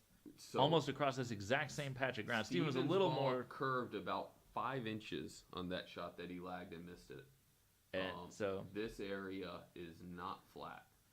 now he was a little more easterly than she was, but So she shoots it hard. and just drives it deep. Wow, what Straight does she to do the- from here? You got to get red off of a balk. Yeah. So you you're have not to. doing a takeoff to blue. What I think we're going to see, if I've judged this correctly, is she's going to roll red to max distance, going to black. She's then going to either roll black way over here, going to blue, and just separate them and do her own version of an old standard, or she's going to go full bore and try to get back to rover hoop and then set a better lead. Yeah, we know, Ben, but this is more interesting, so you can deal with it.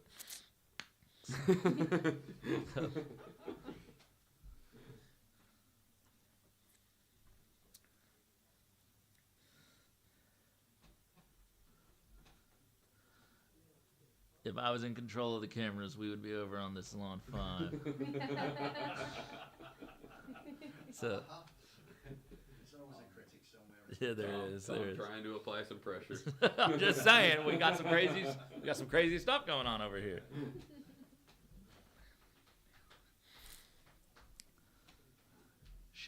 She has done. Yep, she has put red max distance, rolled black out.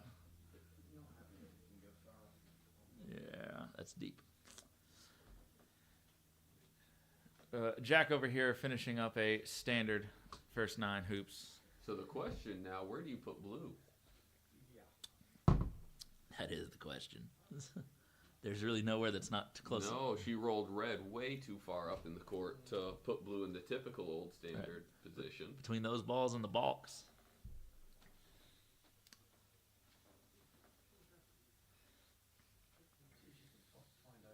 Find a home for it in the centre of one of the hoops. That would be fun. Yeah.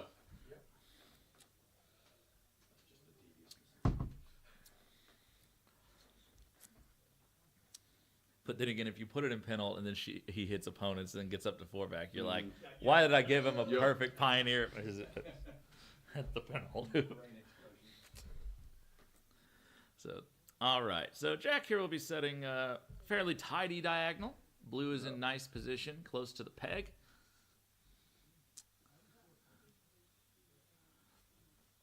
He'll want to get just a little bit south of this, maybe a touch past it, just so he isn't hitting it closer to the peg. Every now and then, if you accidentally overhit that and roll it just past the peg, you feel kind of silly. But he has a lot of room for error here because he doesn't have to hit it very far. You just need to get close to it. They say if this goes the magic touch from Debbie, she puts blue right next to the peg. If she put blue right into the peg from here, she deserves it. That's what she's going for, it looks Oh like. my gosh. This is, oh my gosh. I tried to do something not this bad earlier, but I was like, man, this is ambitious. So the good news for Debbie, and Can we get probably, the CCTV camera on this court?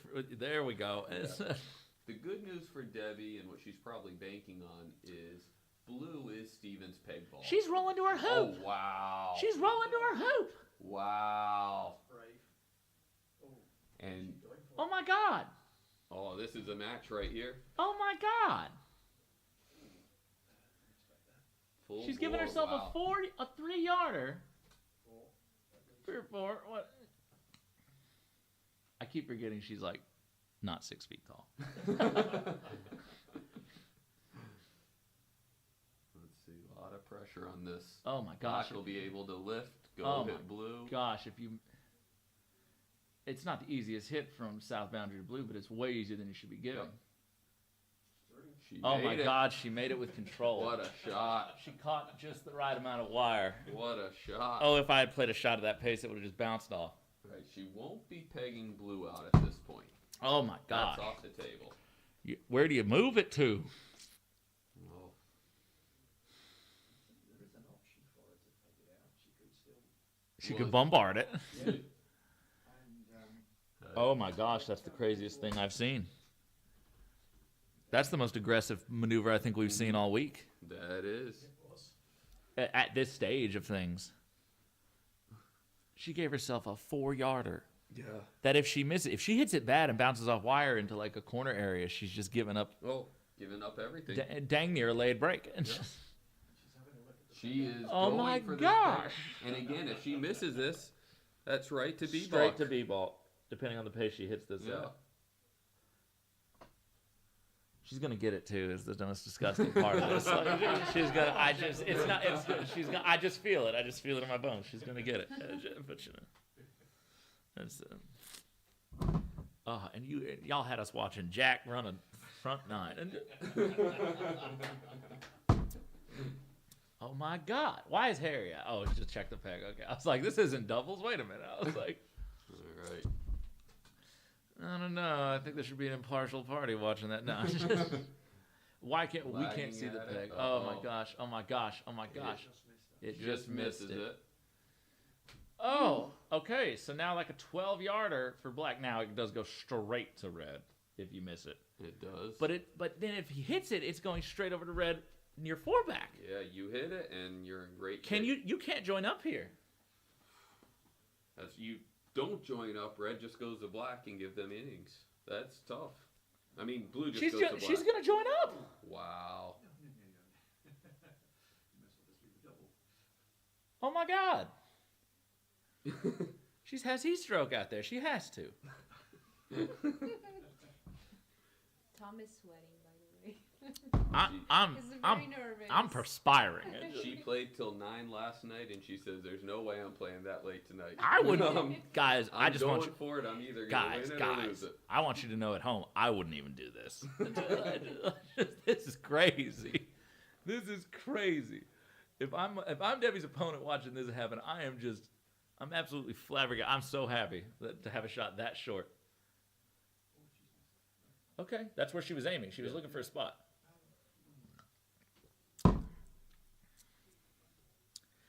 Mika, the score is that Steven's blue ball is for the peg, and Steven's black ball is for four back. Debbie's red ball is for six, and yellow is for the peg. An absolute diabolical maneuver here is to do blue at the opponents, peg out their peg ball and your own, and do one ball, four back, and six. And on a court like this, with Steven being as good of a shot as he is, I like his odds. I do like those odds. I like that play. As long as you're not running who won. Oh, he took the lift. What? What? Oh, there must be a double. Steven. Come on, man. That's the longest shot of all three of these. Yeah. Come on now. I don't care if it's a double. You gotta hit this now. She's for hoop six. Blue is at hoop six. She has no rush to hoop six. Pick up blue, hit yellow, Yeah. peg red out. Yeah. Oh my God. Just shoot yellow from where you sit. That's twice as short. What is he doing? It has to be a big double. Oh my God. Sorry, everybody. It's been a long week. All right, come on, Steven. Hit it one time, please, if you're going to do this. Hit it. He's looking at it. Oh my gosh. Oh. No. It went between them.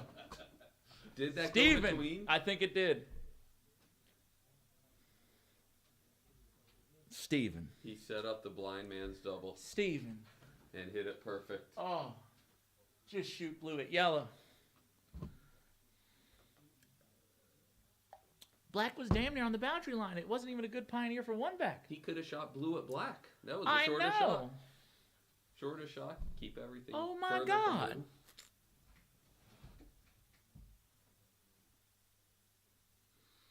And now red with just a 4-ball break to finish. Oh my God. She's actually thinking about taking blue out at this point, which he's done. That would be crazy. No, yeah. She's got to be dehydrated. Based on these last few shots she's hit. Maybe go get her a glass of wine. That might not help. Hell, she might have already had one. The sequence to win this.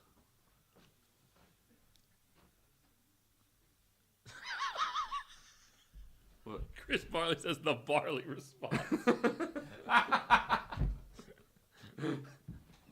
that is about. How do you? Did he Kyle? clear a promotion? Yeah, right. Kyle, in what world do you not play blue there? I get don't it. know. I get it. If you hit, you feel like you win because you have the ball at penalt. You have a rush made. But he took the longest shot. Why not take the b-ball if you're going to play black? Or shoot it blue. Or shoot it blue. Yeah, blue shorter. Blue from b-ball. But I'm with you. I like blue at black and go and peg either just red out or make it a one-ball game. Blue at something. He doesn't lose that one-ball game. Yeah. 4 back and 6 with how good of a shot he is, and Debbie hasn't been making her long hit-ins that well. She made the one before, but other than that, it's when you have that much. So guys, when you have a one-ball game, if you're for 4-back and they're for 6, you have that like a 4-hoop lead. You are like a 90% favorite to win that game. Mm-hmm. Especially on a court like this, where long roll-ups are going to be impossible. No one's going to be making multiple hoops unless they're getting a controlled rush, and that's almost impossible to get. I mean, at 2-back and 3-back, just setting up with one ball is going to take 2 shots. Jack, you just saw what not to do. Oh my gosh, that was the worst. I love Steven. Steven's a smart player. I feel like a lot of that was just fatigue, and you bet on yourself, but cooler heads need to prevail. You have to shoot blue at something. She has given up the entire world. I don't even know why she's looking at it this hard. What is she doing?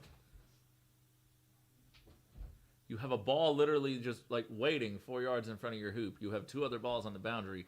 What could you be thinking about? So just as a reminder to all the folks at home, Steven's blue ball is for the peg, and black is for 4-back. Debbie, her red ball is for 6, and her yellow ball is for the peg. She has hit black first, which is odd, I think, because now she has to go back behind. It's whatever. Much longer shot to get behind yellow. Wait, what did... It doesn't matter.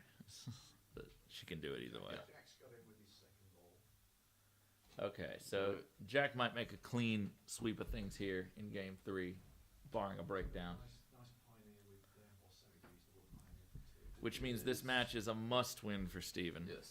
If that happens. Oh. If he just puts blue at anything. Mm-hmm.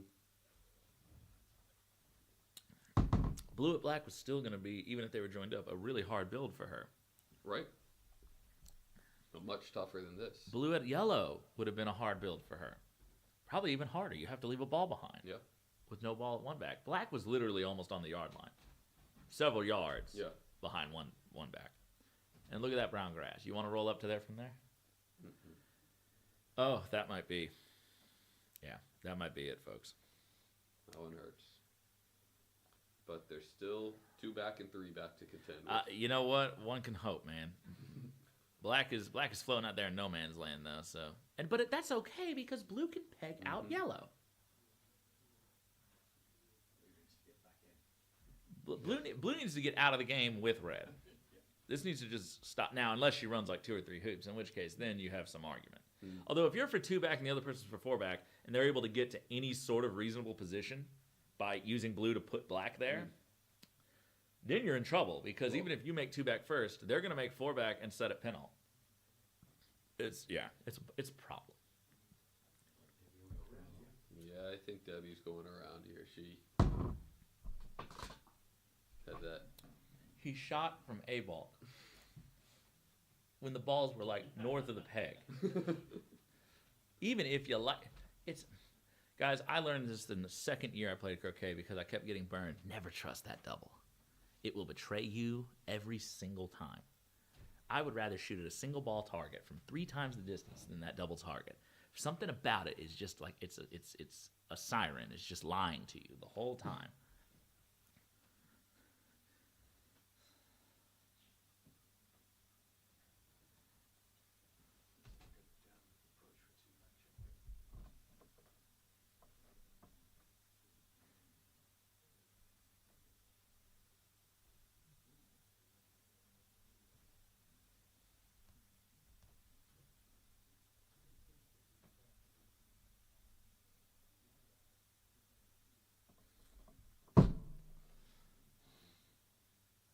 She's coming. Oh no! Well, this won't cause her too much problems, but that.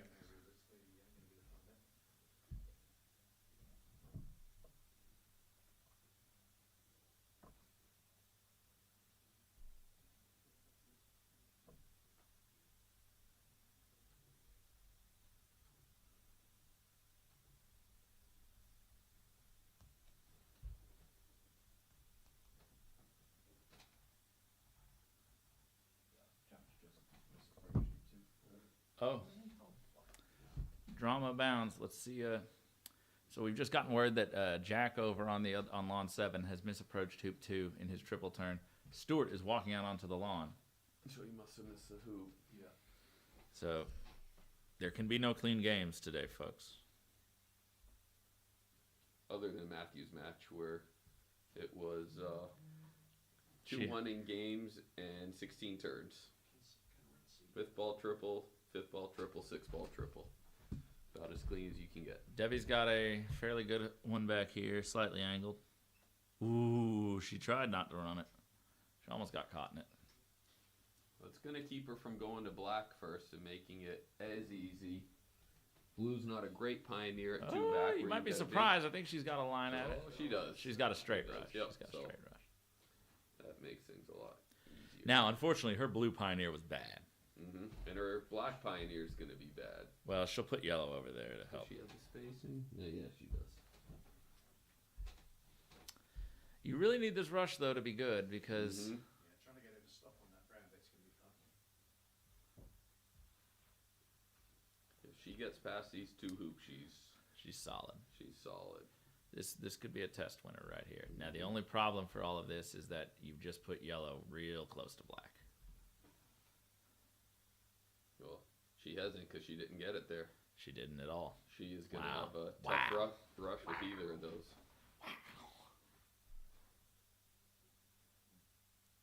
Oh, and she hasn't gotten the blue up as far as she thought it would go. Yep.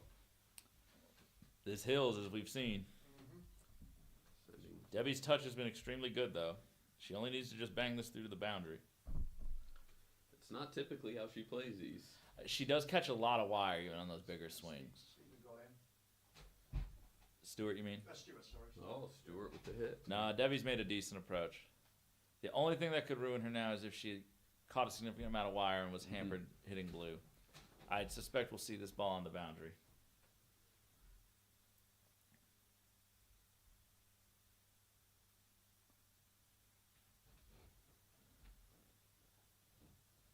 Yep, ball on the boundary. She's approached it well.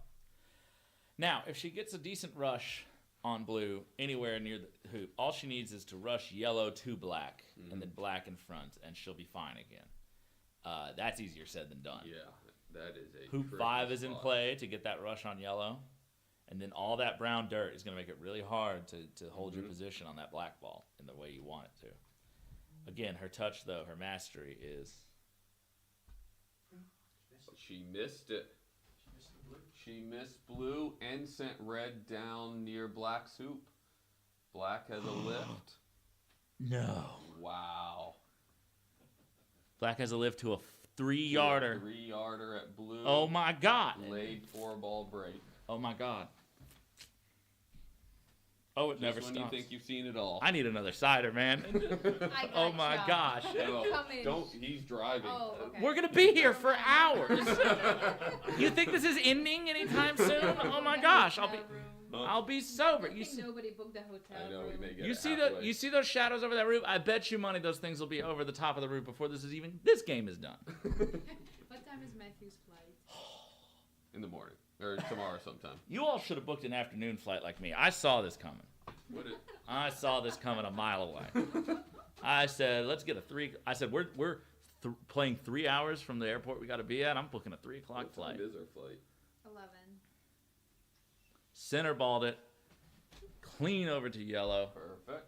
And it's a Rover Pioneer. What's that, 2 hour pre-check-in, is it? Yeah. Oh my goodness. So Plus returning all the he rental needs is a car. rush up to red. Heathrow? Yeah. Gatwick. Yeah. We're at And- Heathrow. And we have to drop Matthew and Sadie off at Heathrow first. Oh, I do have a friend. Yeah, cool. Last resort. Oh, look at how far that ball went. It's still fine, but like my goodness. Like that brown grass. Look at how far that went No. past yellow. He just needs this up anywhere near red. Close to red. Just close to red. Come on, Steven. Yep. You'll be leaving at That'll 5 work. in the morning. That'll work. We'll take it. 4:30? No, we're gonna get a hotel there. Don't get hooked behind two. Ooh. He can still approach. It's fine. It's not great, but it's workable. He can roll it to penalt. He can get a natural rush line on red. It's not awesome, but Oh. And yep, Jack just hit one of Stewart's leaves. His blue was by hoop Come on, one, Steven. and he hit the ball by 2. come on, Steven. And that looks pretty Oh, it's good. a perfect rush. Yellow's not the best Pioneer, but it's workable. Oh, yellow's very workable. Yellow's Now workable. remember, he'll get a back rush out of this hoop. He doesn't want to use Don't blue club as this. his Pioneer for 12. That's really good.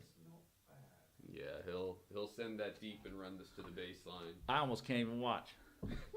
This is just so much. This is one of those moments when you see the we nine. lost our camera operator. We lost our We're camera. not Oh, on shoot. screen. Shoot. Get the joystick. Get the joystick. Oh, we're getting the real camera, but here, let's see. No, I'll put it on here. I'll put it on here.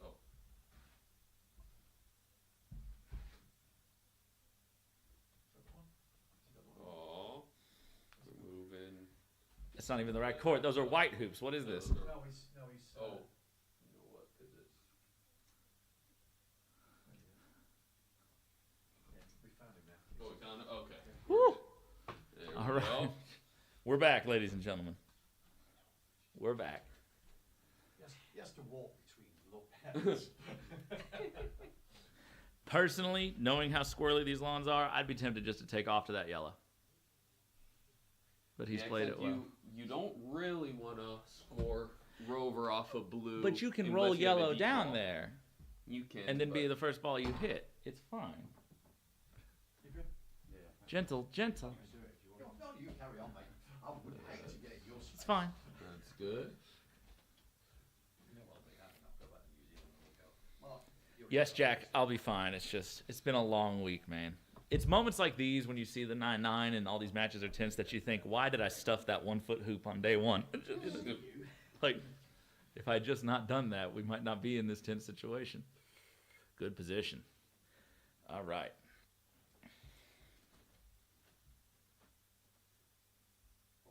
Oh, please have a swing. Oh, no. No. No, no, no, no. How many times can this match shift? He can't see. This is what, by the way, just a thing. Another thing I was burned on many years ago is when you already have 2 good balls down there, you do not need to put your reception ball straight behind the hoop. Put it out at an angle.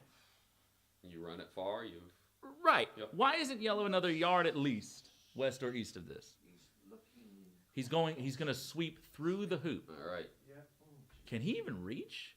I think he can reach there. The tough thing is going to be Hitting it if clean. it breaks. Oh. If it curves at all. Oh, I can't even watch. This would be one of those interesting ones, given the distance as to whether it's actually. Oh, Steven, this will be the best shot you've ever hit in your life. I don't think his mallet can't even reach, can it? Oh, it's in front of the hoop right there. Yeah, it's in front of the hoop. He hit it clean. Get red. Get red. Nothing. Oh. Oh my God.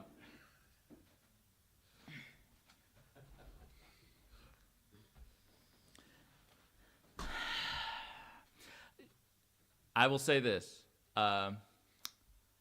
With the balls where they were, I wouldn't have hated to see him just play away. It would have been very hard Yeah. for Red to... They would have set a leave, I think. Yeah, it would have been Hell, very they might tough for- still. They might still. But...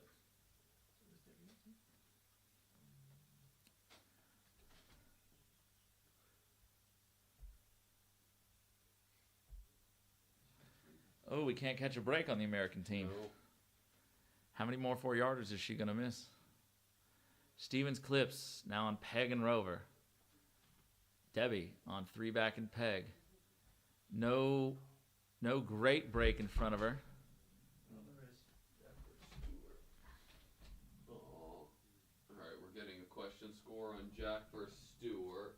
Looks like Stewart's taking the lawn and Jack's still on 2, and Jack's still on 2. and 4 back. And Stewart is for 1 and 1 still. So 2 and 4 back and 1 and 1. Not sure where Jack broke down there, but She's hitting blue first. She's rushing it down towards 1. This ball is going to go up towards 4 back. And I think she's just gonna try. She'll probably try to rush black to yellow, but honestly, I wouldn't want to rush from there to that hoop. I would just be going for a rush on black and just yellow's a good pivot ball / pioneer for penalty. It's almost beyond imagination. I also wouldn't, if I'm Debbie, I really don't want to be approaching this 3-back hoop off of black. No.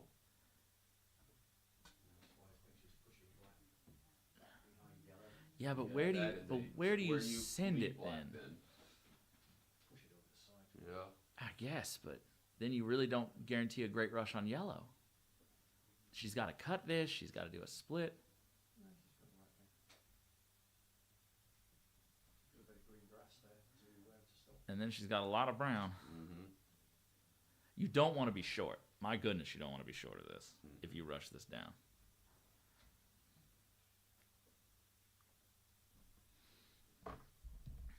Perfect if you could get it on a wiring line between blue and black. There's a chance of that. Get a hoop in the way. Rather nice.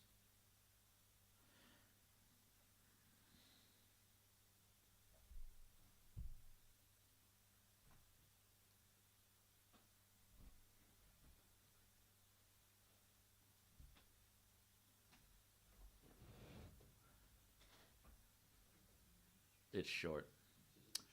It's going to be a cut. This is the one hoop on this court you really don't want to be doing a backwards cut rush to. And if blue and black are wired, It wouldn't be far off. not far off, but I don't think they are. I'd love to get a camera on that side. And again, black is really deep. He's going to have to play blue, which at this point is not bad because if she fails 3-back and you manage to peg the peg ball out, Right. then Rover and 3-back, I'll take that any day of the week on a court like this.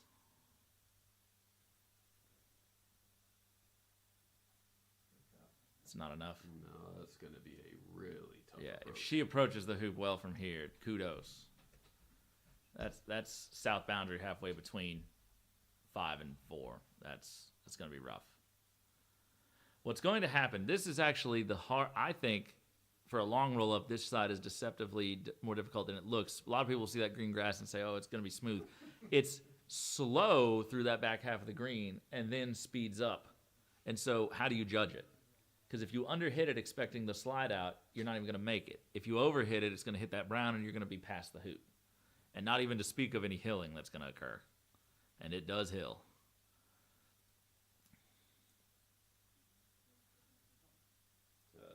Wow, that's good. That's short. Really good. Yeah, short and angled, but for that patch of grass right there, that's about as close as you can reliably get to that hoop. Hope for. If she clangs this will give up probably a free shot for blue, depending on how it bounces off. It'll give her a tough shot to get back in it. If she runs this, she may not run it with great control and stay near enough to yellow. She has failed to run it. Now, is that runnable now? Is it? It bounced back a bit. It might be in front of the wire. Do we? Could be on the wire or it could be in. That is. I think Steven's looking at it. I think it's on the wire. Oh my gosh, he could join up. If that's not runnable, we're going to see Steven join up. Oh, I can't tell by his body language. He doesn't look like a happy camper. Turning around to look at it. It must be able to run. Yeah, it must be runnable. And the worst part about this is he can't even get red to the peg. Nope. But the break is off. There will be other chances. Oh, Nice nice hit. hit. Oh, what could happen next? It's anyone's guess at this point, folks. Stay with us. Stay with us. Stewart has set a leave on the other lawn. What do you do here if you're Steven? Do you try to peg out red? Do you just rush red to the side, chop it up? If you rush red over to hoop 1, right? Yep. Send it up to the peg, and if it goes towards the corner, fine. And you join up with partner? with yellow on the back line behind that hoop? See, yellow's your peg ball, right? No. No, red's your Oh no, peg yellow's ball. the peg ball. Yeah, I'm yellow's the backwards. peg ball. Oh, I'm backwards. Sorry, I'm just losing my mind. It's been such a long day. So you have to offset. Sending yellow to black's hoop. You want her to play yellow.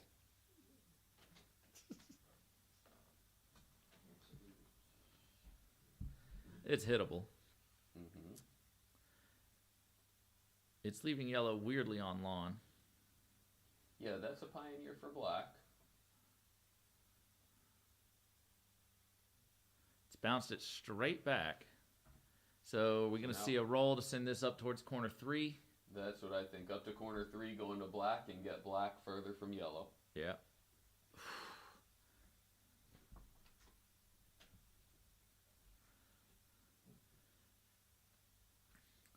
Rushing red to rover would have been a good idea if he was 4 rover with the blue ball.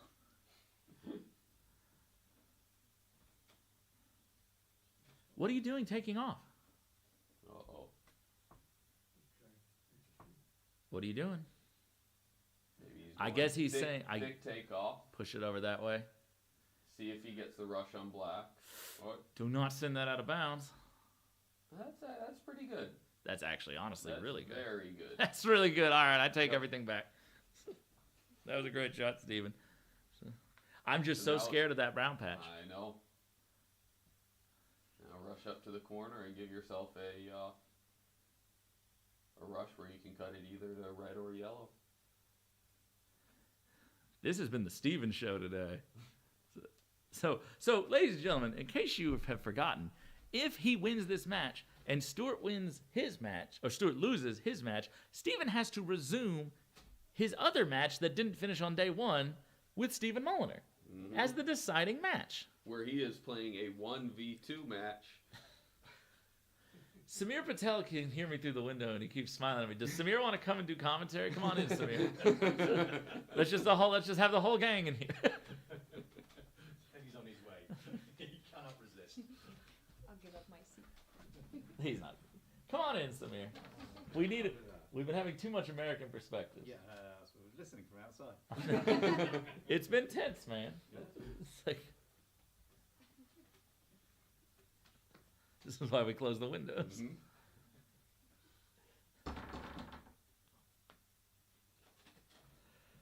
Oh my goodness. He's okay. This is genius. He's got a rush to red, single Yep. ball target, hopefully, or maybe some furniture in the way. He's got yellow, no double. So if yellow hits here, it can peg blue out. That's the problem. Yep. But we'll deal with that if it comes to it. How straight is this part of the lawn? I wonder. Oh, This is a great camera. this This is. is so good. We'll know almost as soon as it leaves her mallet if this has a chance, and if it curves, we'll catch it. That Oh, is that's got a chance. Good line. Good line. No. They got black. Yeah. Oh, What do you mean, oh? It's an applause moment. not for me. It's just- I invited the British team. I invited the British to come in here to give another perspective. They didn't take it.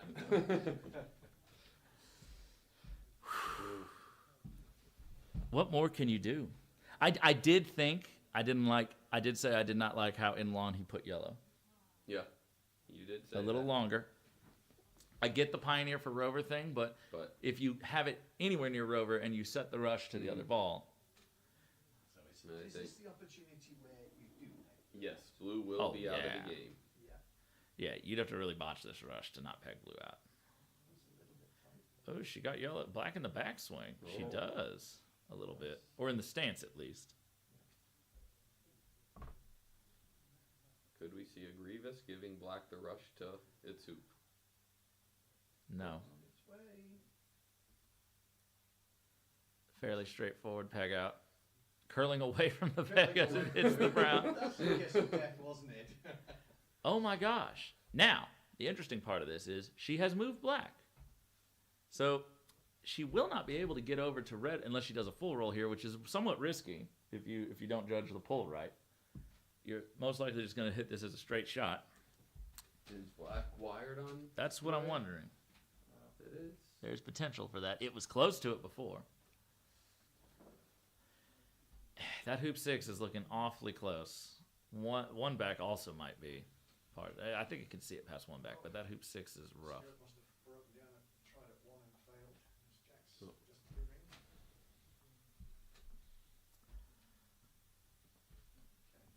Debbie hitting at the moment she needed to. After all that thing I was saying about how she hadn't been looking like she shot that good. Now, she did barely touch it, but I mean, what a shot. Under pressure. That was big. Oh, boy. Steven could win with one more really good hit.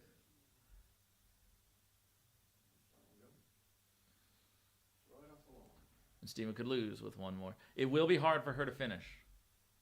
It will be very hard for her to finish in one turn. I think Steven is seeing at least 2 more shots out of this. Oh, definitely. A lot depends on where Stephen shoots his next ball. I think here you triangulate, you make her do some work on that hoop. I don't know, man. If she gives up a big double. Yeah. Yeah, I don't mind shooting. I don't know where hoop 6 is, though, in relation to this shot. If we could get the... Oh, no, it's wide open. Wide open, yep. Wide open. And where she was looking, she's going to... You try to get a single ball here, but if you don't, it's a fat double. Mm-hmm. And again, I know I said doubles are evil, don't trust doubles, but hey, and like, if your choice is between just letting her, one hoop you at a time to death and shooting, you also need to get back to Rover, even if you hit. This might be your best chance. That's true. Steven is a great shot. He makes them all the time under pressure. That's not going to be a double. It's going to be a tough finish though at 3-back. It's going to be a tough Very finish. tough. If I'm Steven and I know 3-back is that tough, I shoot at this. So I think Ooh, go somewhere fairly close, make her do some work, he's looking potentially at going out of bounds. Steven, come on, man. Yeah. He's going for it. Cowboy shit Yep. right here. Yeehaw. Yeah, red won't have the spacing. That's good part. That's a tough approach. it is a tough approach.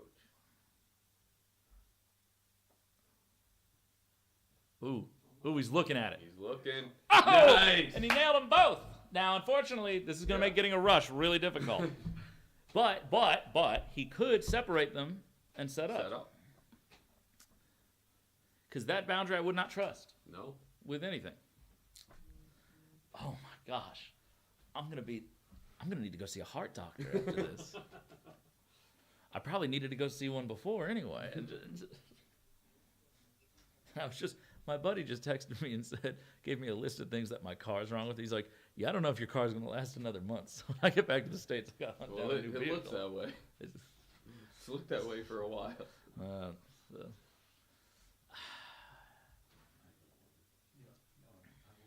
Oh my gosh. Had he not, yeah. Oh my Yeah, god. I how do can't- you not get that out? Oh no, oh No. no, oh no, no, no, no, no, no, no, no, no, no, no.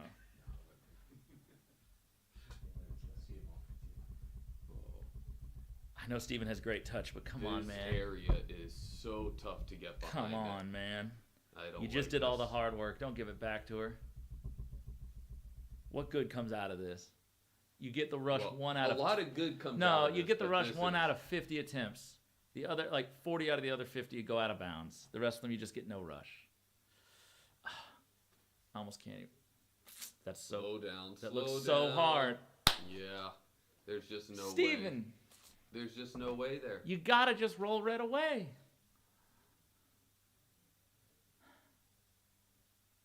He's tunnel visioning. They both are. Yeah. He can't peg her out. He's not for Rover, Chris.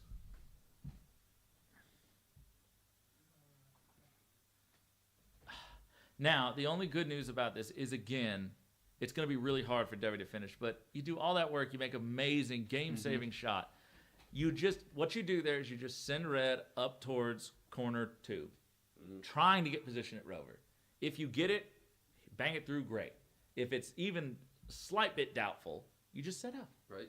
You know at some point you're getting a lift. You're going to have a shorter shot. If you've made that Rover wicket, you've got a good chance.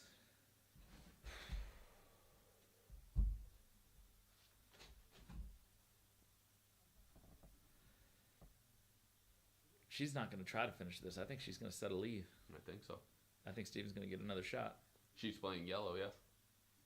She doesn't want to. That's, what is it, a No. 4-yard shot with red? If. Yeah.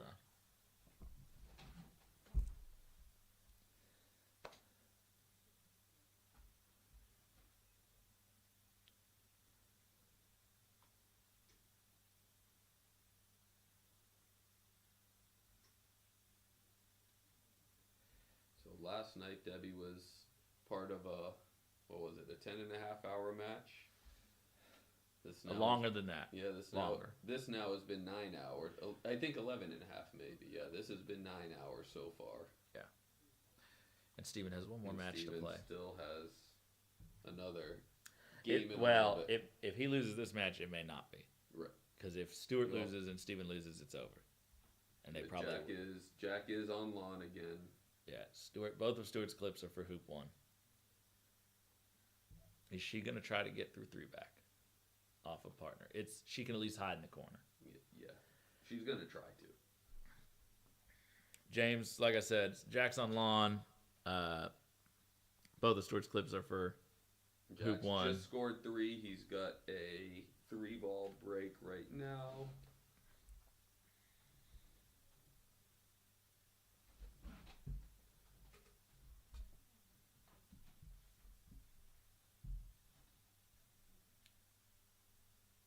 So can we get there? That's Sailing. sailing. A lot easier than her last approach. A At least lot now easier. It's Well- only ground, but it is still Deceptively, because where the green slowed her down before, the green will not slow her down as much Yep. starting from there. The other thing is if you approach this and you don't get it, you've just left black A, Right, you're sending yellow to black with the split shot. and it's gonna, even if you hit this No, as like a it's- 3/4 roll, it's gonna roll. You know this is tough. This is a tough one to control with a And 3/4 even if you roll. get this, your 4-back prospects are still not great with black where it is. I wonder if she's gonna just go for the wire. No, she's going for No. hoop, man. I don't think there is any wire.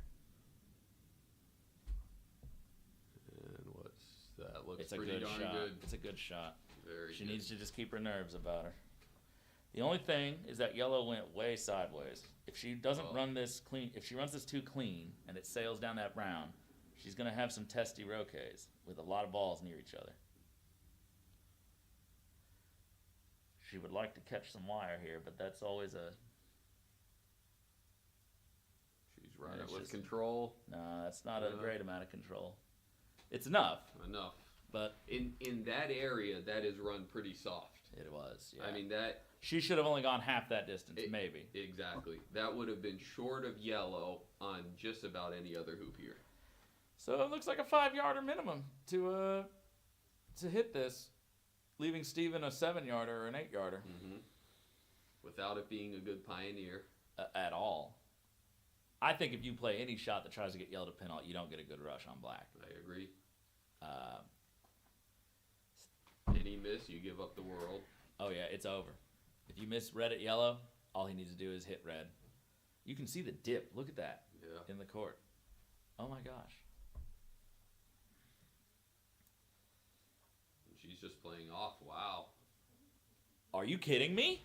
Wow. Oh, Steven, you've been granted every mercy. Okay. So again, now if black hits yellow, Prospects. he can, He can just, wherever it Split it lands, he can away. just take off to his hoop. right? It'll be driven behind Rover. Right. He could set wired from it. Exactly. Red would have to come all the way back down here. Oh my! And then if yellow joins red and he runs the hoop, he could just Yeah, he'll have a go a somewhere pretty- nonchalant and Let's see. First he's got to first hit. he's got to hit yellow. He's been swinging so good. He has been. That's a good swing. That's a really good swing. The nerves have not stopped him. Now this is a tough approach if you're going to It is, Rover. but it's free. He's rushed it to a spot where he can go for the approach, and like you said, he can easily find a wired spot.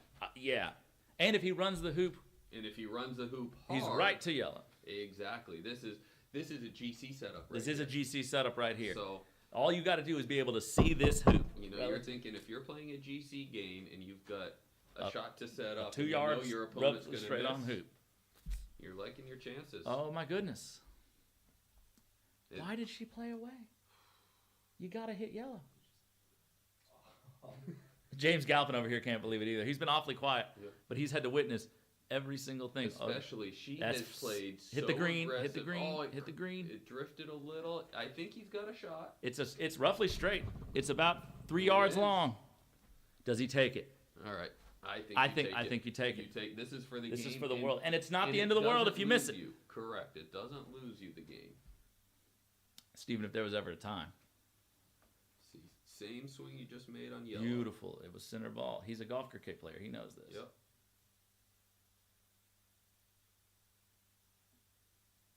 Okay, but He set up wire Wow. for yellow. Wow. Our first thought. wow, that's about as perfect as you can hope for it to be. It's and yeah, she's like, ah, shoot.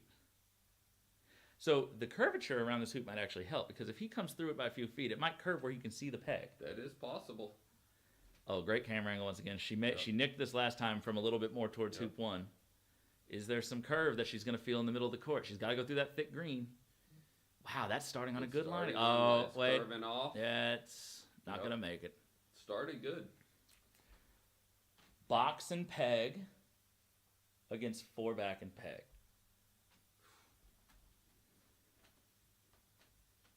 To potentially, if Jack finishes this turn, to send the test to its tiebreaker Yep. 11th. He's ran it comfortably. Can he see the peg? It's a free go. You know what? He's asking for a ref. Oh, he's going for it. Go for it. Yep. Yeah, look at him. Look at the focus in his eyes. Yeah, red does not have a rush in that direction, so you don't have much to worry about. No, you don't. Come on now, Steven. You've made 2 brilliant swings in a row. That hoop shot wasn't even that bad swing. It hit right in the middle. Swing. Oh. Oh no. Oh, no. It landed. It hit hoop 6 and stayed. Steven, Oh, that's a good swing. how many How many? times can this match flip flop? It missed the peg. It curled. It missed the peg by probably less than a couple inches. She still has work. She's got it's that not hoop easy that though, she could going get through cross. some brown, some green. She could get cross-wired. But if there's a chance for her to finish, this is the one. Mm-hmm. Oh my goodness. The question is, There is, is hoop 2 in her line to get behind black? She may have to play it a little cautious. Yeah. If you know, Steven already knows it curves right there. Mm-hmm. If you know it curves that way and hoop 6 is back there, mid-distance on the east boundary is, or a little bit south of peg, is not a problem. I don't one of mind my him thoughts. shooting. I don't mind him shooting, but I mean, Right. if that's not going to be a if you shorter if shot. you see it back there, if you Mhm. see hoop 6, that is the one thing. Mm-hmm. Because what if he had bounced off and just went to 4 back? There's so many bad things that could happen. Right. Of all the ways to hit hoop 6, other than just getting it in the jaws, which would have actually been okay, this is probably the next best one. Mm-hmm. What is she doing? She's sending a yellow deep. Yellow is the reception ball. She's going to be loading and holding because she Yep. doesn't assume she'll get the good rush. Yep.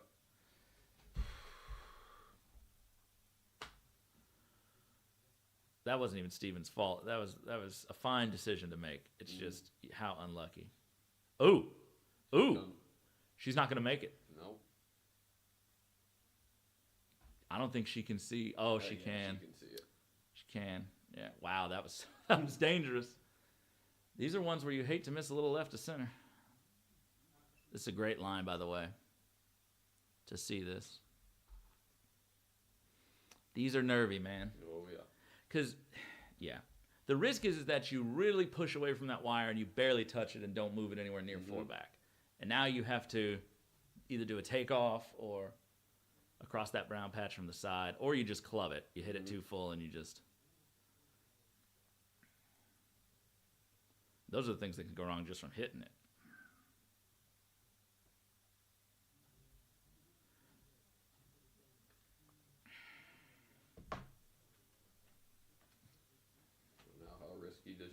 is. Yep, she's playing a leave. Oh, he's getting. Wow. All right, Steven, now's the time to take a drink of water and be smart. Mm-hmm. She can't two-ball this reliably, Nope. so just don't give up the world. Where would you go? I think I would go in the brownest part on the east boundary. Down there? Yep. Yep. Yep. Maybe just a little south of the peg. I think. She's saying did go. she send it? Oh, no. It's on court. It's on court and it's short. And it's short, so It's still a dangerous shot for it is Steven a to shoot. dangerous Oh, it's shot, but it's yeah.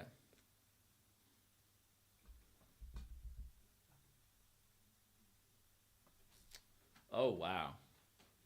Oh wow.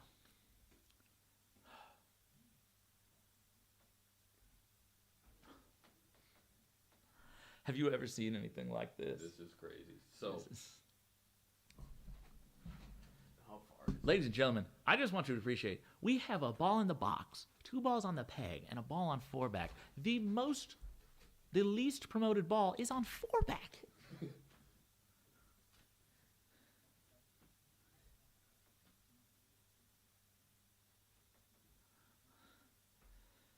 What does she not like? Oh, I guess she's thinking about doubles. The peg might make a fat target with some balls behind it. If it curves a little right, too.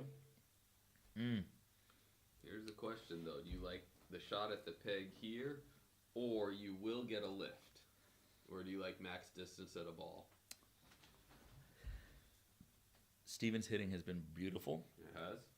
If it's a fat target, I can justify him deciding to just say, I'm done, I need to do it. Yep. If it's Just the peg. just the peg, I don't think I'd I think I like the lift shot better. Yeah, I don't think I would do it. Ben, Black is literally sitting next to hoop 1, like 2 feet from it on the eastern side. So she has no great rush to 4-back. Nope. So it's a cut at best, and it's Yeah, I don't think she's gonna 2-ball this. oh yeah, that would be the most impressive turn we've seen all week. Let's see. He's shooting. Nope. He's- Yep. He must be able to see something behind it. Come on, Steven. Oh, he center balls it. It bounces back. Ladies and gentlemen, What he a just shot. needed one. What a match! And He was now, given his moments.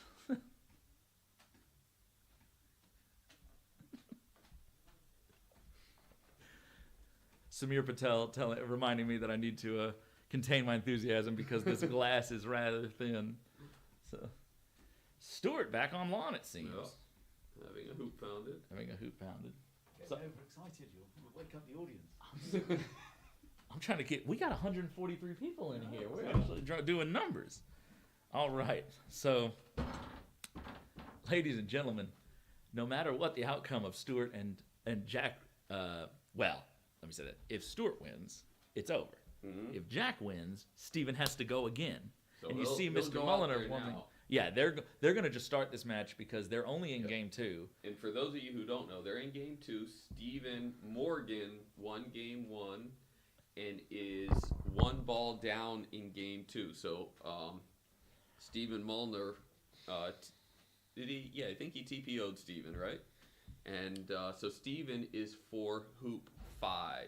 He's going to have 2 long roll-ups. No. He's for Or no, for hoop 4. Hoop 4. For hoop 4, so... Yeah. So, favorite is Mulliner for this game, just based on the play so far.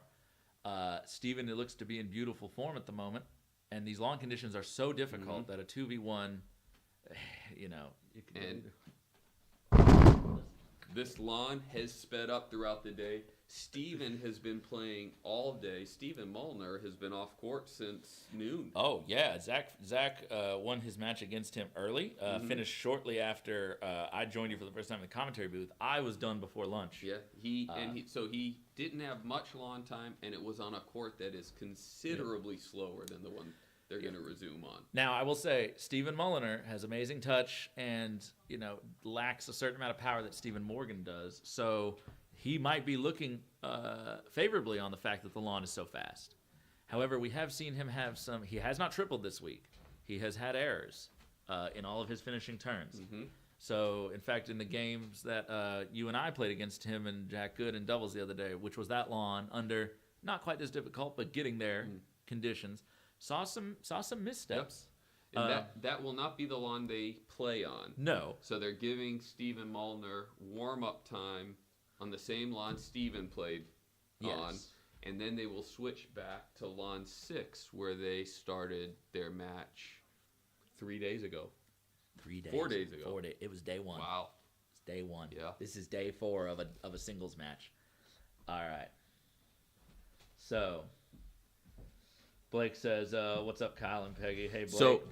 Blake Fields. actually, Tom yes, is no longer Peggy. We Okay. have a new Peggy here. And it's Steven. He broke the peg. He broke the peg today. Yeah, he was rushing to 1, hit a hard cut rush. His ball went, and the peg was on its side. I'm gonna go get another cider. This is so wild. All right, so we are back with Jack's match. Jack is on lawn, and do we know what hoops he's for? Is this right? I think he's For 6 and 4 back. So it looks like he is trying his triple. He's got a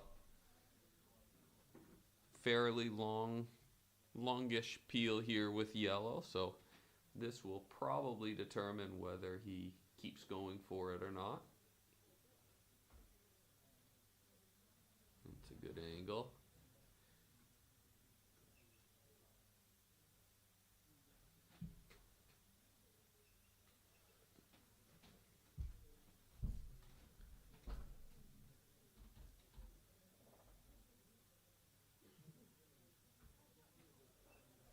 And I will leave you all for one moment. Got to go congratulate Steven and give him some good wishes, and we'll be back.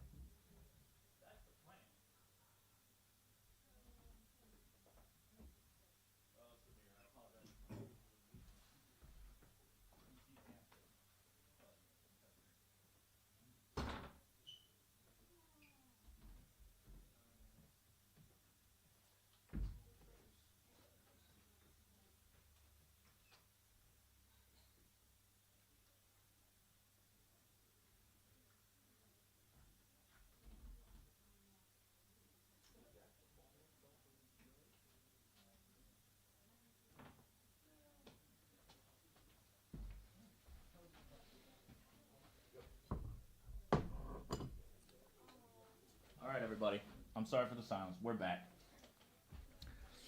So,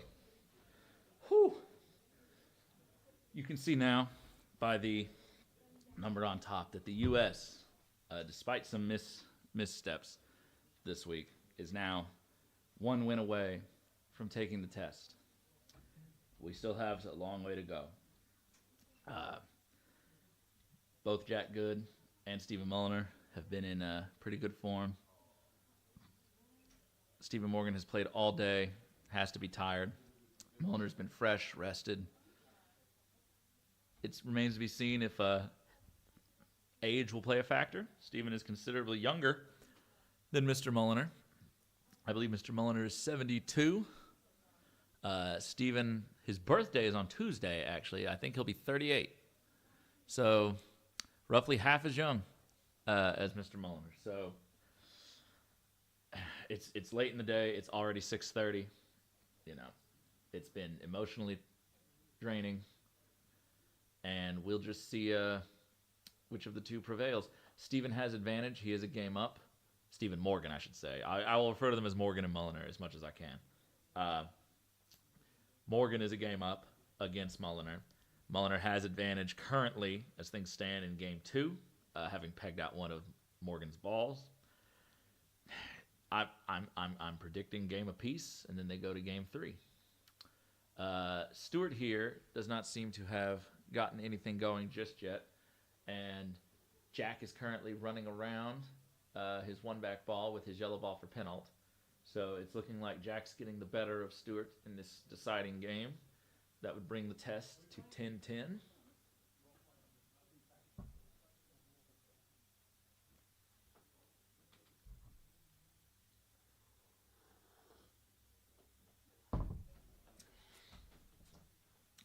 It is moments like this, James, since Kyle's not here, I'm just talking to you. So it is moments like this that really make, if you've had a bad game or a close loss, you think to yourself, why didn't I just make that 7-yard Croquet, or why didn't I just, that loss, Kyle was probably thinking about the 6-yarder he missed today. I'm thinking about both the 1-foot hoop I stuffed in a deciding turn of doubles and also the peg-out fiasco against Samir. So, it's one of those things that you can't really hold on to it when you're in events like this, but, when it comes down to the wire, you just think to yourself, oh, what could have been if we had just... It's always that what could have been. Yeah, 5% better. What if? Yeah. And you got to it's fine to have those moments. It can drive you, it can fuel you, and you can learn from it. What if I had made a better choice? What if I had made a better swing? And, but, at the end of the day, we're here because this is how we've all played. This is the reality of the situation. Both the Great British, I should say. Both the Great British and the Americans have made their mistakes. We saw some from both Stephen and Debbie throughout that long match. And it often comes down to a game of inches. Lots of mistakes, but the hoops are hard, the lawns are difficult with the two-pacedness and the pressure, the added pressure of playing for your country. Like, it's easy to look at, I would have made a 5-yard hit.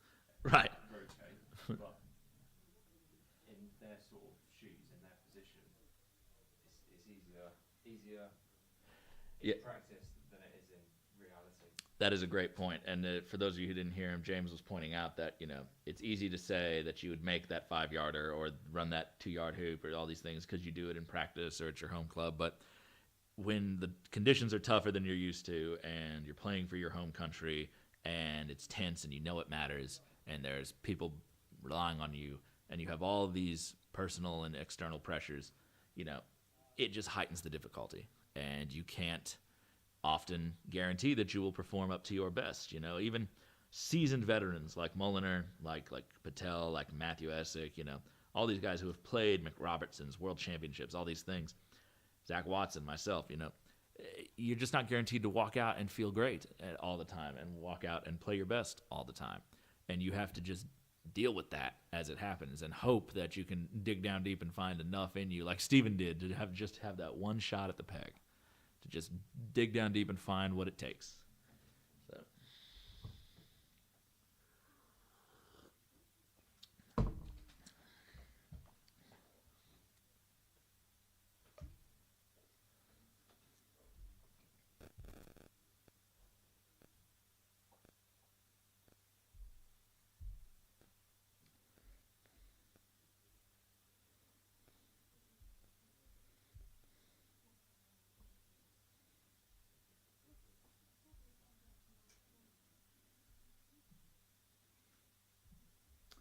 All right, so Jack Good is taking care of business here with every opportunity to finish this peeling turn. It will not be a triple, I believe. It might be. If I'm not mistaken. I think he broke down at some point on his first attempt. James, maybe you know better than I do. No, so this turn is a triple. This turn is a triple. Okay. Okay. Full back peel is full penalty. So, if you can get this right, it's always a free effort. Blue's a little deep, but if blue were slightly more northerly, you could consider this a free effort to try to get this rush up in the peeling position, peel it going to blue. If you don't happen to get the peel, fine. You rush blue down the lawn, you send it back going to black. But blue's a little southerly to really want to be getting into all that stuff, I think. But he'll just be happy just to hit this up the court and get to blue. Oh, he's hit it really well. That hopped a little bit. He's hit it really well. Oh, look at him. He's thrilled. He's thrilled. The only awkward thing about this is blue. I think the hoop is almost between him and the blue ball. And you don't want to play a super narrow split shot here to peel this, because let's say that yellow catches a little bit extra wire on the right-hand side from his perspective and bounces left. And all of a sudden it collides with your red ball or blocks it or does something horrible, and you no longer have a clean swing at blue, or you're nowhere near blue and can't get control. It's just almost an unnecessary risk. Hello, Kyle. Hello, Tom. Welcome back. Tom, need to take a quick break from talking and give a pizza order. Okay. So sweet. Is this a different place than we went the other night? It's the Italian place we went the first night. Uh-oh.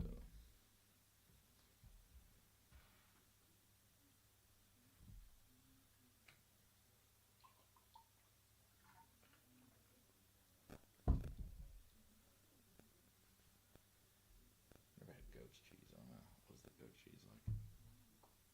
The Quattro Formaggio was really good. Is it? That's what I'm getting. I'll get that. All right. Thank you. Alrighty, y'all. Sorry, I just had to put in a dinner order. So we're bunkering in. We're gonna be here a while. By the way, for those watching at home, this little town on the southern coast of England is about a 3-hour drive down the M5 from London, where we're gonna be flying out of tomorrow. Some of us early in the morning. So we are going to be up late tonight. So I believe the scoring has been updated. I looked away because of the dinner order. I assume from Yellow's position he peeled it. I don't see how else he would have gotten it that deep. So, but we'll find out in a minute. I'm sure all of you know because you're watching more attentively than I am. But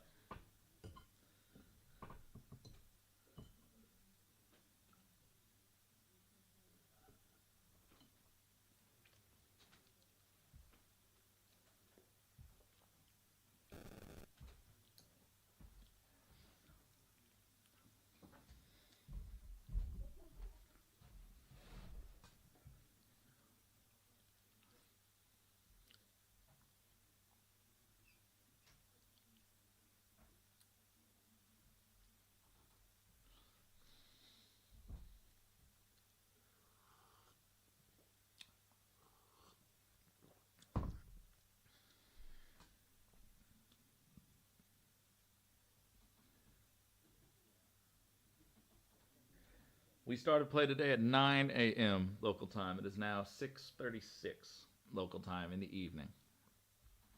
So it has literally been an all-day affair. You can see the shadows are starting to get long. The sun is starting to get low in the sky. Sunset around here is what, 8:30ish? 8:45? 8:45. So we have about another 2 hours of light, more or less. If we needed to push it, we could go closer to 9.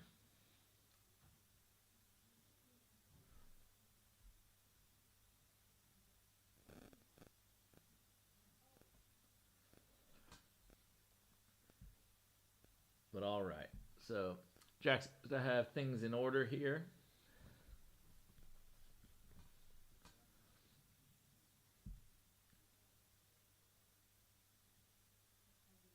He has peeled penult.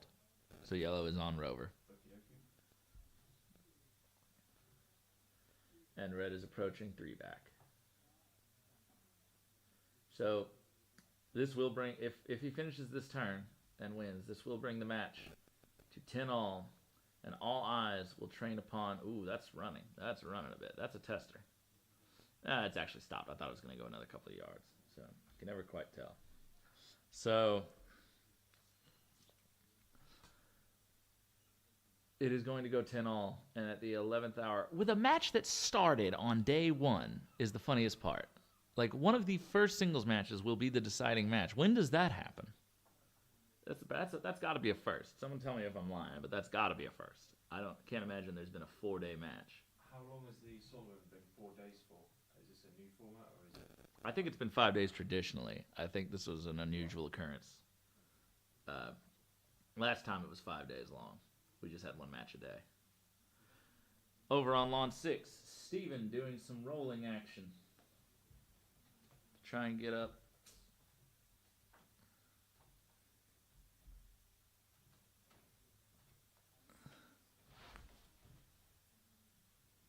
He's rolling up to position on his hoop. He's gotten to about a 5-yard, 6-yard angle position. If he makes it, yellow's actually rushable to 5. Bounces left, outside left wire. So Jack here, having just run 3 back, has a good opportunity here to send black up to penalt. Position yellow better at rover with a rush. Ooh, that's got a little mustard on it. It's fine. It's a greener court than the other one. On the lawn that we were watching Stephen and Debbie, that would have been out of bounds almost. So he has a lot of options here. A lot of people just like to nudge this yellow ball up towards rover, take off to blue if they trust the pace of the lawn. You can rush this all the way down. He's elected to do something in between where it's kind of nowhere in particular. Not really a fan of that. Really the idea would be, since black is a good penalt pioneer, if you get up on blue, then you'd be liking to do this takeoff maybe another 3 yards back towards rover so that you actually are pushing yellow into good peeling position, or at least very close to good peeling position. Now you're going to have to come back and tidy it up, probably, which would not necessarily be a problem, except black is a little deep. There's some furniture between rover and it, and anything can happen. In fact, this kind of exact same thing happened to me against Samir Patel on this very court earlier in the week, where taking off from rover ball back to that ball at penalt, which was not perfect, ended up being my death sentence.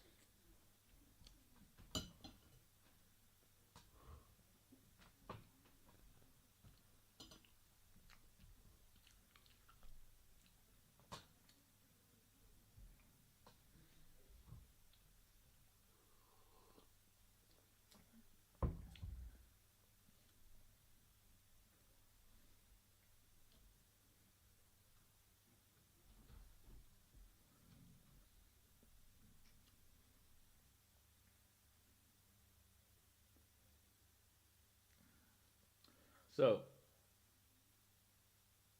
he wants to come through this and get a good rush back down the court, back towards yellow. Looks like he'll get something useful. Rush might be pointed at somewhere near the peg, a slight cut, just to get this further down the court. He's underhit it. He's unhappy with himself. Yeah, and that's fine. It's going to be fine. But you now need to place blue, get a decent rush on yellow, rush it up towards the rover hoop, and then take off back to black, which again, furniture. And it's just a slight loss of control that Jack is very difficult on himself for.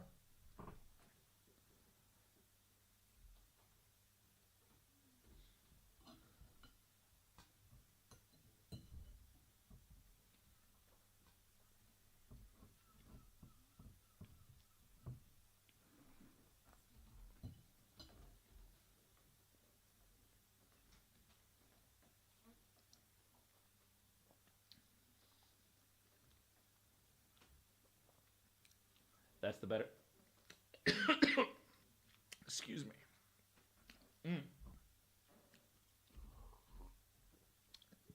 Throat's getting a little dry. Anyway, of the two sides, this is the better one to approach because you don't have to cross the peg of the hoop. So this is actually, yeah, he's hit this almost perfectly. Oh my goodness. 6 inches shy of perfection, but very, very playable. Yellow's in great position now. We would expect this to finish.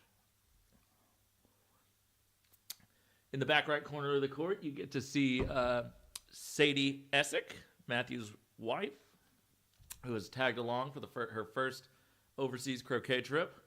I've tried to get her in the commentary booth to give her a one-word review of her experience. I could probably extrapolate it for you, but I won't.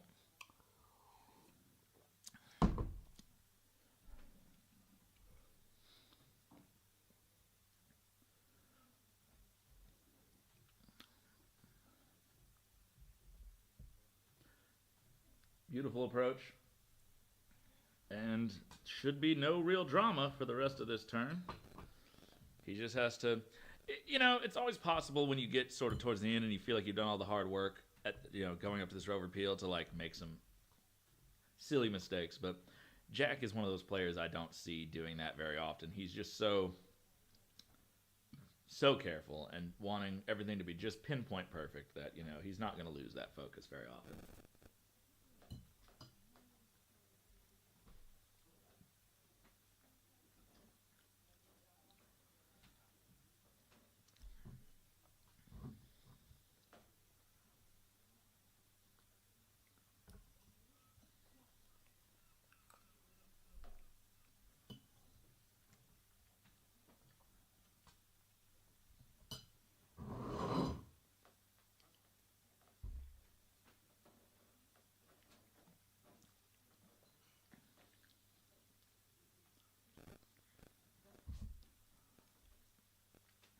Left himself a bit of a longer rush than he was hoping for, as you can see from his gesturing there. Again, oh, he's hit it really well. Wow, that's almost perfect. I was going to say slight, you know, less control than he wants, but he recovered beautifully. It's probably about 2 hours of sunlight, give or take.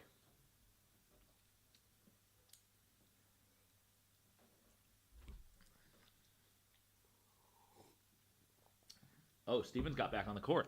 Oh, Steven's approaching hoop 6 with about a 1.5 yarder. And he's made it with some control. Steven's going to try to 2-ball finish this. He's got a cut rush over to one back. Ooh, when this triple finishes. Morgan. Stephen Morgan. I'm sorry. I'm so sorry. Morgan. Stephen, close to my heart.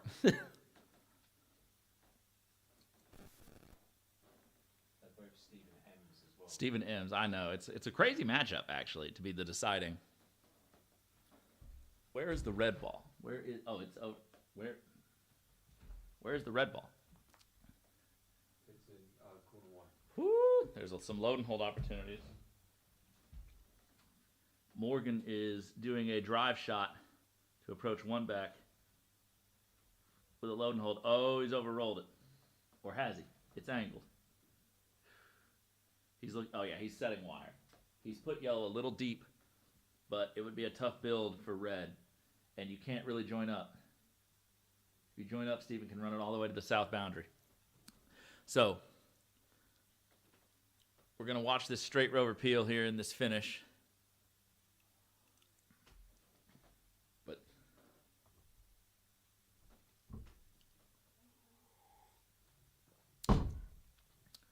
So, Jack over here, about to attempt his final rover peel, Irish.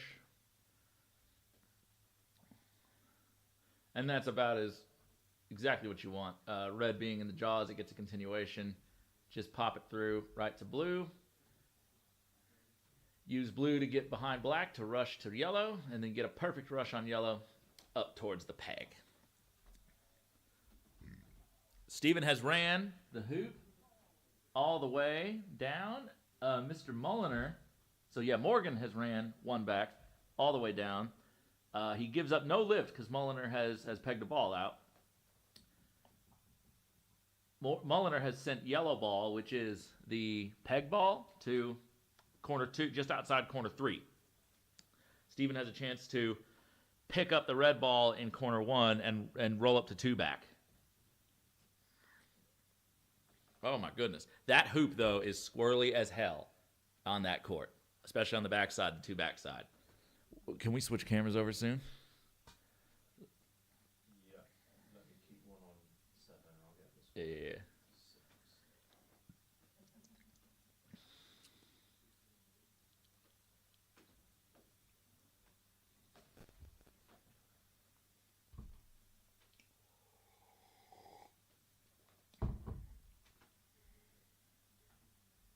So I'll just keep it on Jack for the Yep. So we're about to finish up here. Jack has a fairly straightforward rush. Played it with great pace. Yeah, and that's less than 3 yards. That's 2 yards right there, probably, to the peg. I could have a better angle, actually. Yeah, there you go. That's a better camera angle. That's about a 2-yard peg out. Maybe not even quite. This lawn runs fairly true right through the middle. You can see Stewart waiting in the wings, ready to congratulate his opponent on a well-played match. And then all eyes will be transfixed upon the 1 versus 2 that is currently happening. Yeah. Whew.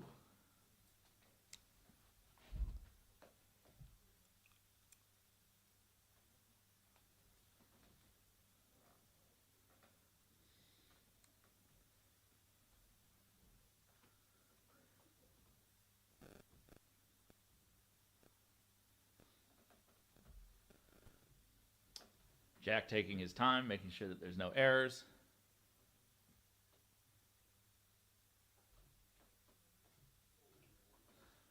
On the other lawn, Morgan has failed to set up wired on 2-back, and Mulliner just hit and glanced it, keeping it near hoop 1, which is his hoop.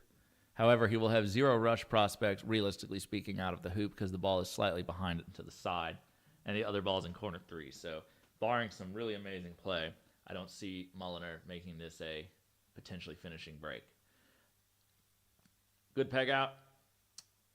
1 shot needed to win the match, and it's good. So, the official score, ladies and gentlemen, 10-10.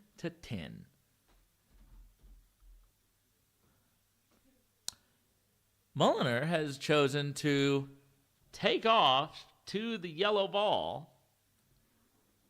So here we go. So you see black there, and you see red on the left-hand side of the screen. He has just taken off from black to that position.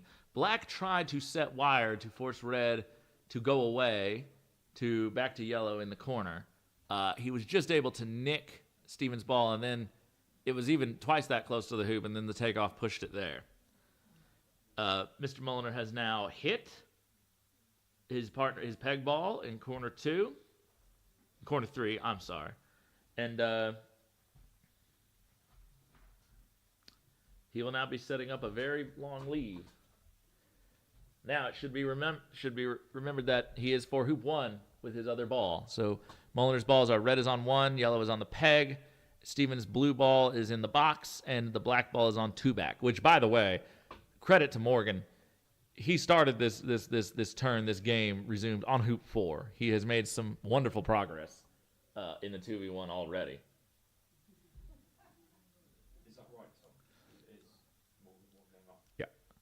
So Morgan is a game up against Mulliner.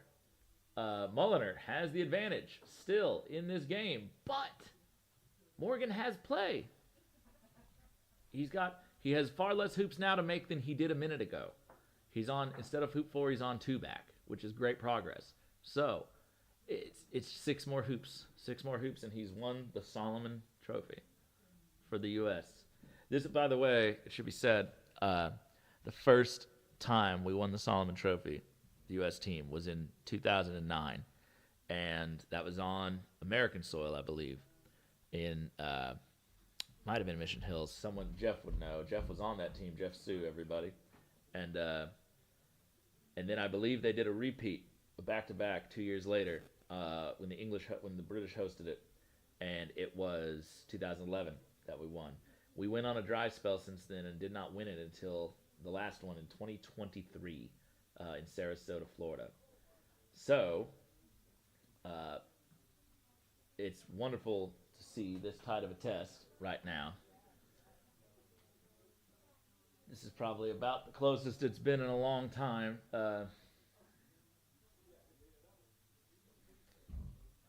So, Stephen not taking any of this bait, going towards corner 4. Not quite into the corner, but he knows that Mulliner is very experienced, very talented at these 2v1 games, and is always going to set up something, waiting for just the right trap and trying to bait you into being too aggressive. Place was closed. This is the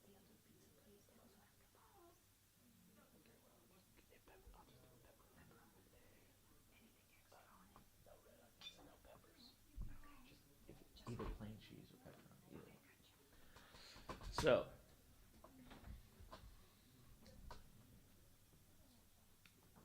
it's come down to this. And you know what's interesting about this is both of these players are in the 3-4 spot seeds for their events. So that's a good wire there. He can't see anything. He's threatening vaguely a rush down to that corner if Morgan stays around there. So Morgan is going to go up the line towards corner 3.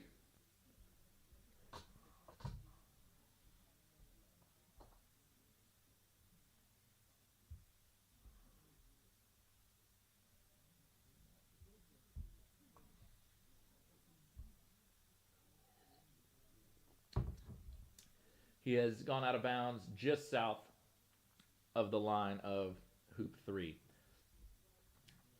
Mulliner has rushed the yellow ball to that position you see there. You can see the yellow clip on the peg. And as we pan over, you'll see vaguely the red clip on hoop 1. He's looking again for a spot in the corner where he can set a trap. So basically, for those at home who are unfamiliar with this aspect of association, Mulliner is looking for a 3-ball break to win the game in one turn. The more shots and opportunities he gives Steven, the more chance there is for Steven to just sort of eke away hoops here and there, as he did just a minute ago. So he is trying to give Steven a shot at his ball, but he is trying to make it as long of a shot as possible, and he's trying to make it to where if you shoot and miss, Steven has a relatively easy build to build a 3-ball break. So basically, any shot Steven Mulliner gives Morgan would be a all or nothing, game winning or losing shot. Now, it's interesting when we get into the psychology of this, because if you're Morgan, you're a game up, you've been playing well, you've made good progress so far, you've made some clutch shots in the last match. How much do you bet yourself to hit a couple? And Mulliner hasn't really gotten any court time. 3-ball breaks are not trivial on these conditions. Look at all that brown. Look at how those balls are sliding. He can almost catch up to them walking. So if it's not a great 3-ball break setup, do you actually bank on him finishing? And do you think, hey, if I hit, I have way less hoops to make than this guy, and I don't need to make them all at once. If I can just get to 4-back, to penalt something, he's got a lot of work to do with me. So it's always a gamble. I've gambled against Mulliner before and lost, and Steven is shooting. He must be a target. He likes it. He thinks Mulliner doesn't have the spacing. He's looking at it. He's missed it. Oh, and he's gesturing. You can't see it on the camera. I can see out the window. He's gesturing like he can't believe he just missed yellow. I think that trickled away on him in the last 10, 20 feet.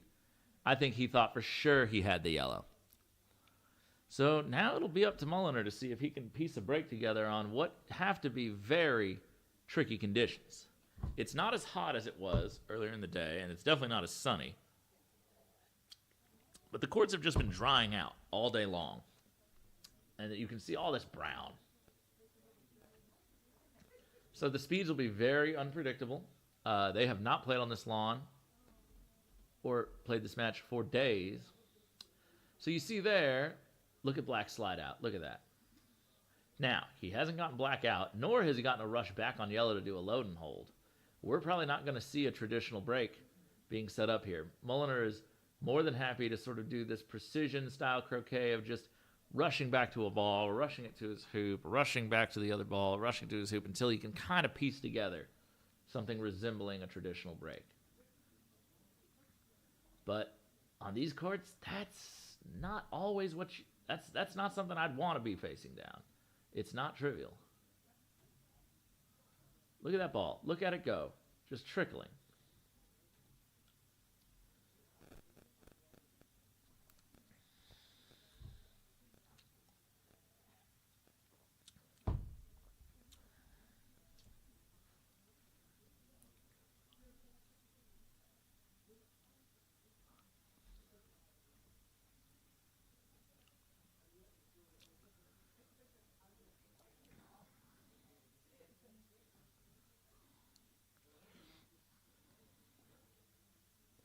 So, this is a potential shot here. He's created some spacing. If he can get a good rush up to 2. Oh, but that ball just,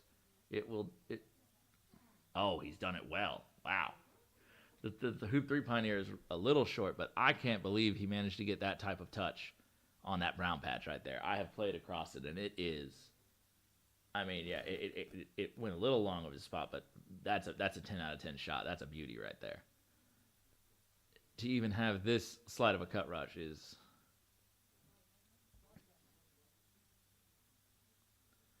the rush did not go off great. Still very manageable, but he'll be wishing he had better.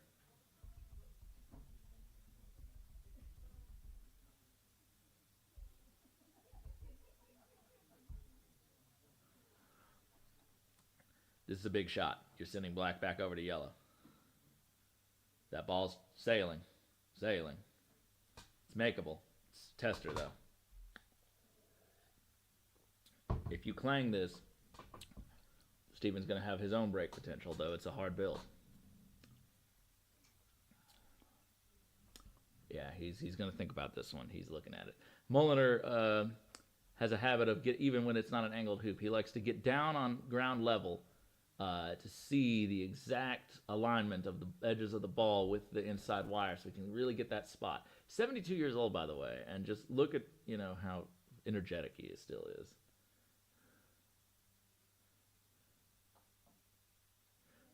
Oh, and I mean, got lucky on that one. That one should have stuck up in the hoop. You saw that thing bounce up as soon as it touched wire. So, fortunate. And, that was a good swing. Luck plays a factor in this game. I'm surprised that went through at this pace that he plays those shots. Spin is your friend. So,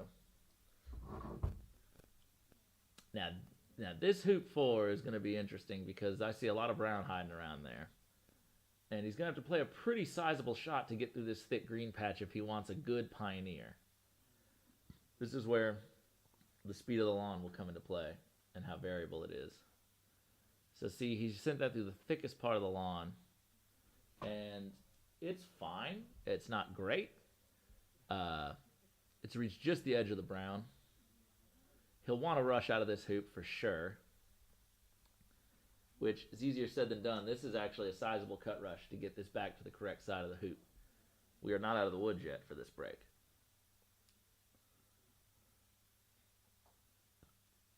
But he's hit it really well.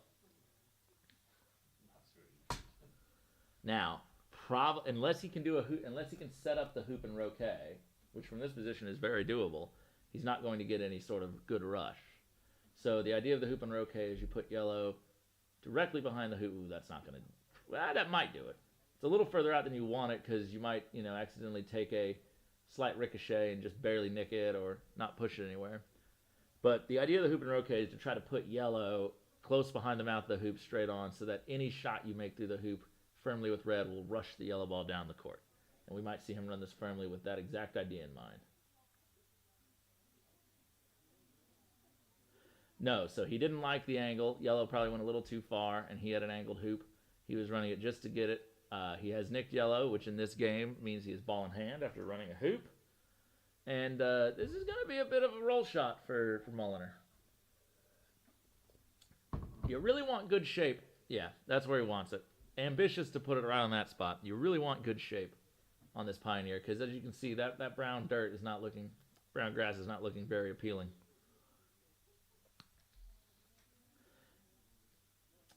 Steven is looking, I can see Morgan out the window, looking fairly loose for a man in his position. He came up short. He was a little bit maybe tight to the line he wanted. That's short.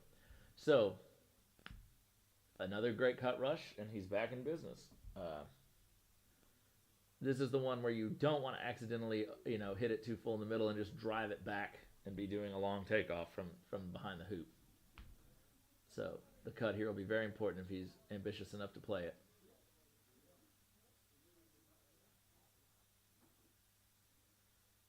And he has played the cut, and it's gone okay. Okay. So, we'll see how good his touch is. And how... Very good. That patch doesn't look to be as maybe slick as I was giving it credit for. So, I don't think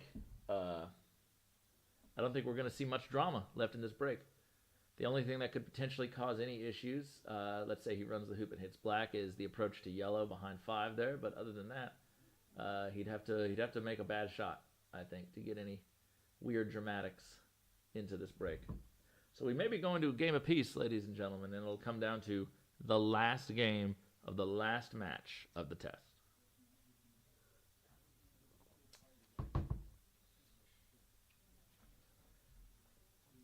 And we thank you for joining us from all corners of the world. We have about 128 people, it says here, in the chat watching this live stream. We thank you all for being here. I imagine this time of day a lot of you are in the States. It's early afternoon on the East Coast. It's late morning, mid-morning on the West Coast. But if you are joining us from... Oh, that's a great shot.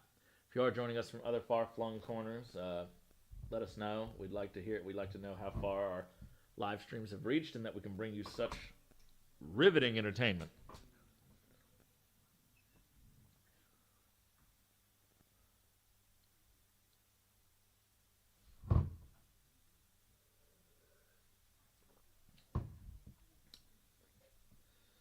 This court is significantly easier than the courts Morgan just came from, which... I don't know if that benefits one of them over the other. It would benefit Morgan just because he'd been playing on it if they had played over there. But that lawn looked to be a touch faster in a lot of places, and I think Mulliner prefers faster conditions just because of the power necessary to play them. Okay, so once again, a slight... He's going to cut this. Yeah, and he's cut it well. Pioneer's not quite getting where he wants them.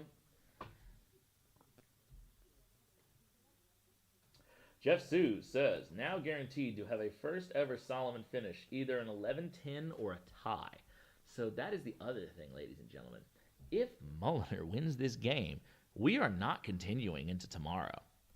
If that game cannot finish before sundown, that third game, the Solomon would tie at 10 matches apiece. I don't know if there's a precedent for that. And obviously, Jeff Sue says it's never happened either way. We've never had an 11-10 test, nor have we had a tie. So, regardless of what happens here tonight, win, lose, or draw for either team, this is a first. You are watching croquet history in and of itself. So, the rules about ties, I have no idea. We might have to make them up on the spot. If they do it like the Ryder Cup, which was joked about earlier, then the previously winning team, which would be the United States, would retain control of the trophy until the next test because it could not be decided that they would need to relinquish it.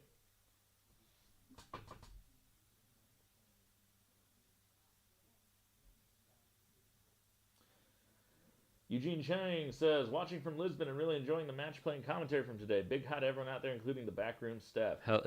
Eugene says hello, James. Hi, Eugene. James says hi, Eugene.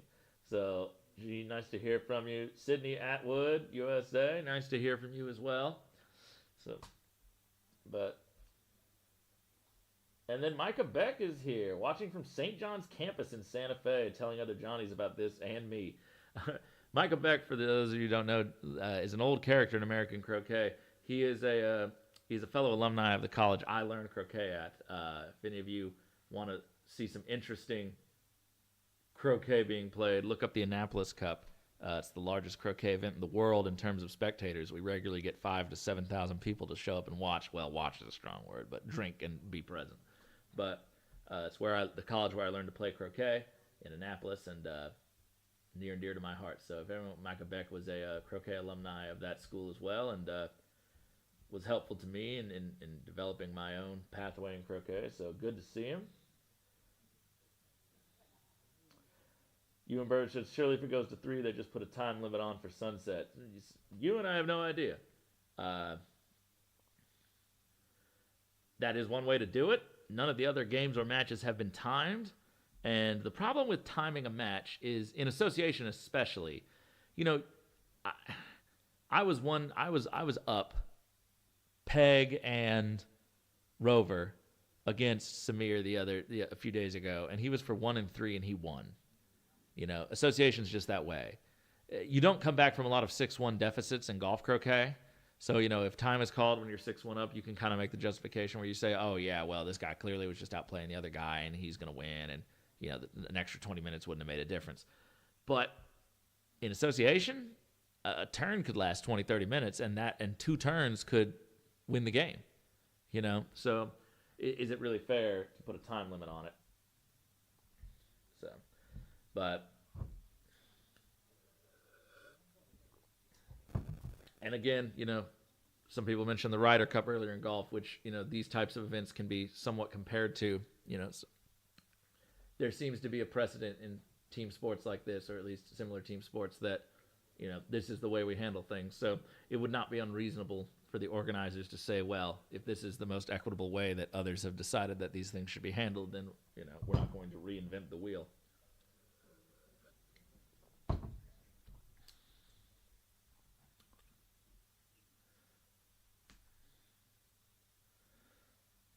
And Mulliner here looks like he is going to be taking us to a game 3 now. Ooh, look at that black ball, just trickle, trickle, trickle. This is the rough hoop. If there's a place that this could go bad, and this would be a bad spot for this to go wrong, with black right there on its hoop with a Pioneer over at 3 back.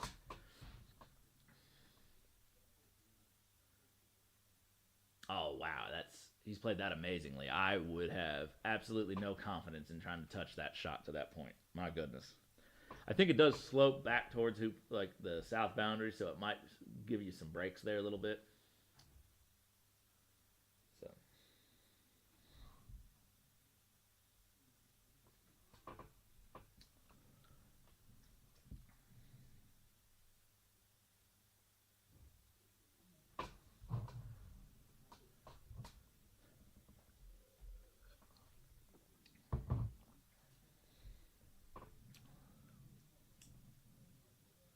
So, as stated earlier, that shot that Morgan took was all or nothing.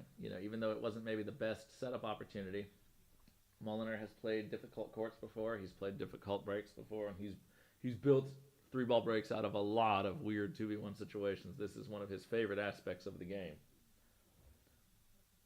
So, against a lot of other people, I would take the shot Morgan took. Against Mulliner, I might have thought twice about it.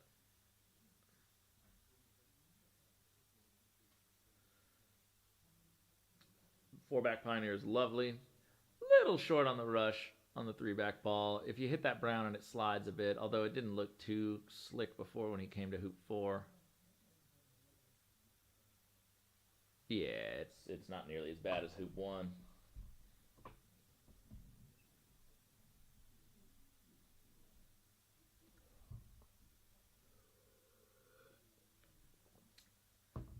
Ooh. No, that's a bit of an angle right there. As you can see, very narrow gap for that ball to get through. Very makeable, but way more angled than he wanted. You don't want to give yourself any testers in a break like this. It could flip the game. Nice and smooth. This is a great line to watch this from. Right through the hoop. It's hit yellow.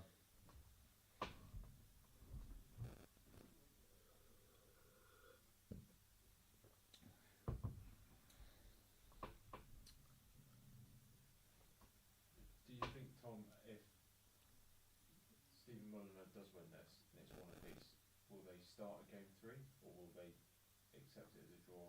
Or because if they start at game 3, they've only got an hour of daylight or thereabouts. There may end up being a conversation. So for those of you who couldn't hear James Galpin asking that question, that if Mulliner does win this and it is a game apiece, do they even start a third game, knowing that there's about an hour and a half of daylight left, and most of the games have gone for 2 hours plus, even when they've gone relatively quick? Or do they just accept it as a tie and call it there?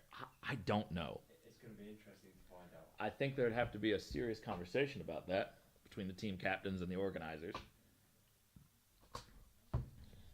Both players like their chances of winning if they're allowed to play. Yeah, the problem is that the U.S. team have to leave the country, you know? And the Great British team quite rightfully might say, well, we don't, and we're willing to be here an extra day and play. And, you know, so there's a lot of different ways you could argue it. There's a lot of different ways you could look at it.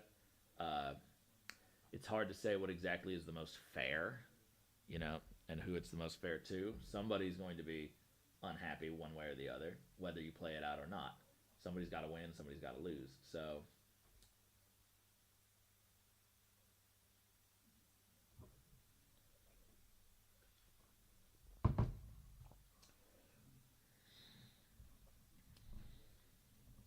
who would have thought we'd get here, though? Day 4, a day 1 match, not yet completed, game apiece. The sun potentially being the determining factor.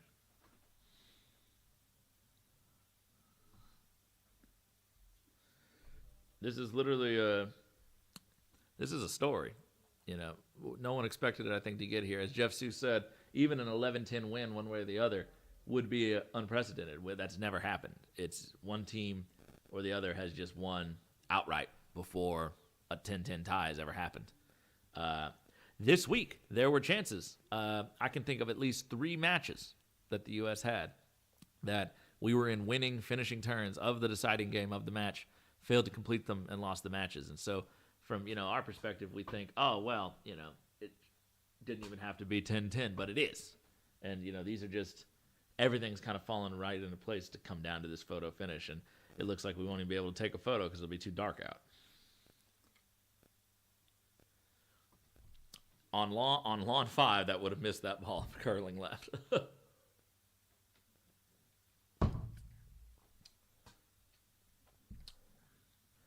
So this should be it for game 2.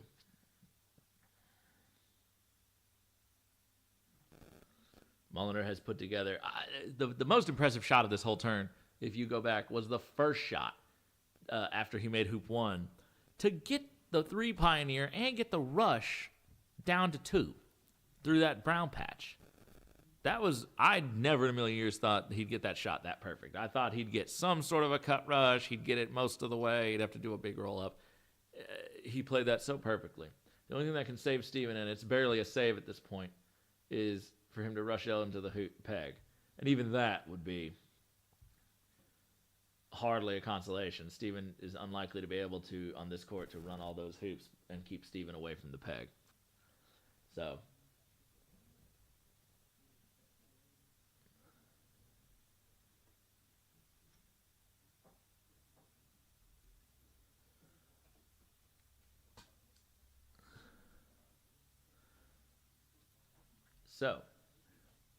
Steven grabbing his glasses to be able to properly see.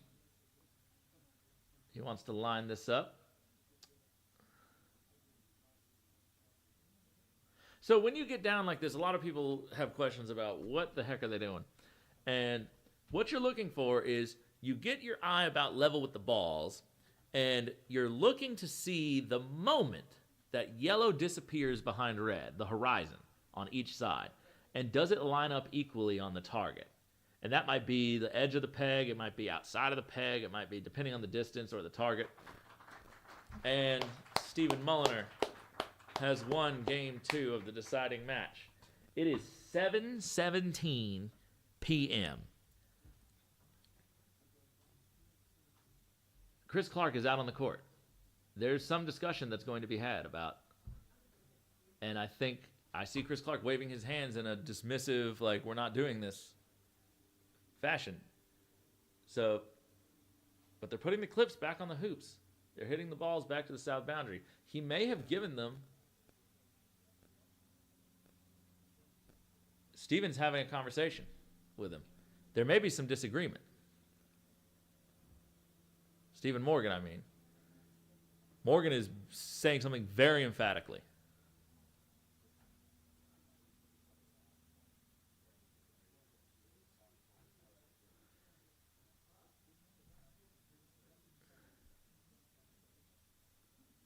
I would be very curious as to know what the content of that conversation was.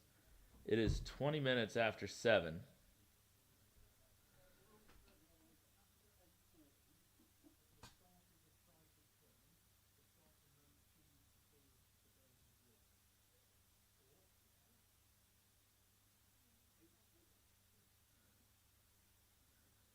Wow.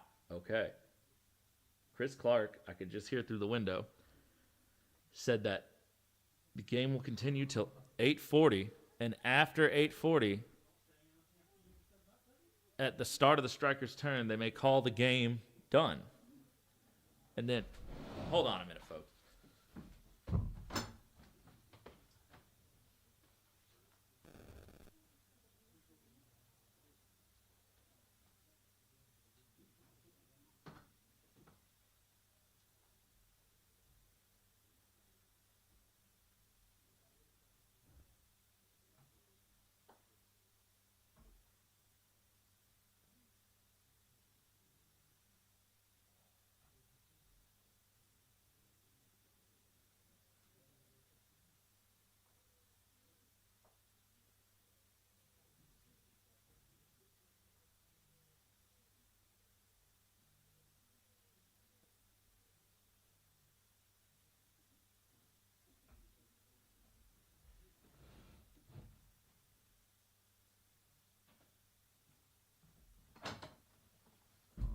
Got an official word. So, ladies and gentlemen, Chris Clark and the organizers have determined that at 8:40, and it will be dark by 8:40, the either striker at the start of their turn after the minute of 8:40 can declare that they do not want to continue and that the match is a draw. In which case, as the current trophy holders, we will retain possession of the trophy. But on the plaque, it will read as a tie, and there will be no winner declared. This would be the first time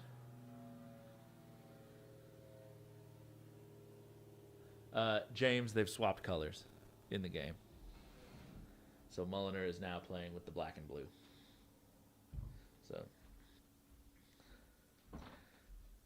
So yes, that is exactly it, man. Mulliner has hit. There have been 53 games played in this test so far. And it is all tied up in matches. Maybe not exact games. If some matches went to 2 games, 3 games. But, so, they now have, and counting, 1 hour and 19 minutes to either win this game outright, which, by the way, guys, I'm just going to tell you, is a hard thing to do. The problem is that, let's say that you're on a finishing turn, James, since you're the only one in here, and it gets too dark for you to finish the turn, and if you decide I can't finish, that's a draw.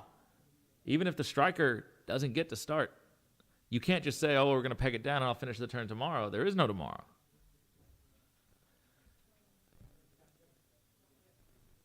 Stephen here trying to get things kicked off fast and early. Stephen Mulliner, I should say. He's an incredibly fast player. Will that speed affect his precision? Who knows? Will the fading light affect his precision?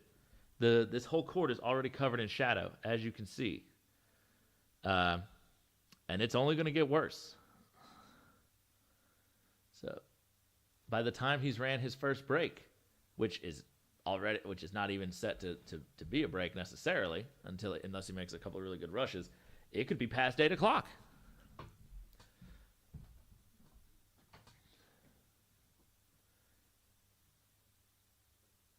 I mean, this is just incredible stuff.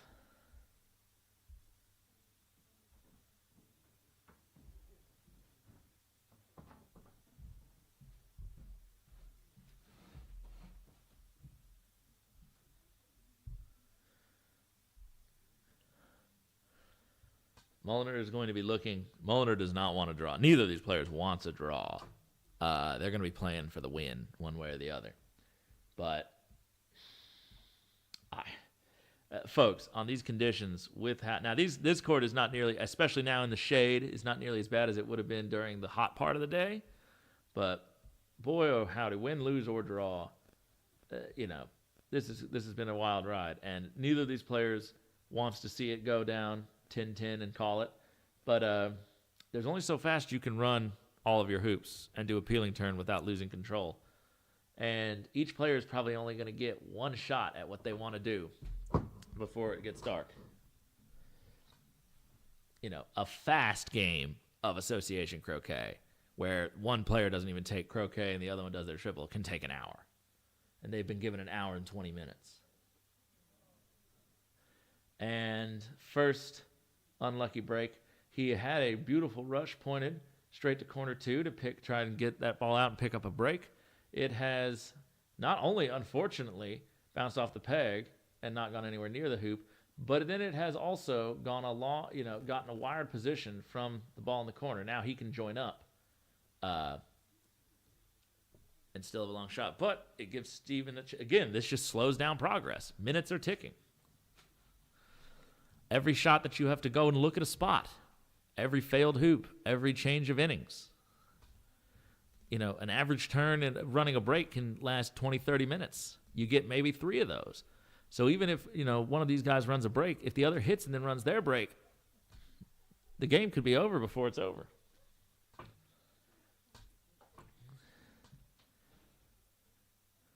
He's gone out just south of that ball in the corner. Well, by the time it hit the line, it might actually be in the corner.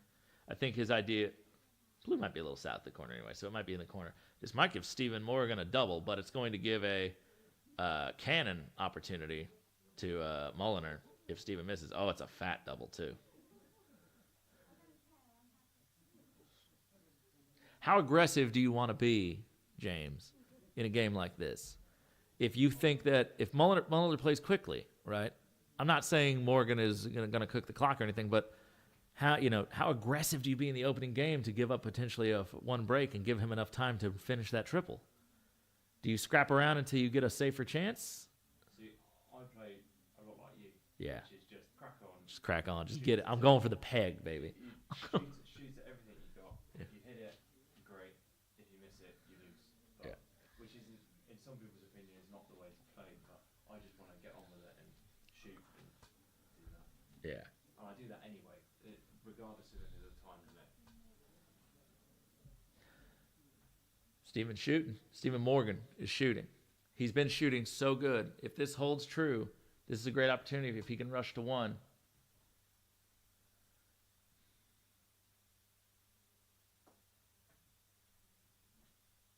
Oh, he thought he had it. Wow. I could see that through the window, and that was so close. Wow, wow, wow, wow, wow. Now, the only good news about that is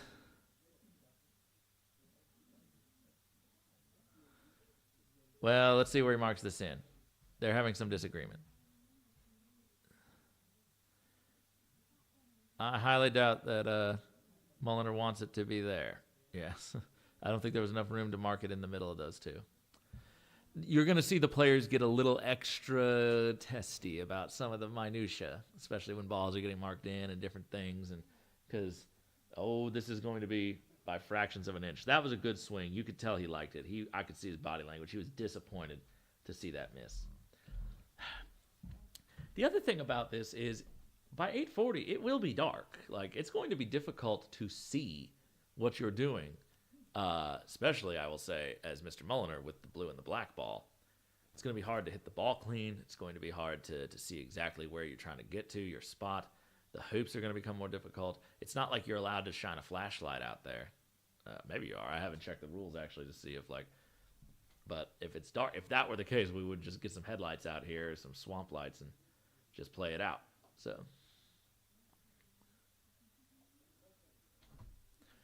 So, but,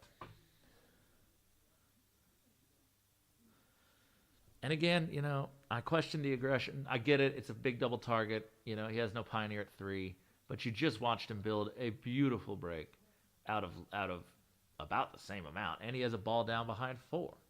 You know, corner 1 might have been a smarter play there. Corner, or even just corner 3, he had no rush.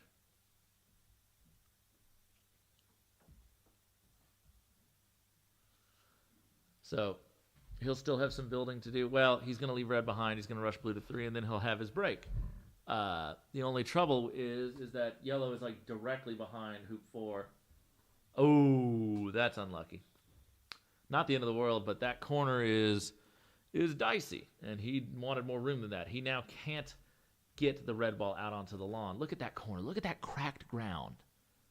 Look at how dry that is. That looks like the Gobi Desert right there. Hello, Debbie. Hello. How's it going? Well, it's crazy in here, Debbie. It's crazy out there. Yeah. Unprecedented stuff. 10-all. We just looked up earlier to see. It's never happened. It's never happened. No. Jeff Sue said also a tie has never happened. Well. Look at this thing go. Look at it. Oh, it's amazing. It nestled in like one of the little cracks. That probably should have. The lawn's slowing up a bit now, I think. Yeah. But wow. So what's he rushing to? Hoop 4. I think he has to. Now I don't know. Yellow is about a yard or 2 behind hoop 4. Ooh, that hopped. That hopped. I suspect that's not getting there. Yeah. He hit it at a good clip, though. It did not get there. You are correct. I can see out the window. Is it good enough that he can cope? That truly depends. It's really hard with the glare. If you look out the window here, yellow is going to be a tough rush up to 3. It really is. Okay. Yellow's about a yard and a half, 2 yards behind 4. I think it has a line, but you'd probably end up on the outside of the hoop. Okay. So, and he doesn't have the best approach across some brown ground there. So, very unfortunate. Red ran into blue when he attempted the rush into this corner down here at the bottom of the screen. That. Okay. So that pushed blue all the way into the corner to do that takeoff that he was doing there. So that's why he's not had the perfect control. Okay. Right. So up to speed. That's good to know. Yeah, and we mentioned earlier to the folks at home, it is 7:30. They have an hour and 10 minutes before either one of them at the start of their turn or just during the course of their turn can call it a draw. And Stephen's going to be racing. He's going to want to finish it. And the problem that creates, that's actually, he's done a really good effort to get that there. Blue's deep. I don't think he wanted blue there, but. No, but he's got a rush of sorts to. He can create a leave if he needs to. Yeah. He probably put blue deep on purpose because this is quite unlikely to finish. And he didn't cut it as much as he wanted. It hit that brown ground and it's just going. Yeah. Pretty good line. It's a good angle. You know, the one thing I was saying, Debbie, is, you know, the fast play I get trying to get it in, but like, it's going to be dark by 8:40. And even a fast break. Yeah, I mean, we were playing till gone 9 yesterday, and Jack, it was really dark. Right, Jack at however old Jack is, He's got better eyesight than Stephen's going to have. Right, and I could barely see the hoops. Sorry, Stephen, if you ever listen to this back, but. So at what point does Stephen be unable to even? At what point can Stephen be unable to see the hoop he's shooting for? Hardly. Well, we don't know how good his eyesight is. It may still be fine. He's only 70. Yeah. He was putting on his glasses to line up those peels. Yeah, but that's different. And, you know, I won't say that Morgan's eyesight is like, you know, he doesn't wear glasses, but I don't know if it's 20/20. Jack, how old are you? 19. 19. All right, I knew I was 19. close. We reckon your eyesight probably is going to cope better with the dark than So at the age of 19, Jack Good could not really see the hoops he was around at 9 p.m. If I'd been you, I'd have stopped a couple of turns earlier. You had right, it was really dark even before that. You had an 8-inch rush about a foot away from 3-back.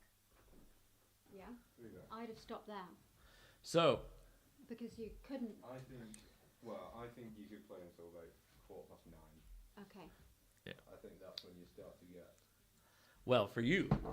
At 19. Yeah, sure. All our older eyes. Mulliner is 72. Stephen's 38. Is he 72? I think so. No. I think he's the same age as David Malouf, and I believe David Malouf is 72. I think he's probably still 71 because his birthday's Okay. pretty much during our President's Cup, which is in a couple of weeks' time. It's third week in September. So I think he's probably currently 71 because I think he had 70 when we were there a couple of years ago. But anyway, sorry, giving far too much personal information away. Sorry, folks. So, this is the position. That ball ran long on that roll shot. Yeah. This is a tester. Ooh. Yeah, this is a rough one. Across some What do we squirrely think ground. that is? About 4 or 5 yards? Yeah. Nice. He's but hit it nowhere slightly in near the his wrong hoop. direction. Yellow is close by at 5. Well, This he is- can possibly put blue into wide position. Yeah.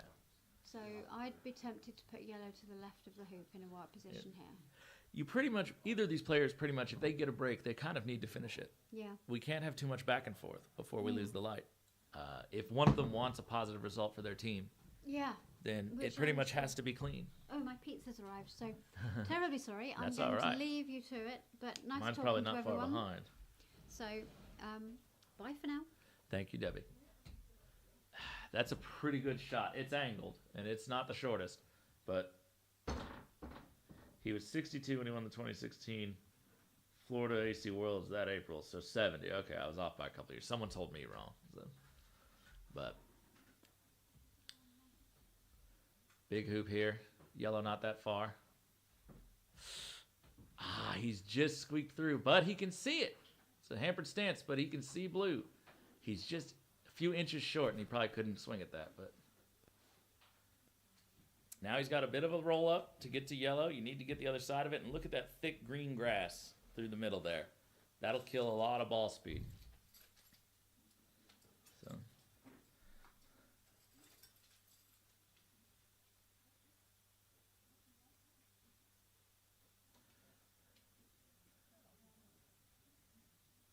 I'm not, even if Mulliner runs this break around, which at the current pace he's going with having to check some stuff and it being a little bit scrappy, well, if he picks up the 4th ball, let's say he runs his 9 hoops and finishes around 750. I think that's reasonable. Depending on what Steven does, Mulliner's going to have about 45 good minutes of light to do a triple as it gets darker and darker. And at any point, if he messes it up, it's a tie, pretty much. So, Jack, did you hear the word? About 8:40. Yes. Yeah.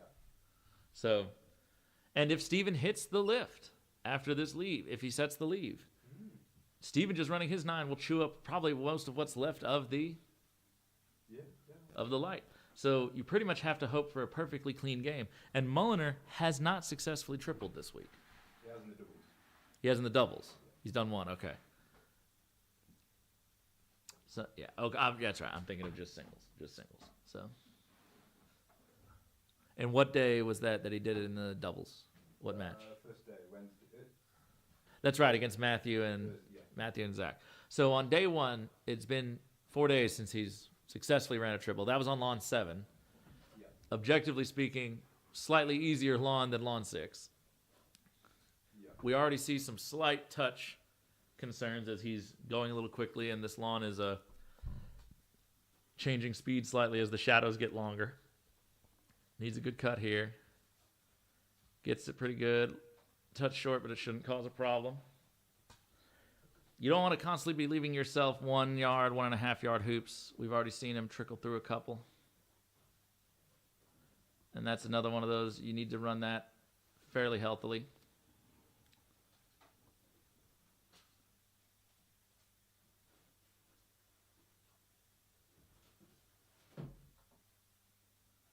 Beautiful. Clean through the hoop. Have a slightly long return roquet, but he's been very accurate with these at a soft pace. It'd be interesting to see if he goes to get red with yellow being as deep as it is, Jack. Red is up here near corner 2. Yellow is about a good 3-4 yards the other side of one back. Center ball. I think he's not going to go to red right now. Oh, I lied to you, folks. He didn't even hesitate for a second. He's going for broke. as fast as he can. And I think my 750 prediction for the end of this turn will be fairly accurate. Oh, he's short. This is a must hit. He actually will probably beat my estimate by a few minutes. He might spend some time making sure his leave is good, but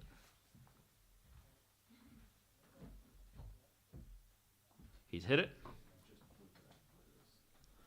If you had a person on the British team you wanted to have this time crunch, it's probably Mulliner.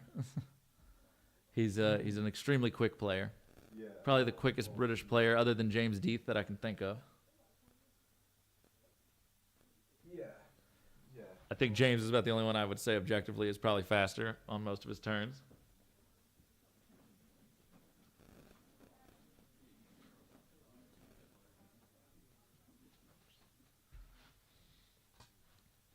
This is a big roll shot. I think with that brown grass, it'll be fine getting past it. It's just the rush prospects back to the hoop that. You don't want to clip it either. Oh, unless that keeps going. Yeah, it did keep going. Wow. I thought that was going to be short at first. He's played that extremely well. He's showing, I know how difficult this lawn is. He's showing surprisingly good touch.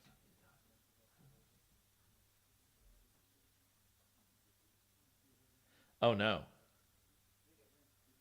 Whew. That was almost, oh, look at that thing roll back. That was almost very awkward where that ended. James says, I'd have finished this match on Thursday. Yes, you would have, James. There would have been some sextuplets. Well, James, you might not have sextuple on these courts and these hoops, but you would have finished something. So.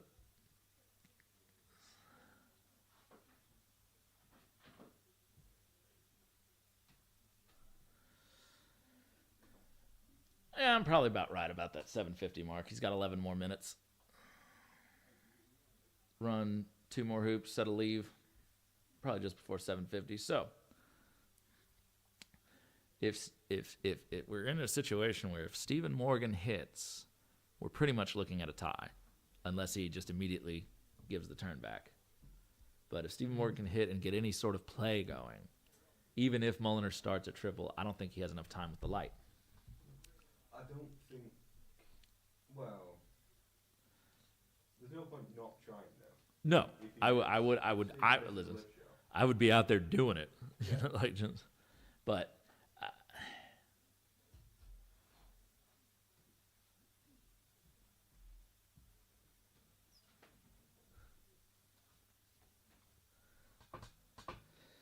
Yes, Allison and Avery also very quick players. I don't know if anyone's matching James though.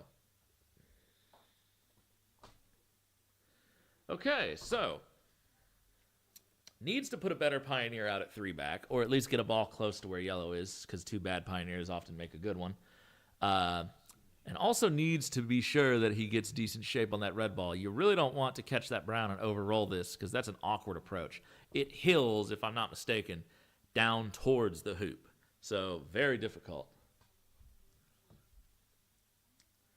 I'm sure he won't stop playing at 840 if he has a triple, but the question is, can he physically play the triple? Especially when it comes to peeling. We were here the other night. Jack Good was trying to finish up his turn, and Jack Good at 9 p.m. was like, I can't see. No, it was like 9:20. 9:20. But I remember watching you around 9 p.m. thinking, man, I can't see. That's just such a great shot. His touch is impeccable right now. So, but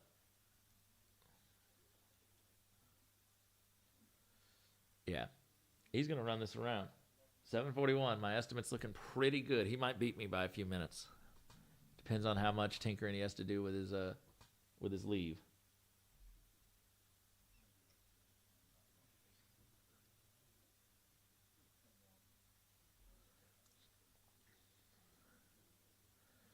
Has given himself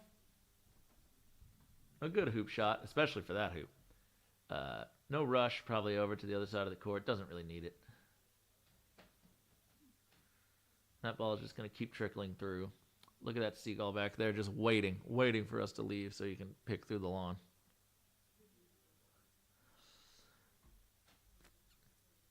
Blue was a touch short too. Yeah, there he is. It's a local mascot.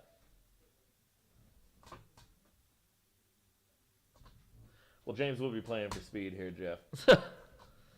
So, all right. Oh, interesting choice. Are we seeing an NSL? He has nudged the blue with the red. He's keeping the herd together, that's for sure.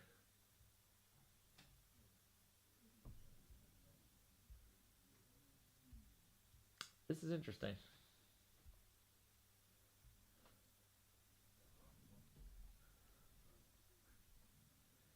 I truly at this moment don't know.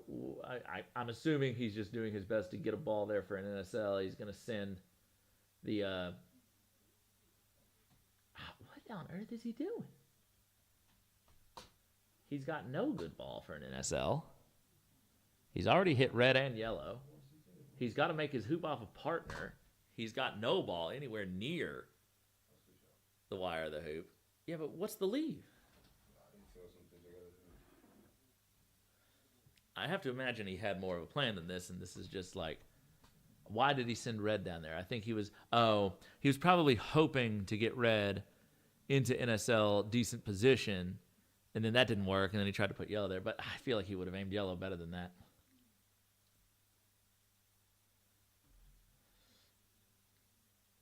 Oh, slightly hampered stance with yellow.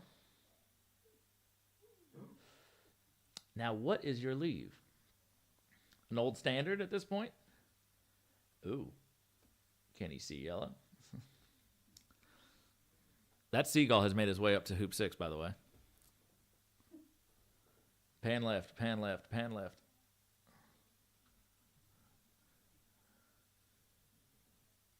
Boom, right there. And he's on an excursion. He's enjoying the show. Okay, rushes part. Oh, no, didn't rush partner over the boundary. Barely nicked it. So, barely nicked partner. Didn't even get it off the line. Not by a long shot. Hit partner first. Which... Okay, this is. I haven't seen this before. He is beating my estimate, though. It's only 7:44. I said 7:50 to finish this and set the leave. So I was off by about, maybe, by the time this is said and done, maybe 3 or 4 minutes. He's playing awfully quickly.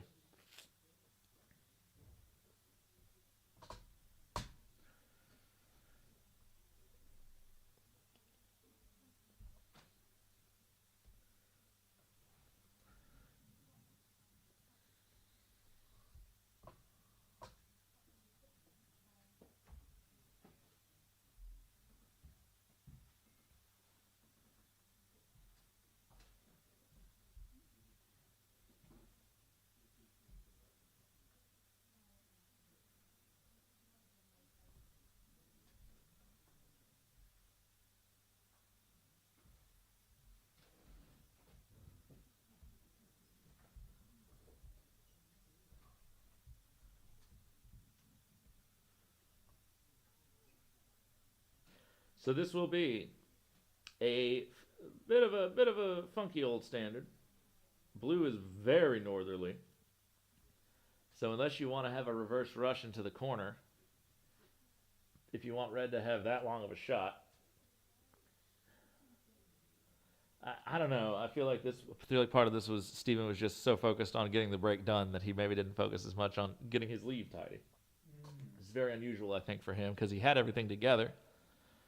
I would have expected red to go up to the peg, him to tidy up whatever was going on down by 3 back. He was almost going for like a diagonal here. Is he going to the corner? So, yeah, I don't know. If I'm Steven, I think if I can see red at yellow, I'm shooting red at yellow here. Because that's kind of free. Blue has a shot back into the corner and a long takeoff / roll to anything else.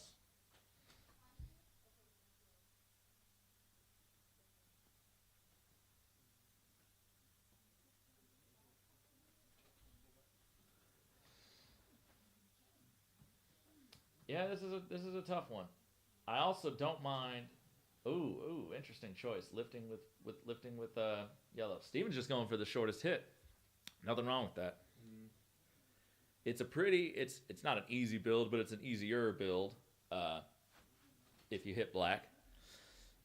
Blue would still have some interesting shots to hit to get back to hoop 1 if they had to shoot black back into the corner. And he might just elect to play the black ball if it's in contact with the yellow, not risk a fluked miss into the corner. And so Stephen here has had some great swings, had some amazing ones to save the last match. Will he have a good one here to keep the American? Missed. Yeah, man, that's just, yeah. I don't know. I think this late in the day, having missed the last hit in, last couple, I would say, because of his opening too, I might have taken a more conservative shot there. Left blue and black to their own devices. Oh, he hit! Oh, no, he didn't hit. Oh, sorry. I'm losing my mind. I'm so tired. It's been long. For some reason, I saw him putting balls together, and I just immediately went, oh, no. So Stephen will have a single ball target at this. If blue is truly on the line, I don't know if it is. I mean, it's going to be roughly a single ball target either way. If you just happen to clip black, then, lucky. But it's about 6 yards.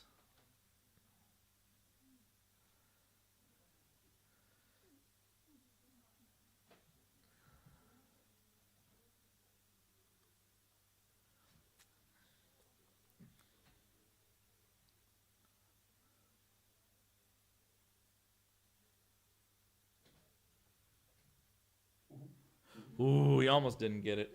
He didn't like it. He clipped yellow. Just barely got it. That would have been crazy. Can he convert this triple? It will be his only triple in singles. His first triple since day 1.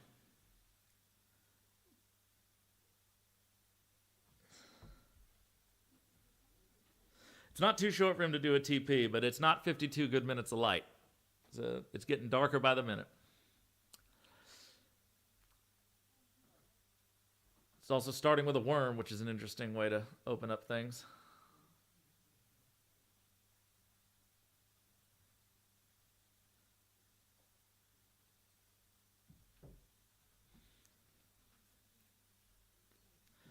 If he runs this triple, this will be very, very clutch.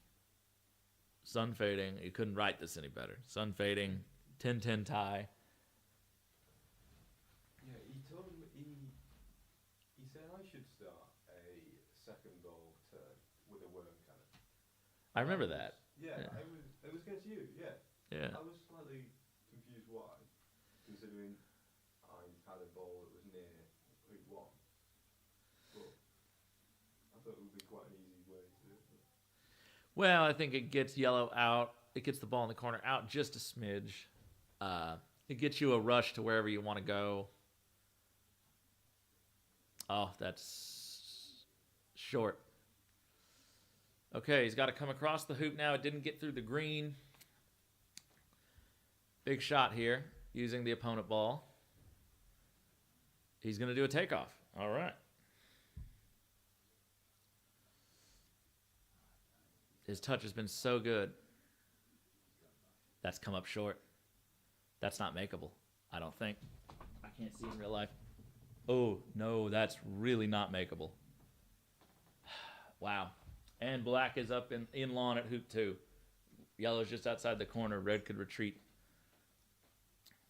Now, obviously, Stephen is going to go to some position. He's gone just past the line of hoop 2 on the west boundary here. So basically, it kind of guards against the shot at black, but not a whole lot, just because that would still give Stephen a very nervy 7-8 yarder into the boundary. Stephen's most likely play here, Morgan's most likely play is just to go and try to hit yellow in corner 2 and then come over here and disrupt, which is what he's opting to do. So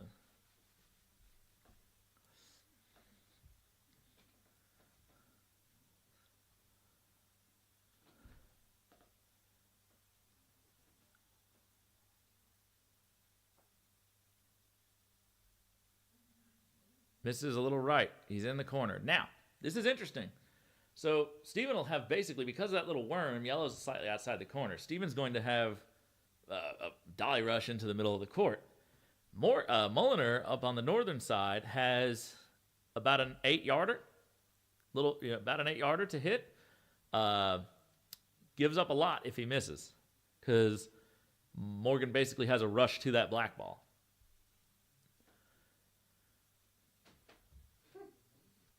Wow. Look how far he's gone. I know.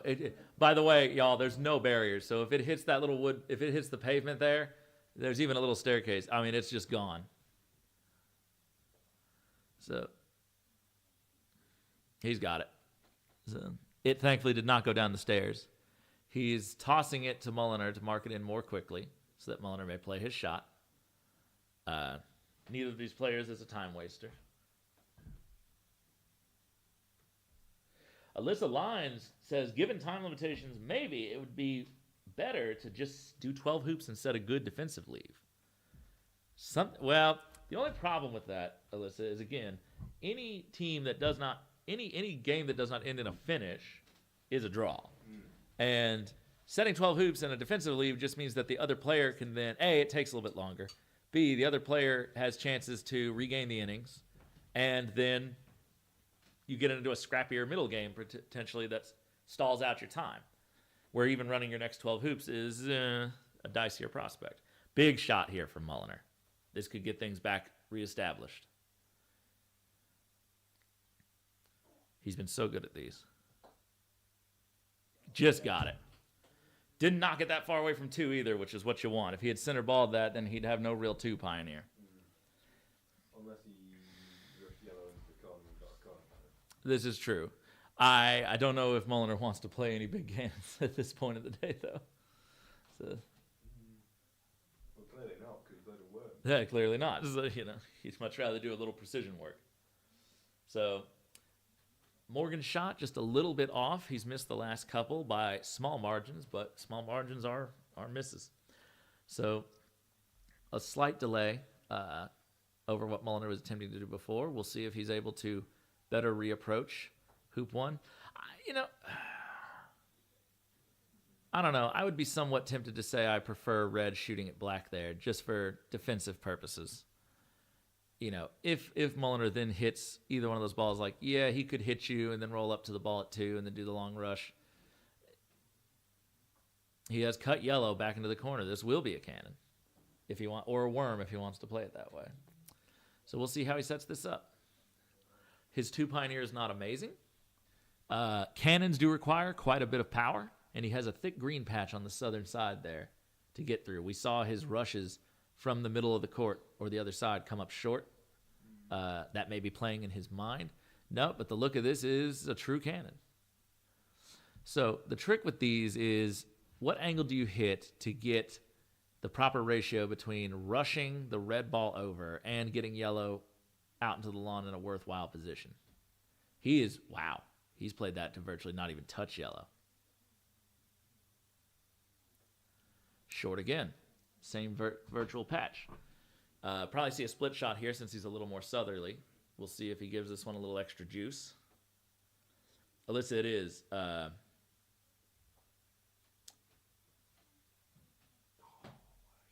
That is a great shot. Wow, what touch.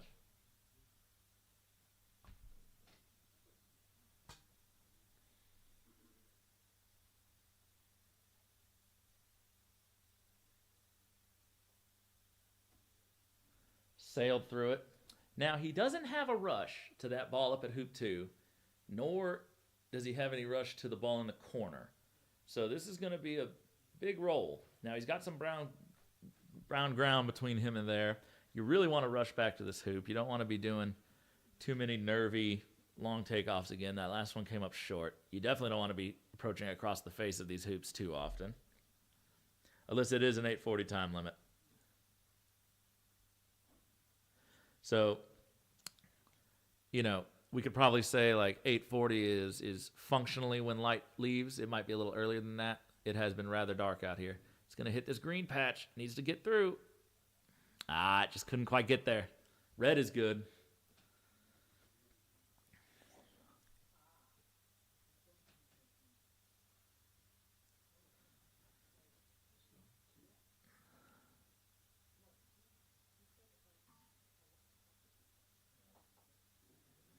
It's a great cut. He might end up directly behind the hoop, though. That's unlucky. Manageable, but unlucky. The only problem with these positions is if you don't know, you go over the old hoop holes, you don't know how it's going to curve, it could become a little awkward, but I think he's very familiar with how these lawns play at this point, so. Oh, it just does trickle a little bit out that way. Yeah, see, it's left him a bit of an angled shot. Very makeable, but it just caught a little bit of an old hoop hole snag.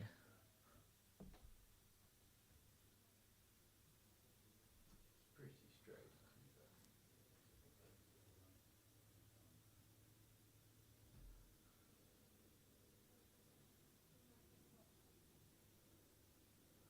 All right. Ladies and gentlemen, this triple is about to be on. All he needs to do is dig that yellow ball out of the corner. And we'll have a delayed on our hands. This green patch, you want to make sure that you power this black ball through there. You really don't want it to be that short because you will probably have to approach that ball from the corner unless you want to make the hoop first off of it and then take the 6-yarder. That's short. And it's wide. Well, it's actually fine in that position. It's a little wide of target. So I might have been tempted to play it more into the brown on the other side. But he's got himself a decent position on red.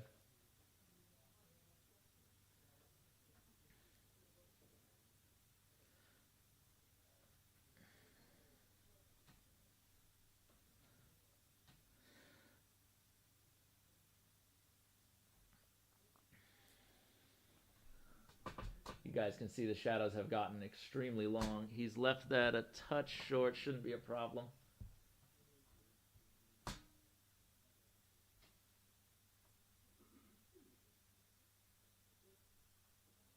Very good run. Very good. With a rush down to the ball in the corner. Let's see how he plays that. It's more or less aimed straight. It's aimed a little bit north of it on the line, but he's been rushing so well. Let's see what he decides to do. Yep, rushing straight over to it. Needs a good spot, though. Needs to make sure it's marked properly.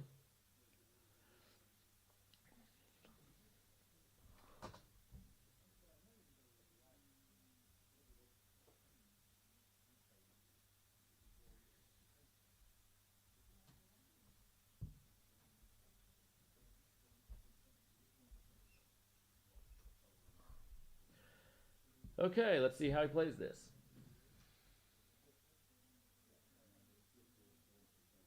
Interesting play. So he's going to send yellow.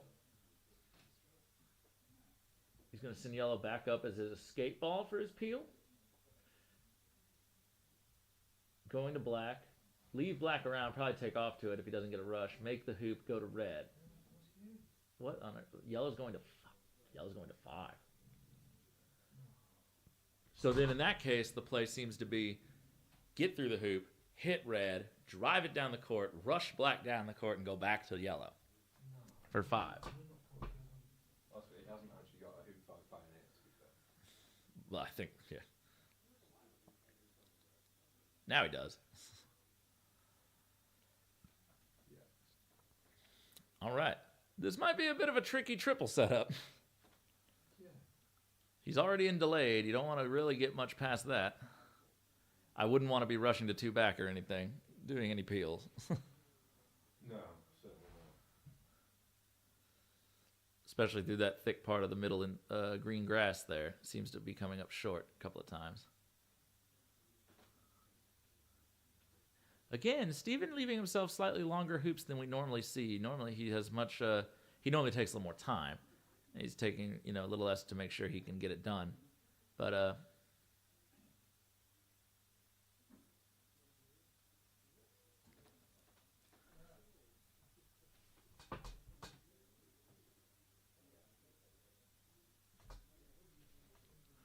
Mika Maloof makes a good point. Mulliner has nothing to lose here. He will go for the triple, and Morgan doesn't have enough time to win the game. That is correct. Pretty much here it's either Mulliner wins or it's a draw. So it's been a very favorable outcome from just him getting the innings. So red is going down as an escape ball. Black will go back behind. He'll go down to peeling position, ideally, and yellow will make 5. The escape ball is a touch short, maybe. Yeah, it's a touch short. He could do a straight peel and get a nice rush over.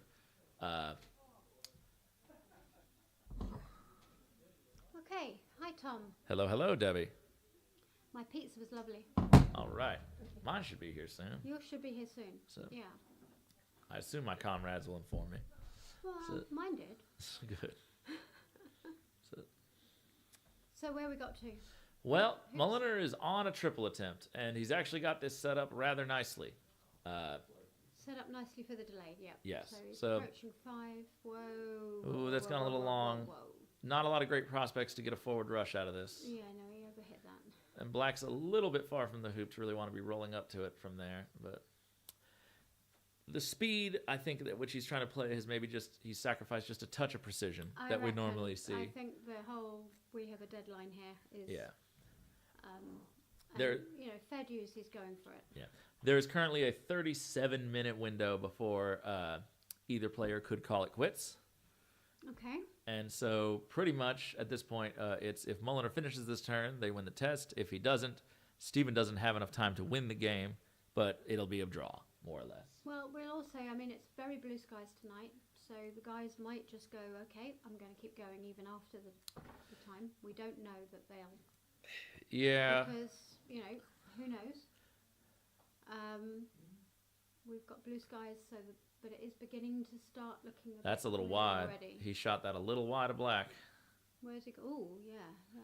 That is if he wants to even attempt to keep this in peeling position, he's going to have to lag really softly at this ball and hope to catch it on the correct side, which is very dangerous. I'm surprised. On the other hand, it's getting to the point where Stephen hasn't got time to win. The other Stephen. Right. So our Stephen can sort of just go for it a bit. and he is. And if this turn takes much longer, and even if it ends right now, Steven, by the time he would run 9 hoops, Morgan, Yeah. the light would almost be gone. Yeah. And he would know that before he even started. So he would just run his 9 hoops. He would set his leave. At that point, depending on where the clock is, he may not even be having a thought of finishing. He's Well, just it's not a nice situation to be in. but- no, it's not, and it's a shame that this match has taken 4 days to get here. Ah. So Well, I'm afraid I'm contributing because I had an 11.5-hour match yesterday, which is why this match didn't get finished. this is true. yesterday. That doubles match was a marathon And for then sure. I had a 3-game against Stephen Morgan earlier, which kept going forever and didn't quite go my way in the end, but it was a fun match. Yeah, that was a crazy one. It had us hyped in the booth. It was, one way or the other, it was just a lot of crazy stuff. Stephen Morgan, suicide shot, but just keeps hitting him. Yeah, he unfortunately has not hit the first couple he's had here, or the one in the last game. He made really. Ooh, he's going for Black first. All right, He's going to have the peel. Yeah. from back there, Well, he's made 6, and he has. he's Yellow gonna- Pioneer is a little deep behind don't one know, back. yeah, I don't know where. No, he's not going for a peel. No, he's not. He's just He going. just wants it at 2 Is back. he going for finishing his break before the time limit so he can just finish next go? He might be doing a 9-12-3. Yeah, he might be doing that. Whoa. That's okay. Touch. Ooh, that's well short. Yeah. That's not a good so pioneer. at this point, if you're not having a TP, you just need to get the ball round to the peg. Yeah. So that you've still got a finishing turn after the time limit.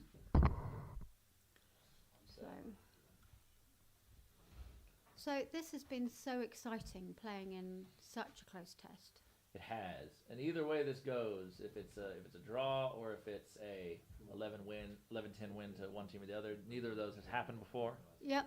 So So it will be unprecedented. It already is. He's put a second Pioneer down there. He seems to have gotten things back in order. That Pioneer also a touch short, but it's straight. whoa, yellow. That's Yeah. okay. That's okay. Yeah, it stopped a little earlier. Yeah. This court doesn't seem nearly as slick as the one you Well, and Morgan were playing it on, had and the it's sh- it gotten had- shady. It had the shade on it earlier, so I suspect the lawn I was playing on earlier has slowed up a lot now as well. That's also in the shade now. It was quite tricky. Yeah, it looked like it was hard to Yeah, even get a break around. It was a struggle. In my own defence. In both y'all's defense. So.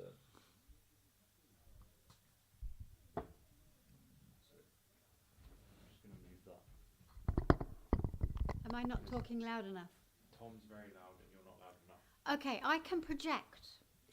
So I used to do a bit of Amdram, and the director, when I was doing Amdram, used to tell me I had to project and speak from the gut, I've never or been told from the that. diaphragm.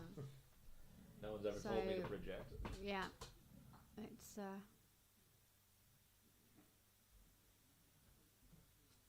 okay. And yellow looks like it has.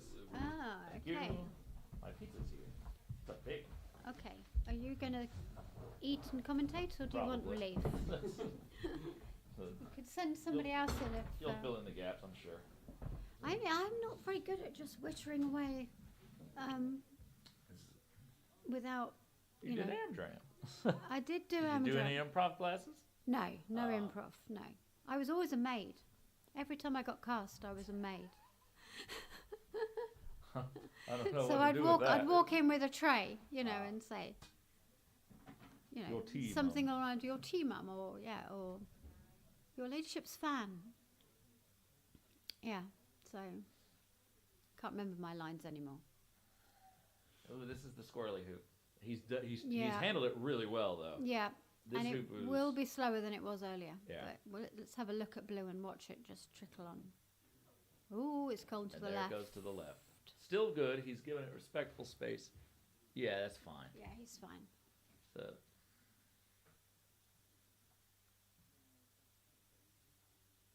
Yes, nice. So I have to say, if there's somebody you want to be playing for Great Britain in a timed, limited game, That's it what I would be said. Stephen. that's what I said. Well, I mean, there's a few others. Mark Avery or somebody would obviously be zipping round at speed. But yeah, Stephen's quick. So it's good. So this is looking good at the minute. It's looking like he is just now concentrating on getting the balls round. I don't know what time we've got to. So how long have we got to go? 10 after 8. Oh, we've got a whole half hour. Loads of time. Loads of time before the deadline. 22 is the deadline. So this is all there for England to win and America to not draw at the moment. So, yeah. Very tense stuff. Yeah. And it looks in order. So we're going to see a leave here. Stephen will have one more guaranteed shot. No, he's going to go to fullback. He's going to go to the peg, isn't he? Yeah. You're Stephen. Yeah. Right. It's very confusing them both Yes, I being know, called sorry. Stephen. You overrolled I that was- three back just a little bit, but this shouldn't offer any problems. I was updating a British WhatsApp group last night with the state of things. And I started typing, so Stephen has to do this and Stephen has to do that. And I realised, well, that doesn't work. Yeah. So then I put Stephen M has to do this and Stephen M has to do that. And of course, then that didn't work. At that point, I gave up and went our Stephen them doing versus something. their Stephen, which did work. But of course, the WhatsApp group was going with various themes along little and large and such like, which I could have used, but I declined to. Right, where's he got to? A decent three back position. Okay, All nice. the balls in front of him. So I wonder what leave he's going to go for. So a spread is obviously going to be the easiest. Yeah. He doesn't actually need to be rushing anymore. He probably should just be taking it nice and slow at this point, making sure it finishes. But on the other hand, he's on a mission, you can tell. He's got that focused. I'm on a mission look.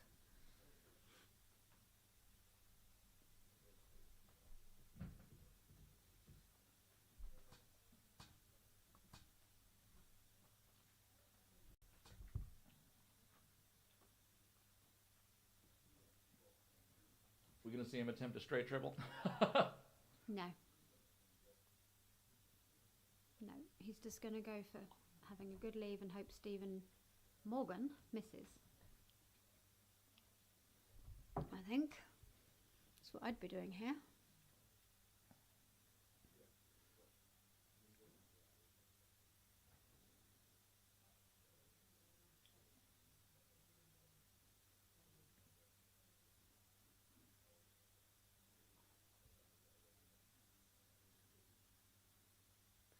So you guys all flying home tomorrow? Yep.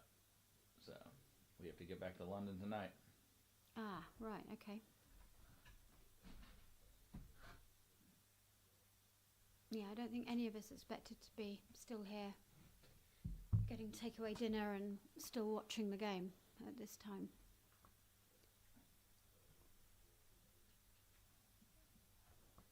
It's been better though than having, because normally for those listening, the Solomon Trophy is 5 rounds, so it's played over 5 days, and it was decided this time to play it 5 rounds over 4 days.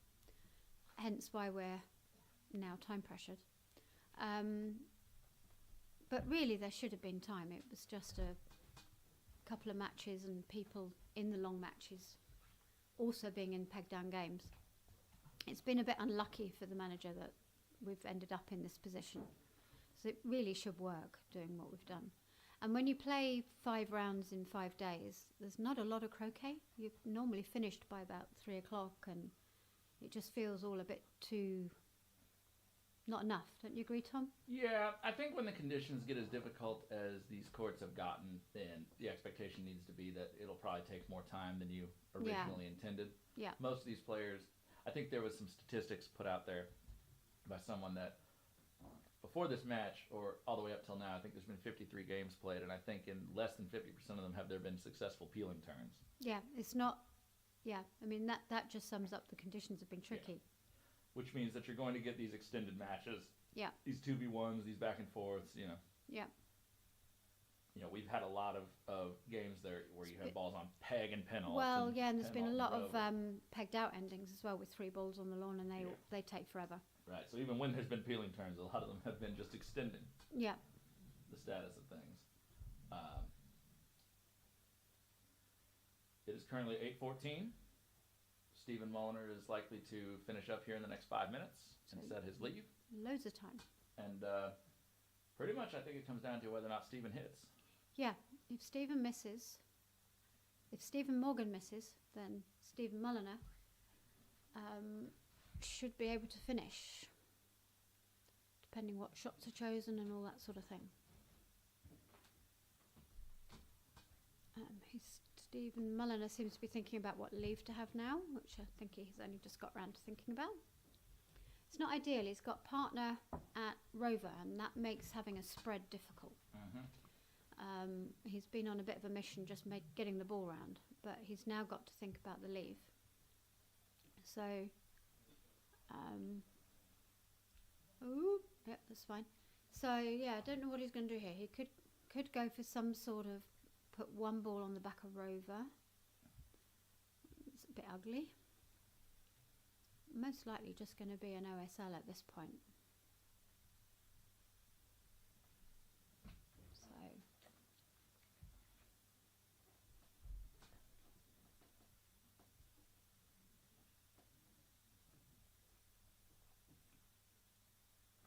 we got any questions from anyone?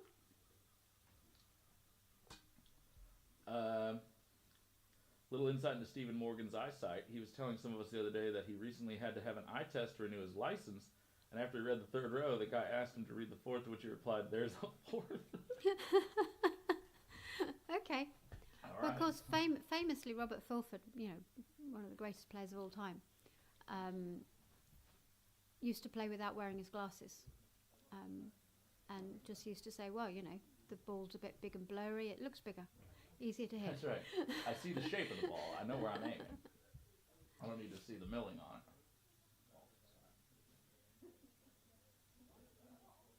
All right. Okay, so that's round. He just needs to put some sort of leave together. So he's going to rush the black off and then try and get the spread off red and yellow rather than off partner. Not the normal way of doing it, but... Yep. The balls are in decent enough position. Yeah. It's very doable. Yeah, you could see him decide to go for that after penult. He went. Yep.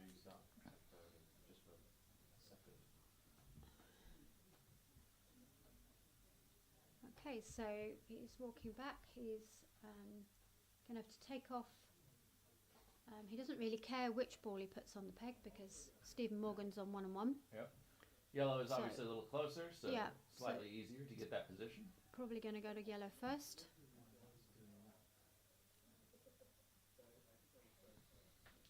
Okay.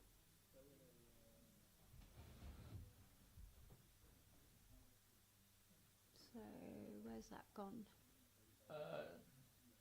Going to red first, it Oh, looks like. yeah, I don't think he meant to do that. So he can still hit back on yellow, but it does take away a little bit of the control.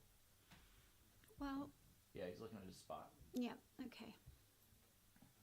Actually, no, that's a good position on blue when we look at it for real. He's just got to hit half ball on yellow to get it in a good position. He probably only went a foot further than he meant to with blue. Oh, okay. He's hit that he solidly and didn't. in the center. Well, it's straight, It is. Have to pace this right, though. so you can sort of aim it at the peg, then just give red a tonk, roll red somewhere and lag back to black. Maybe. We'll see what happens. I do like the way, he puts his little finger down. Yeah, he's very precise like that. That's a good shot. Yeah, that's good. Yep. And you can see red. So he's just going to give the red a tonk. He'll try and hit it slightly on that side. Nice shot. Yeah. So he just needs to take off back to black, moving red 4 or 5 yards towards the bottom of the screen. Yep. And Stephen Morgan will have one shot, Yeah. potentially. Which shot he chooses will be interesting. Will he go defensive and just say, well, let's see if he can mess up with 3 balls instead of 4, or will he take the short shot? At this point, I would take the short shot, just because Whatever the outcome of this has been really impressive Yeah. play from Stephen Mulliner. it is. Yeah, It is. it's been just showing his class.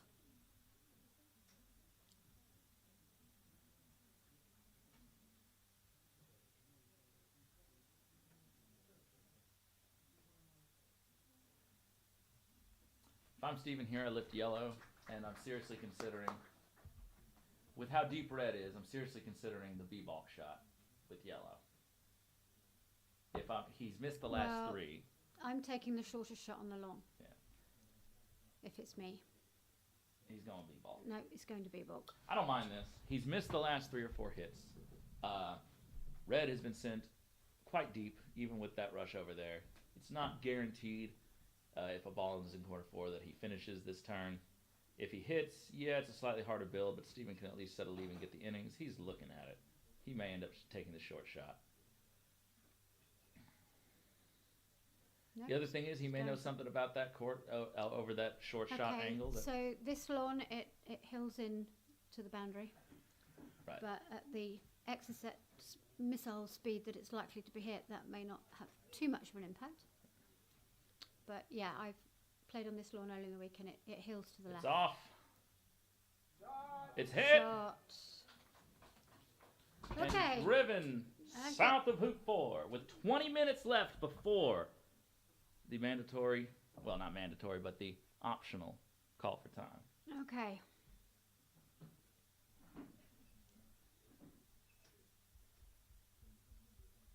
I don't know why Stephen Mulliner's just shaken Jack's I hand. think he's just asked if he won his match earlier. Right, okay. Oh, we didn't know. Okay. I think he's been so locked in. Or if he tripled, maybe he has to be Okay. tripled or Yeah. something. But I think he was giving him a congratulatory. Right, okay. And he's... So, still all to play for. 19 minutes to go now before either player can choose. They don't have to, but they can choose to That's say, a good I've had shot. enough, it's too dark. That's a great shot. Yeah, That's a cut rush over to red. yeah.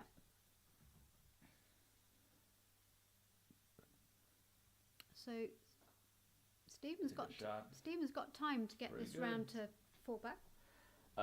Pete, I don't think Stephen runs, Morgan runs for many things in life. Nathaniel Healy has asked, could the commentary team please cease to be so ageist?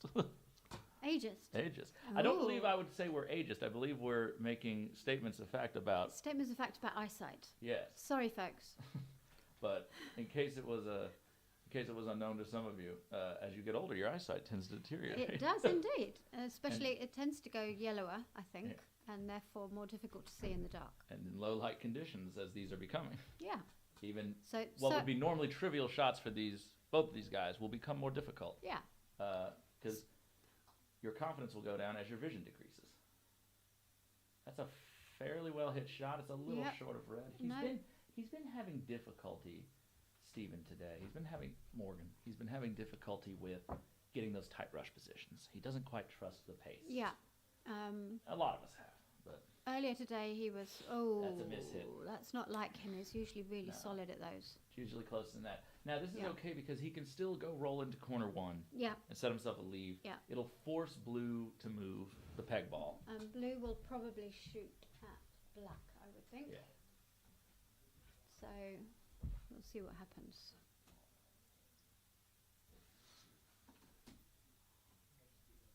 Time runneth low. Yeah, Stephen was definitely hoping he could get the break going there. Aggressive. He has Aggression. gone for it. That looks short. does Unless it? that brown Trickles trickles. It's not stopped yet. I can't see. I've got a hut in the way of seeing. Ooh, it's makeable. Oh, it's good. Oh my goodness, it's a good. great shot. It's a great shot. Yeah. Oh. Wow. Yeah. He's not walking off this lawn unless he has to.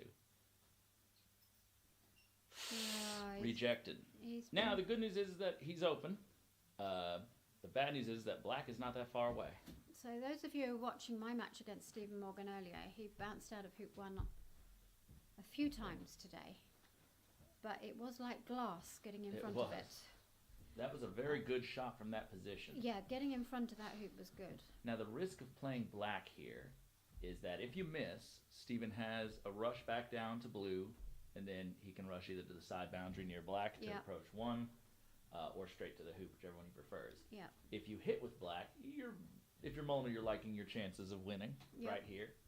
But blue is the safer ball to play Blue's away. the safer ball to play. Blue at black is fine. Blue at opponents is not horrible. Well, it's not great, blue, but well, he may have a double at red at yellow, but He might. Stephen Morgan will just pick him up if he shoots. yeah. I haven't seen Stephen turn down a single 7-8 yarder. He just turned down one in picks 'em your off. match. Not many. Well, he did take a 7-yarder. He didn't take the one I wanted him to take. Okay. So this is a big shot here. So Stephen has Mullen been has, very out here. Mullen has gone for playing with his fullback ball. This And could shooting be at the do or opponent. die. Okay. It's a finishing play. It is. Yeah. It's very positive. Very positive. Bet on yourself to hit. What is that? 14. And it's the almost. shortest shot on the lawn. It's almost 14 yards. And he's He's got it. center balled it.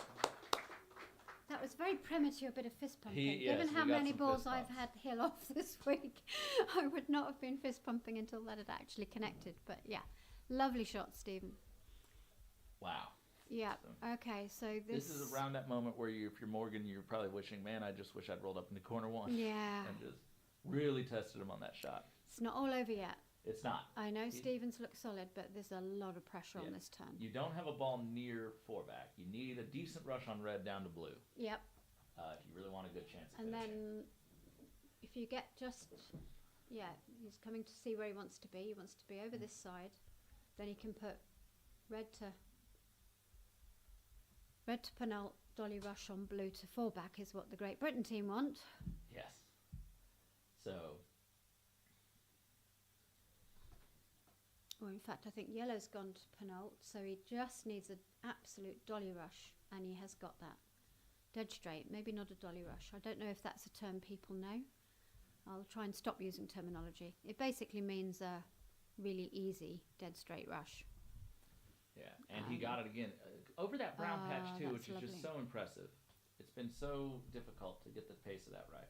That's a good shot. Yeah, his He's touch has about- really been exemplary. It's about 2 yards away, so he just needs to take off to blue, And get a rush blue to decent- 4-back and finish. Yeah.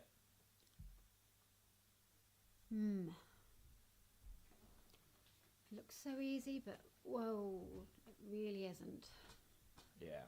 This part is a little bit slippery, too. Yep. And he's judged it well. Judged it well. Now you just need a nice straight rush. Now you want to land this 1 foot in front of the hoop if you can, Stephen.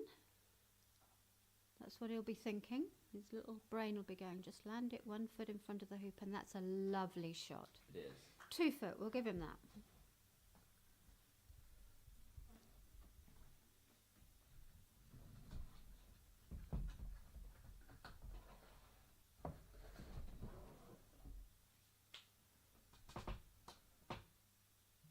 Ooh. That shouldn't give him much problems. It's 15 inches, 18 inches. Come on, Stephen.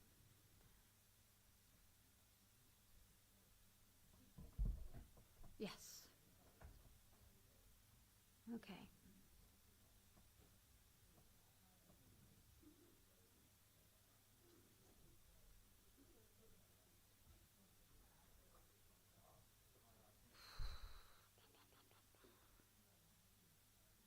I can't watch.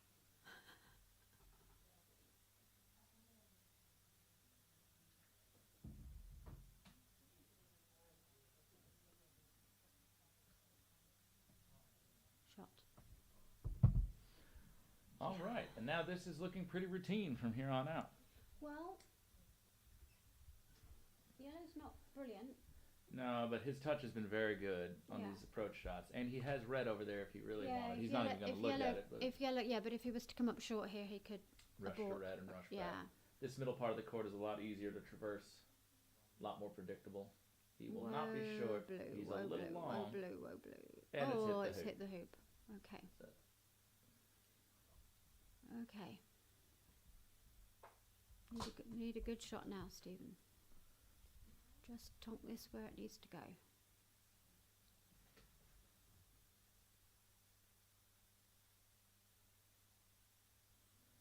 It's a good one.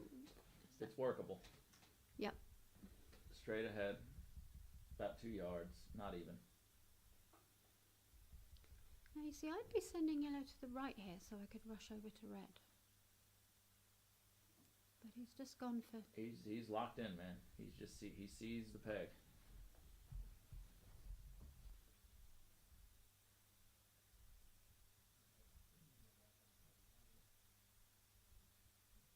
Yes. All right. Okay, now he's He going to was- go... He'll go to red now. Yeah.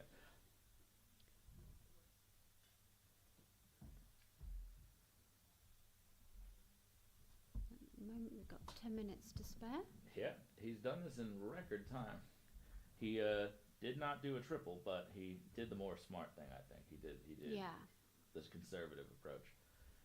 Stephen did make a wonderful hit to get in, but unfortunately was not able to capitalize off of the miscut rush down. And again, it just maybe goes back to that not getting quite the positions for those rushes, like these 1-yarders that some of the Great British team have gotten themselves, and that's something we'll definitely need to work on when we go back to our home clubs and practice.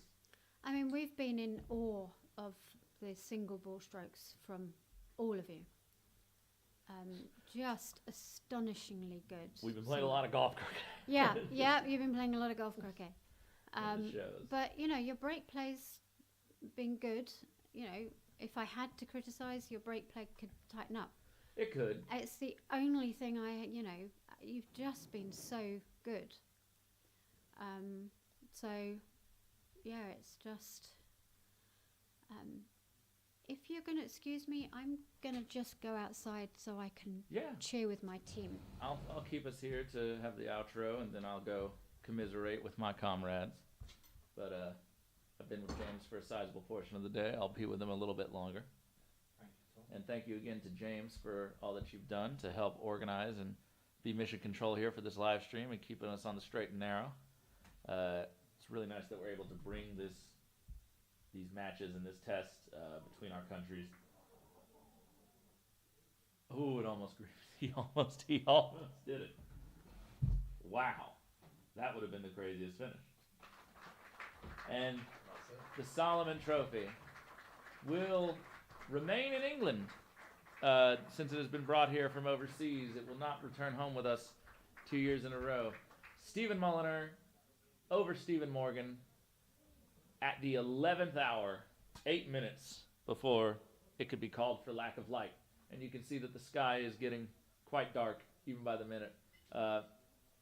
Wow. So, congratulations to the Great British team. Obviously, to my American comrades and those watching back home, we're sorry we couldn't get it done. And it was close. This is the first ever 11-10 Solomon. Unfortunately, did not go in our favor, but what a great week. There's been some ups and downs. There's been some great performances and some not so great on both sides. And, we're all going to learn something from it and take it home with us. But thank you for staying in tune with us. Thank you for watching with us. We know it's been some long days, especially for you in certain parts of the world. And we look forward to the next time. We'll see you in 2 years back in the States. Signing out.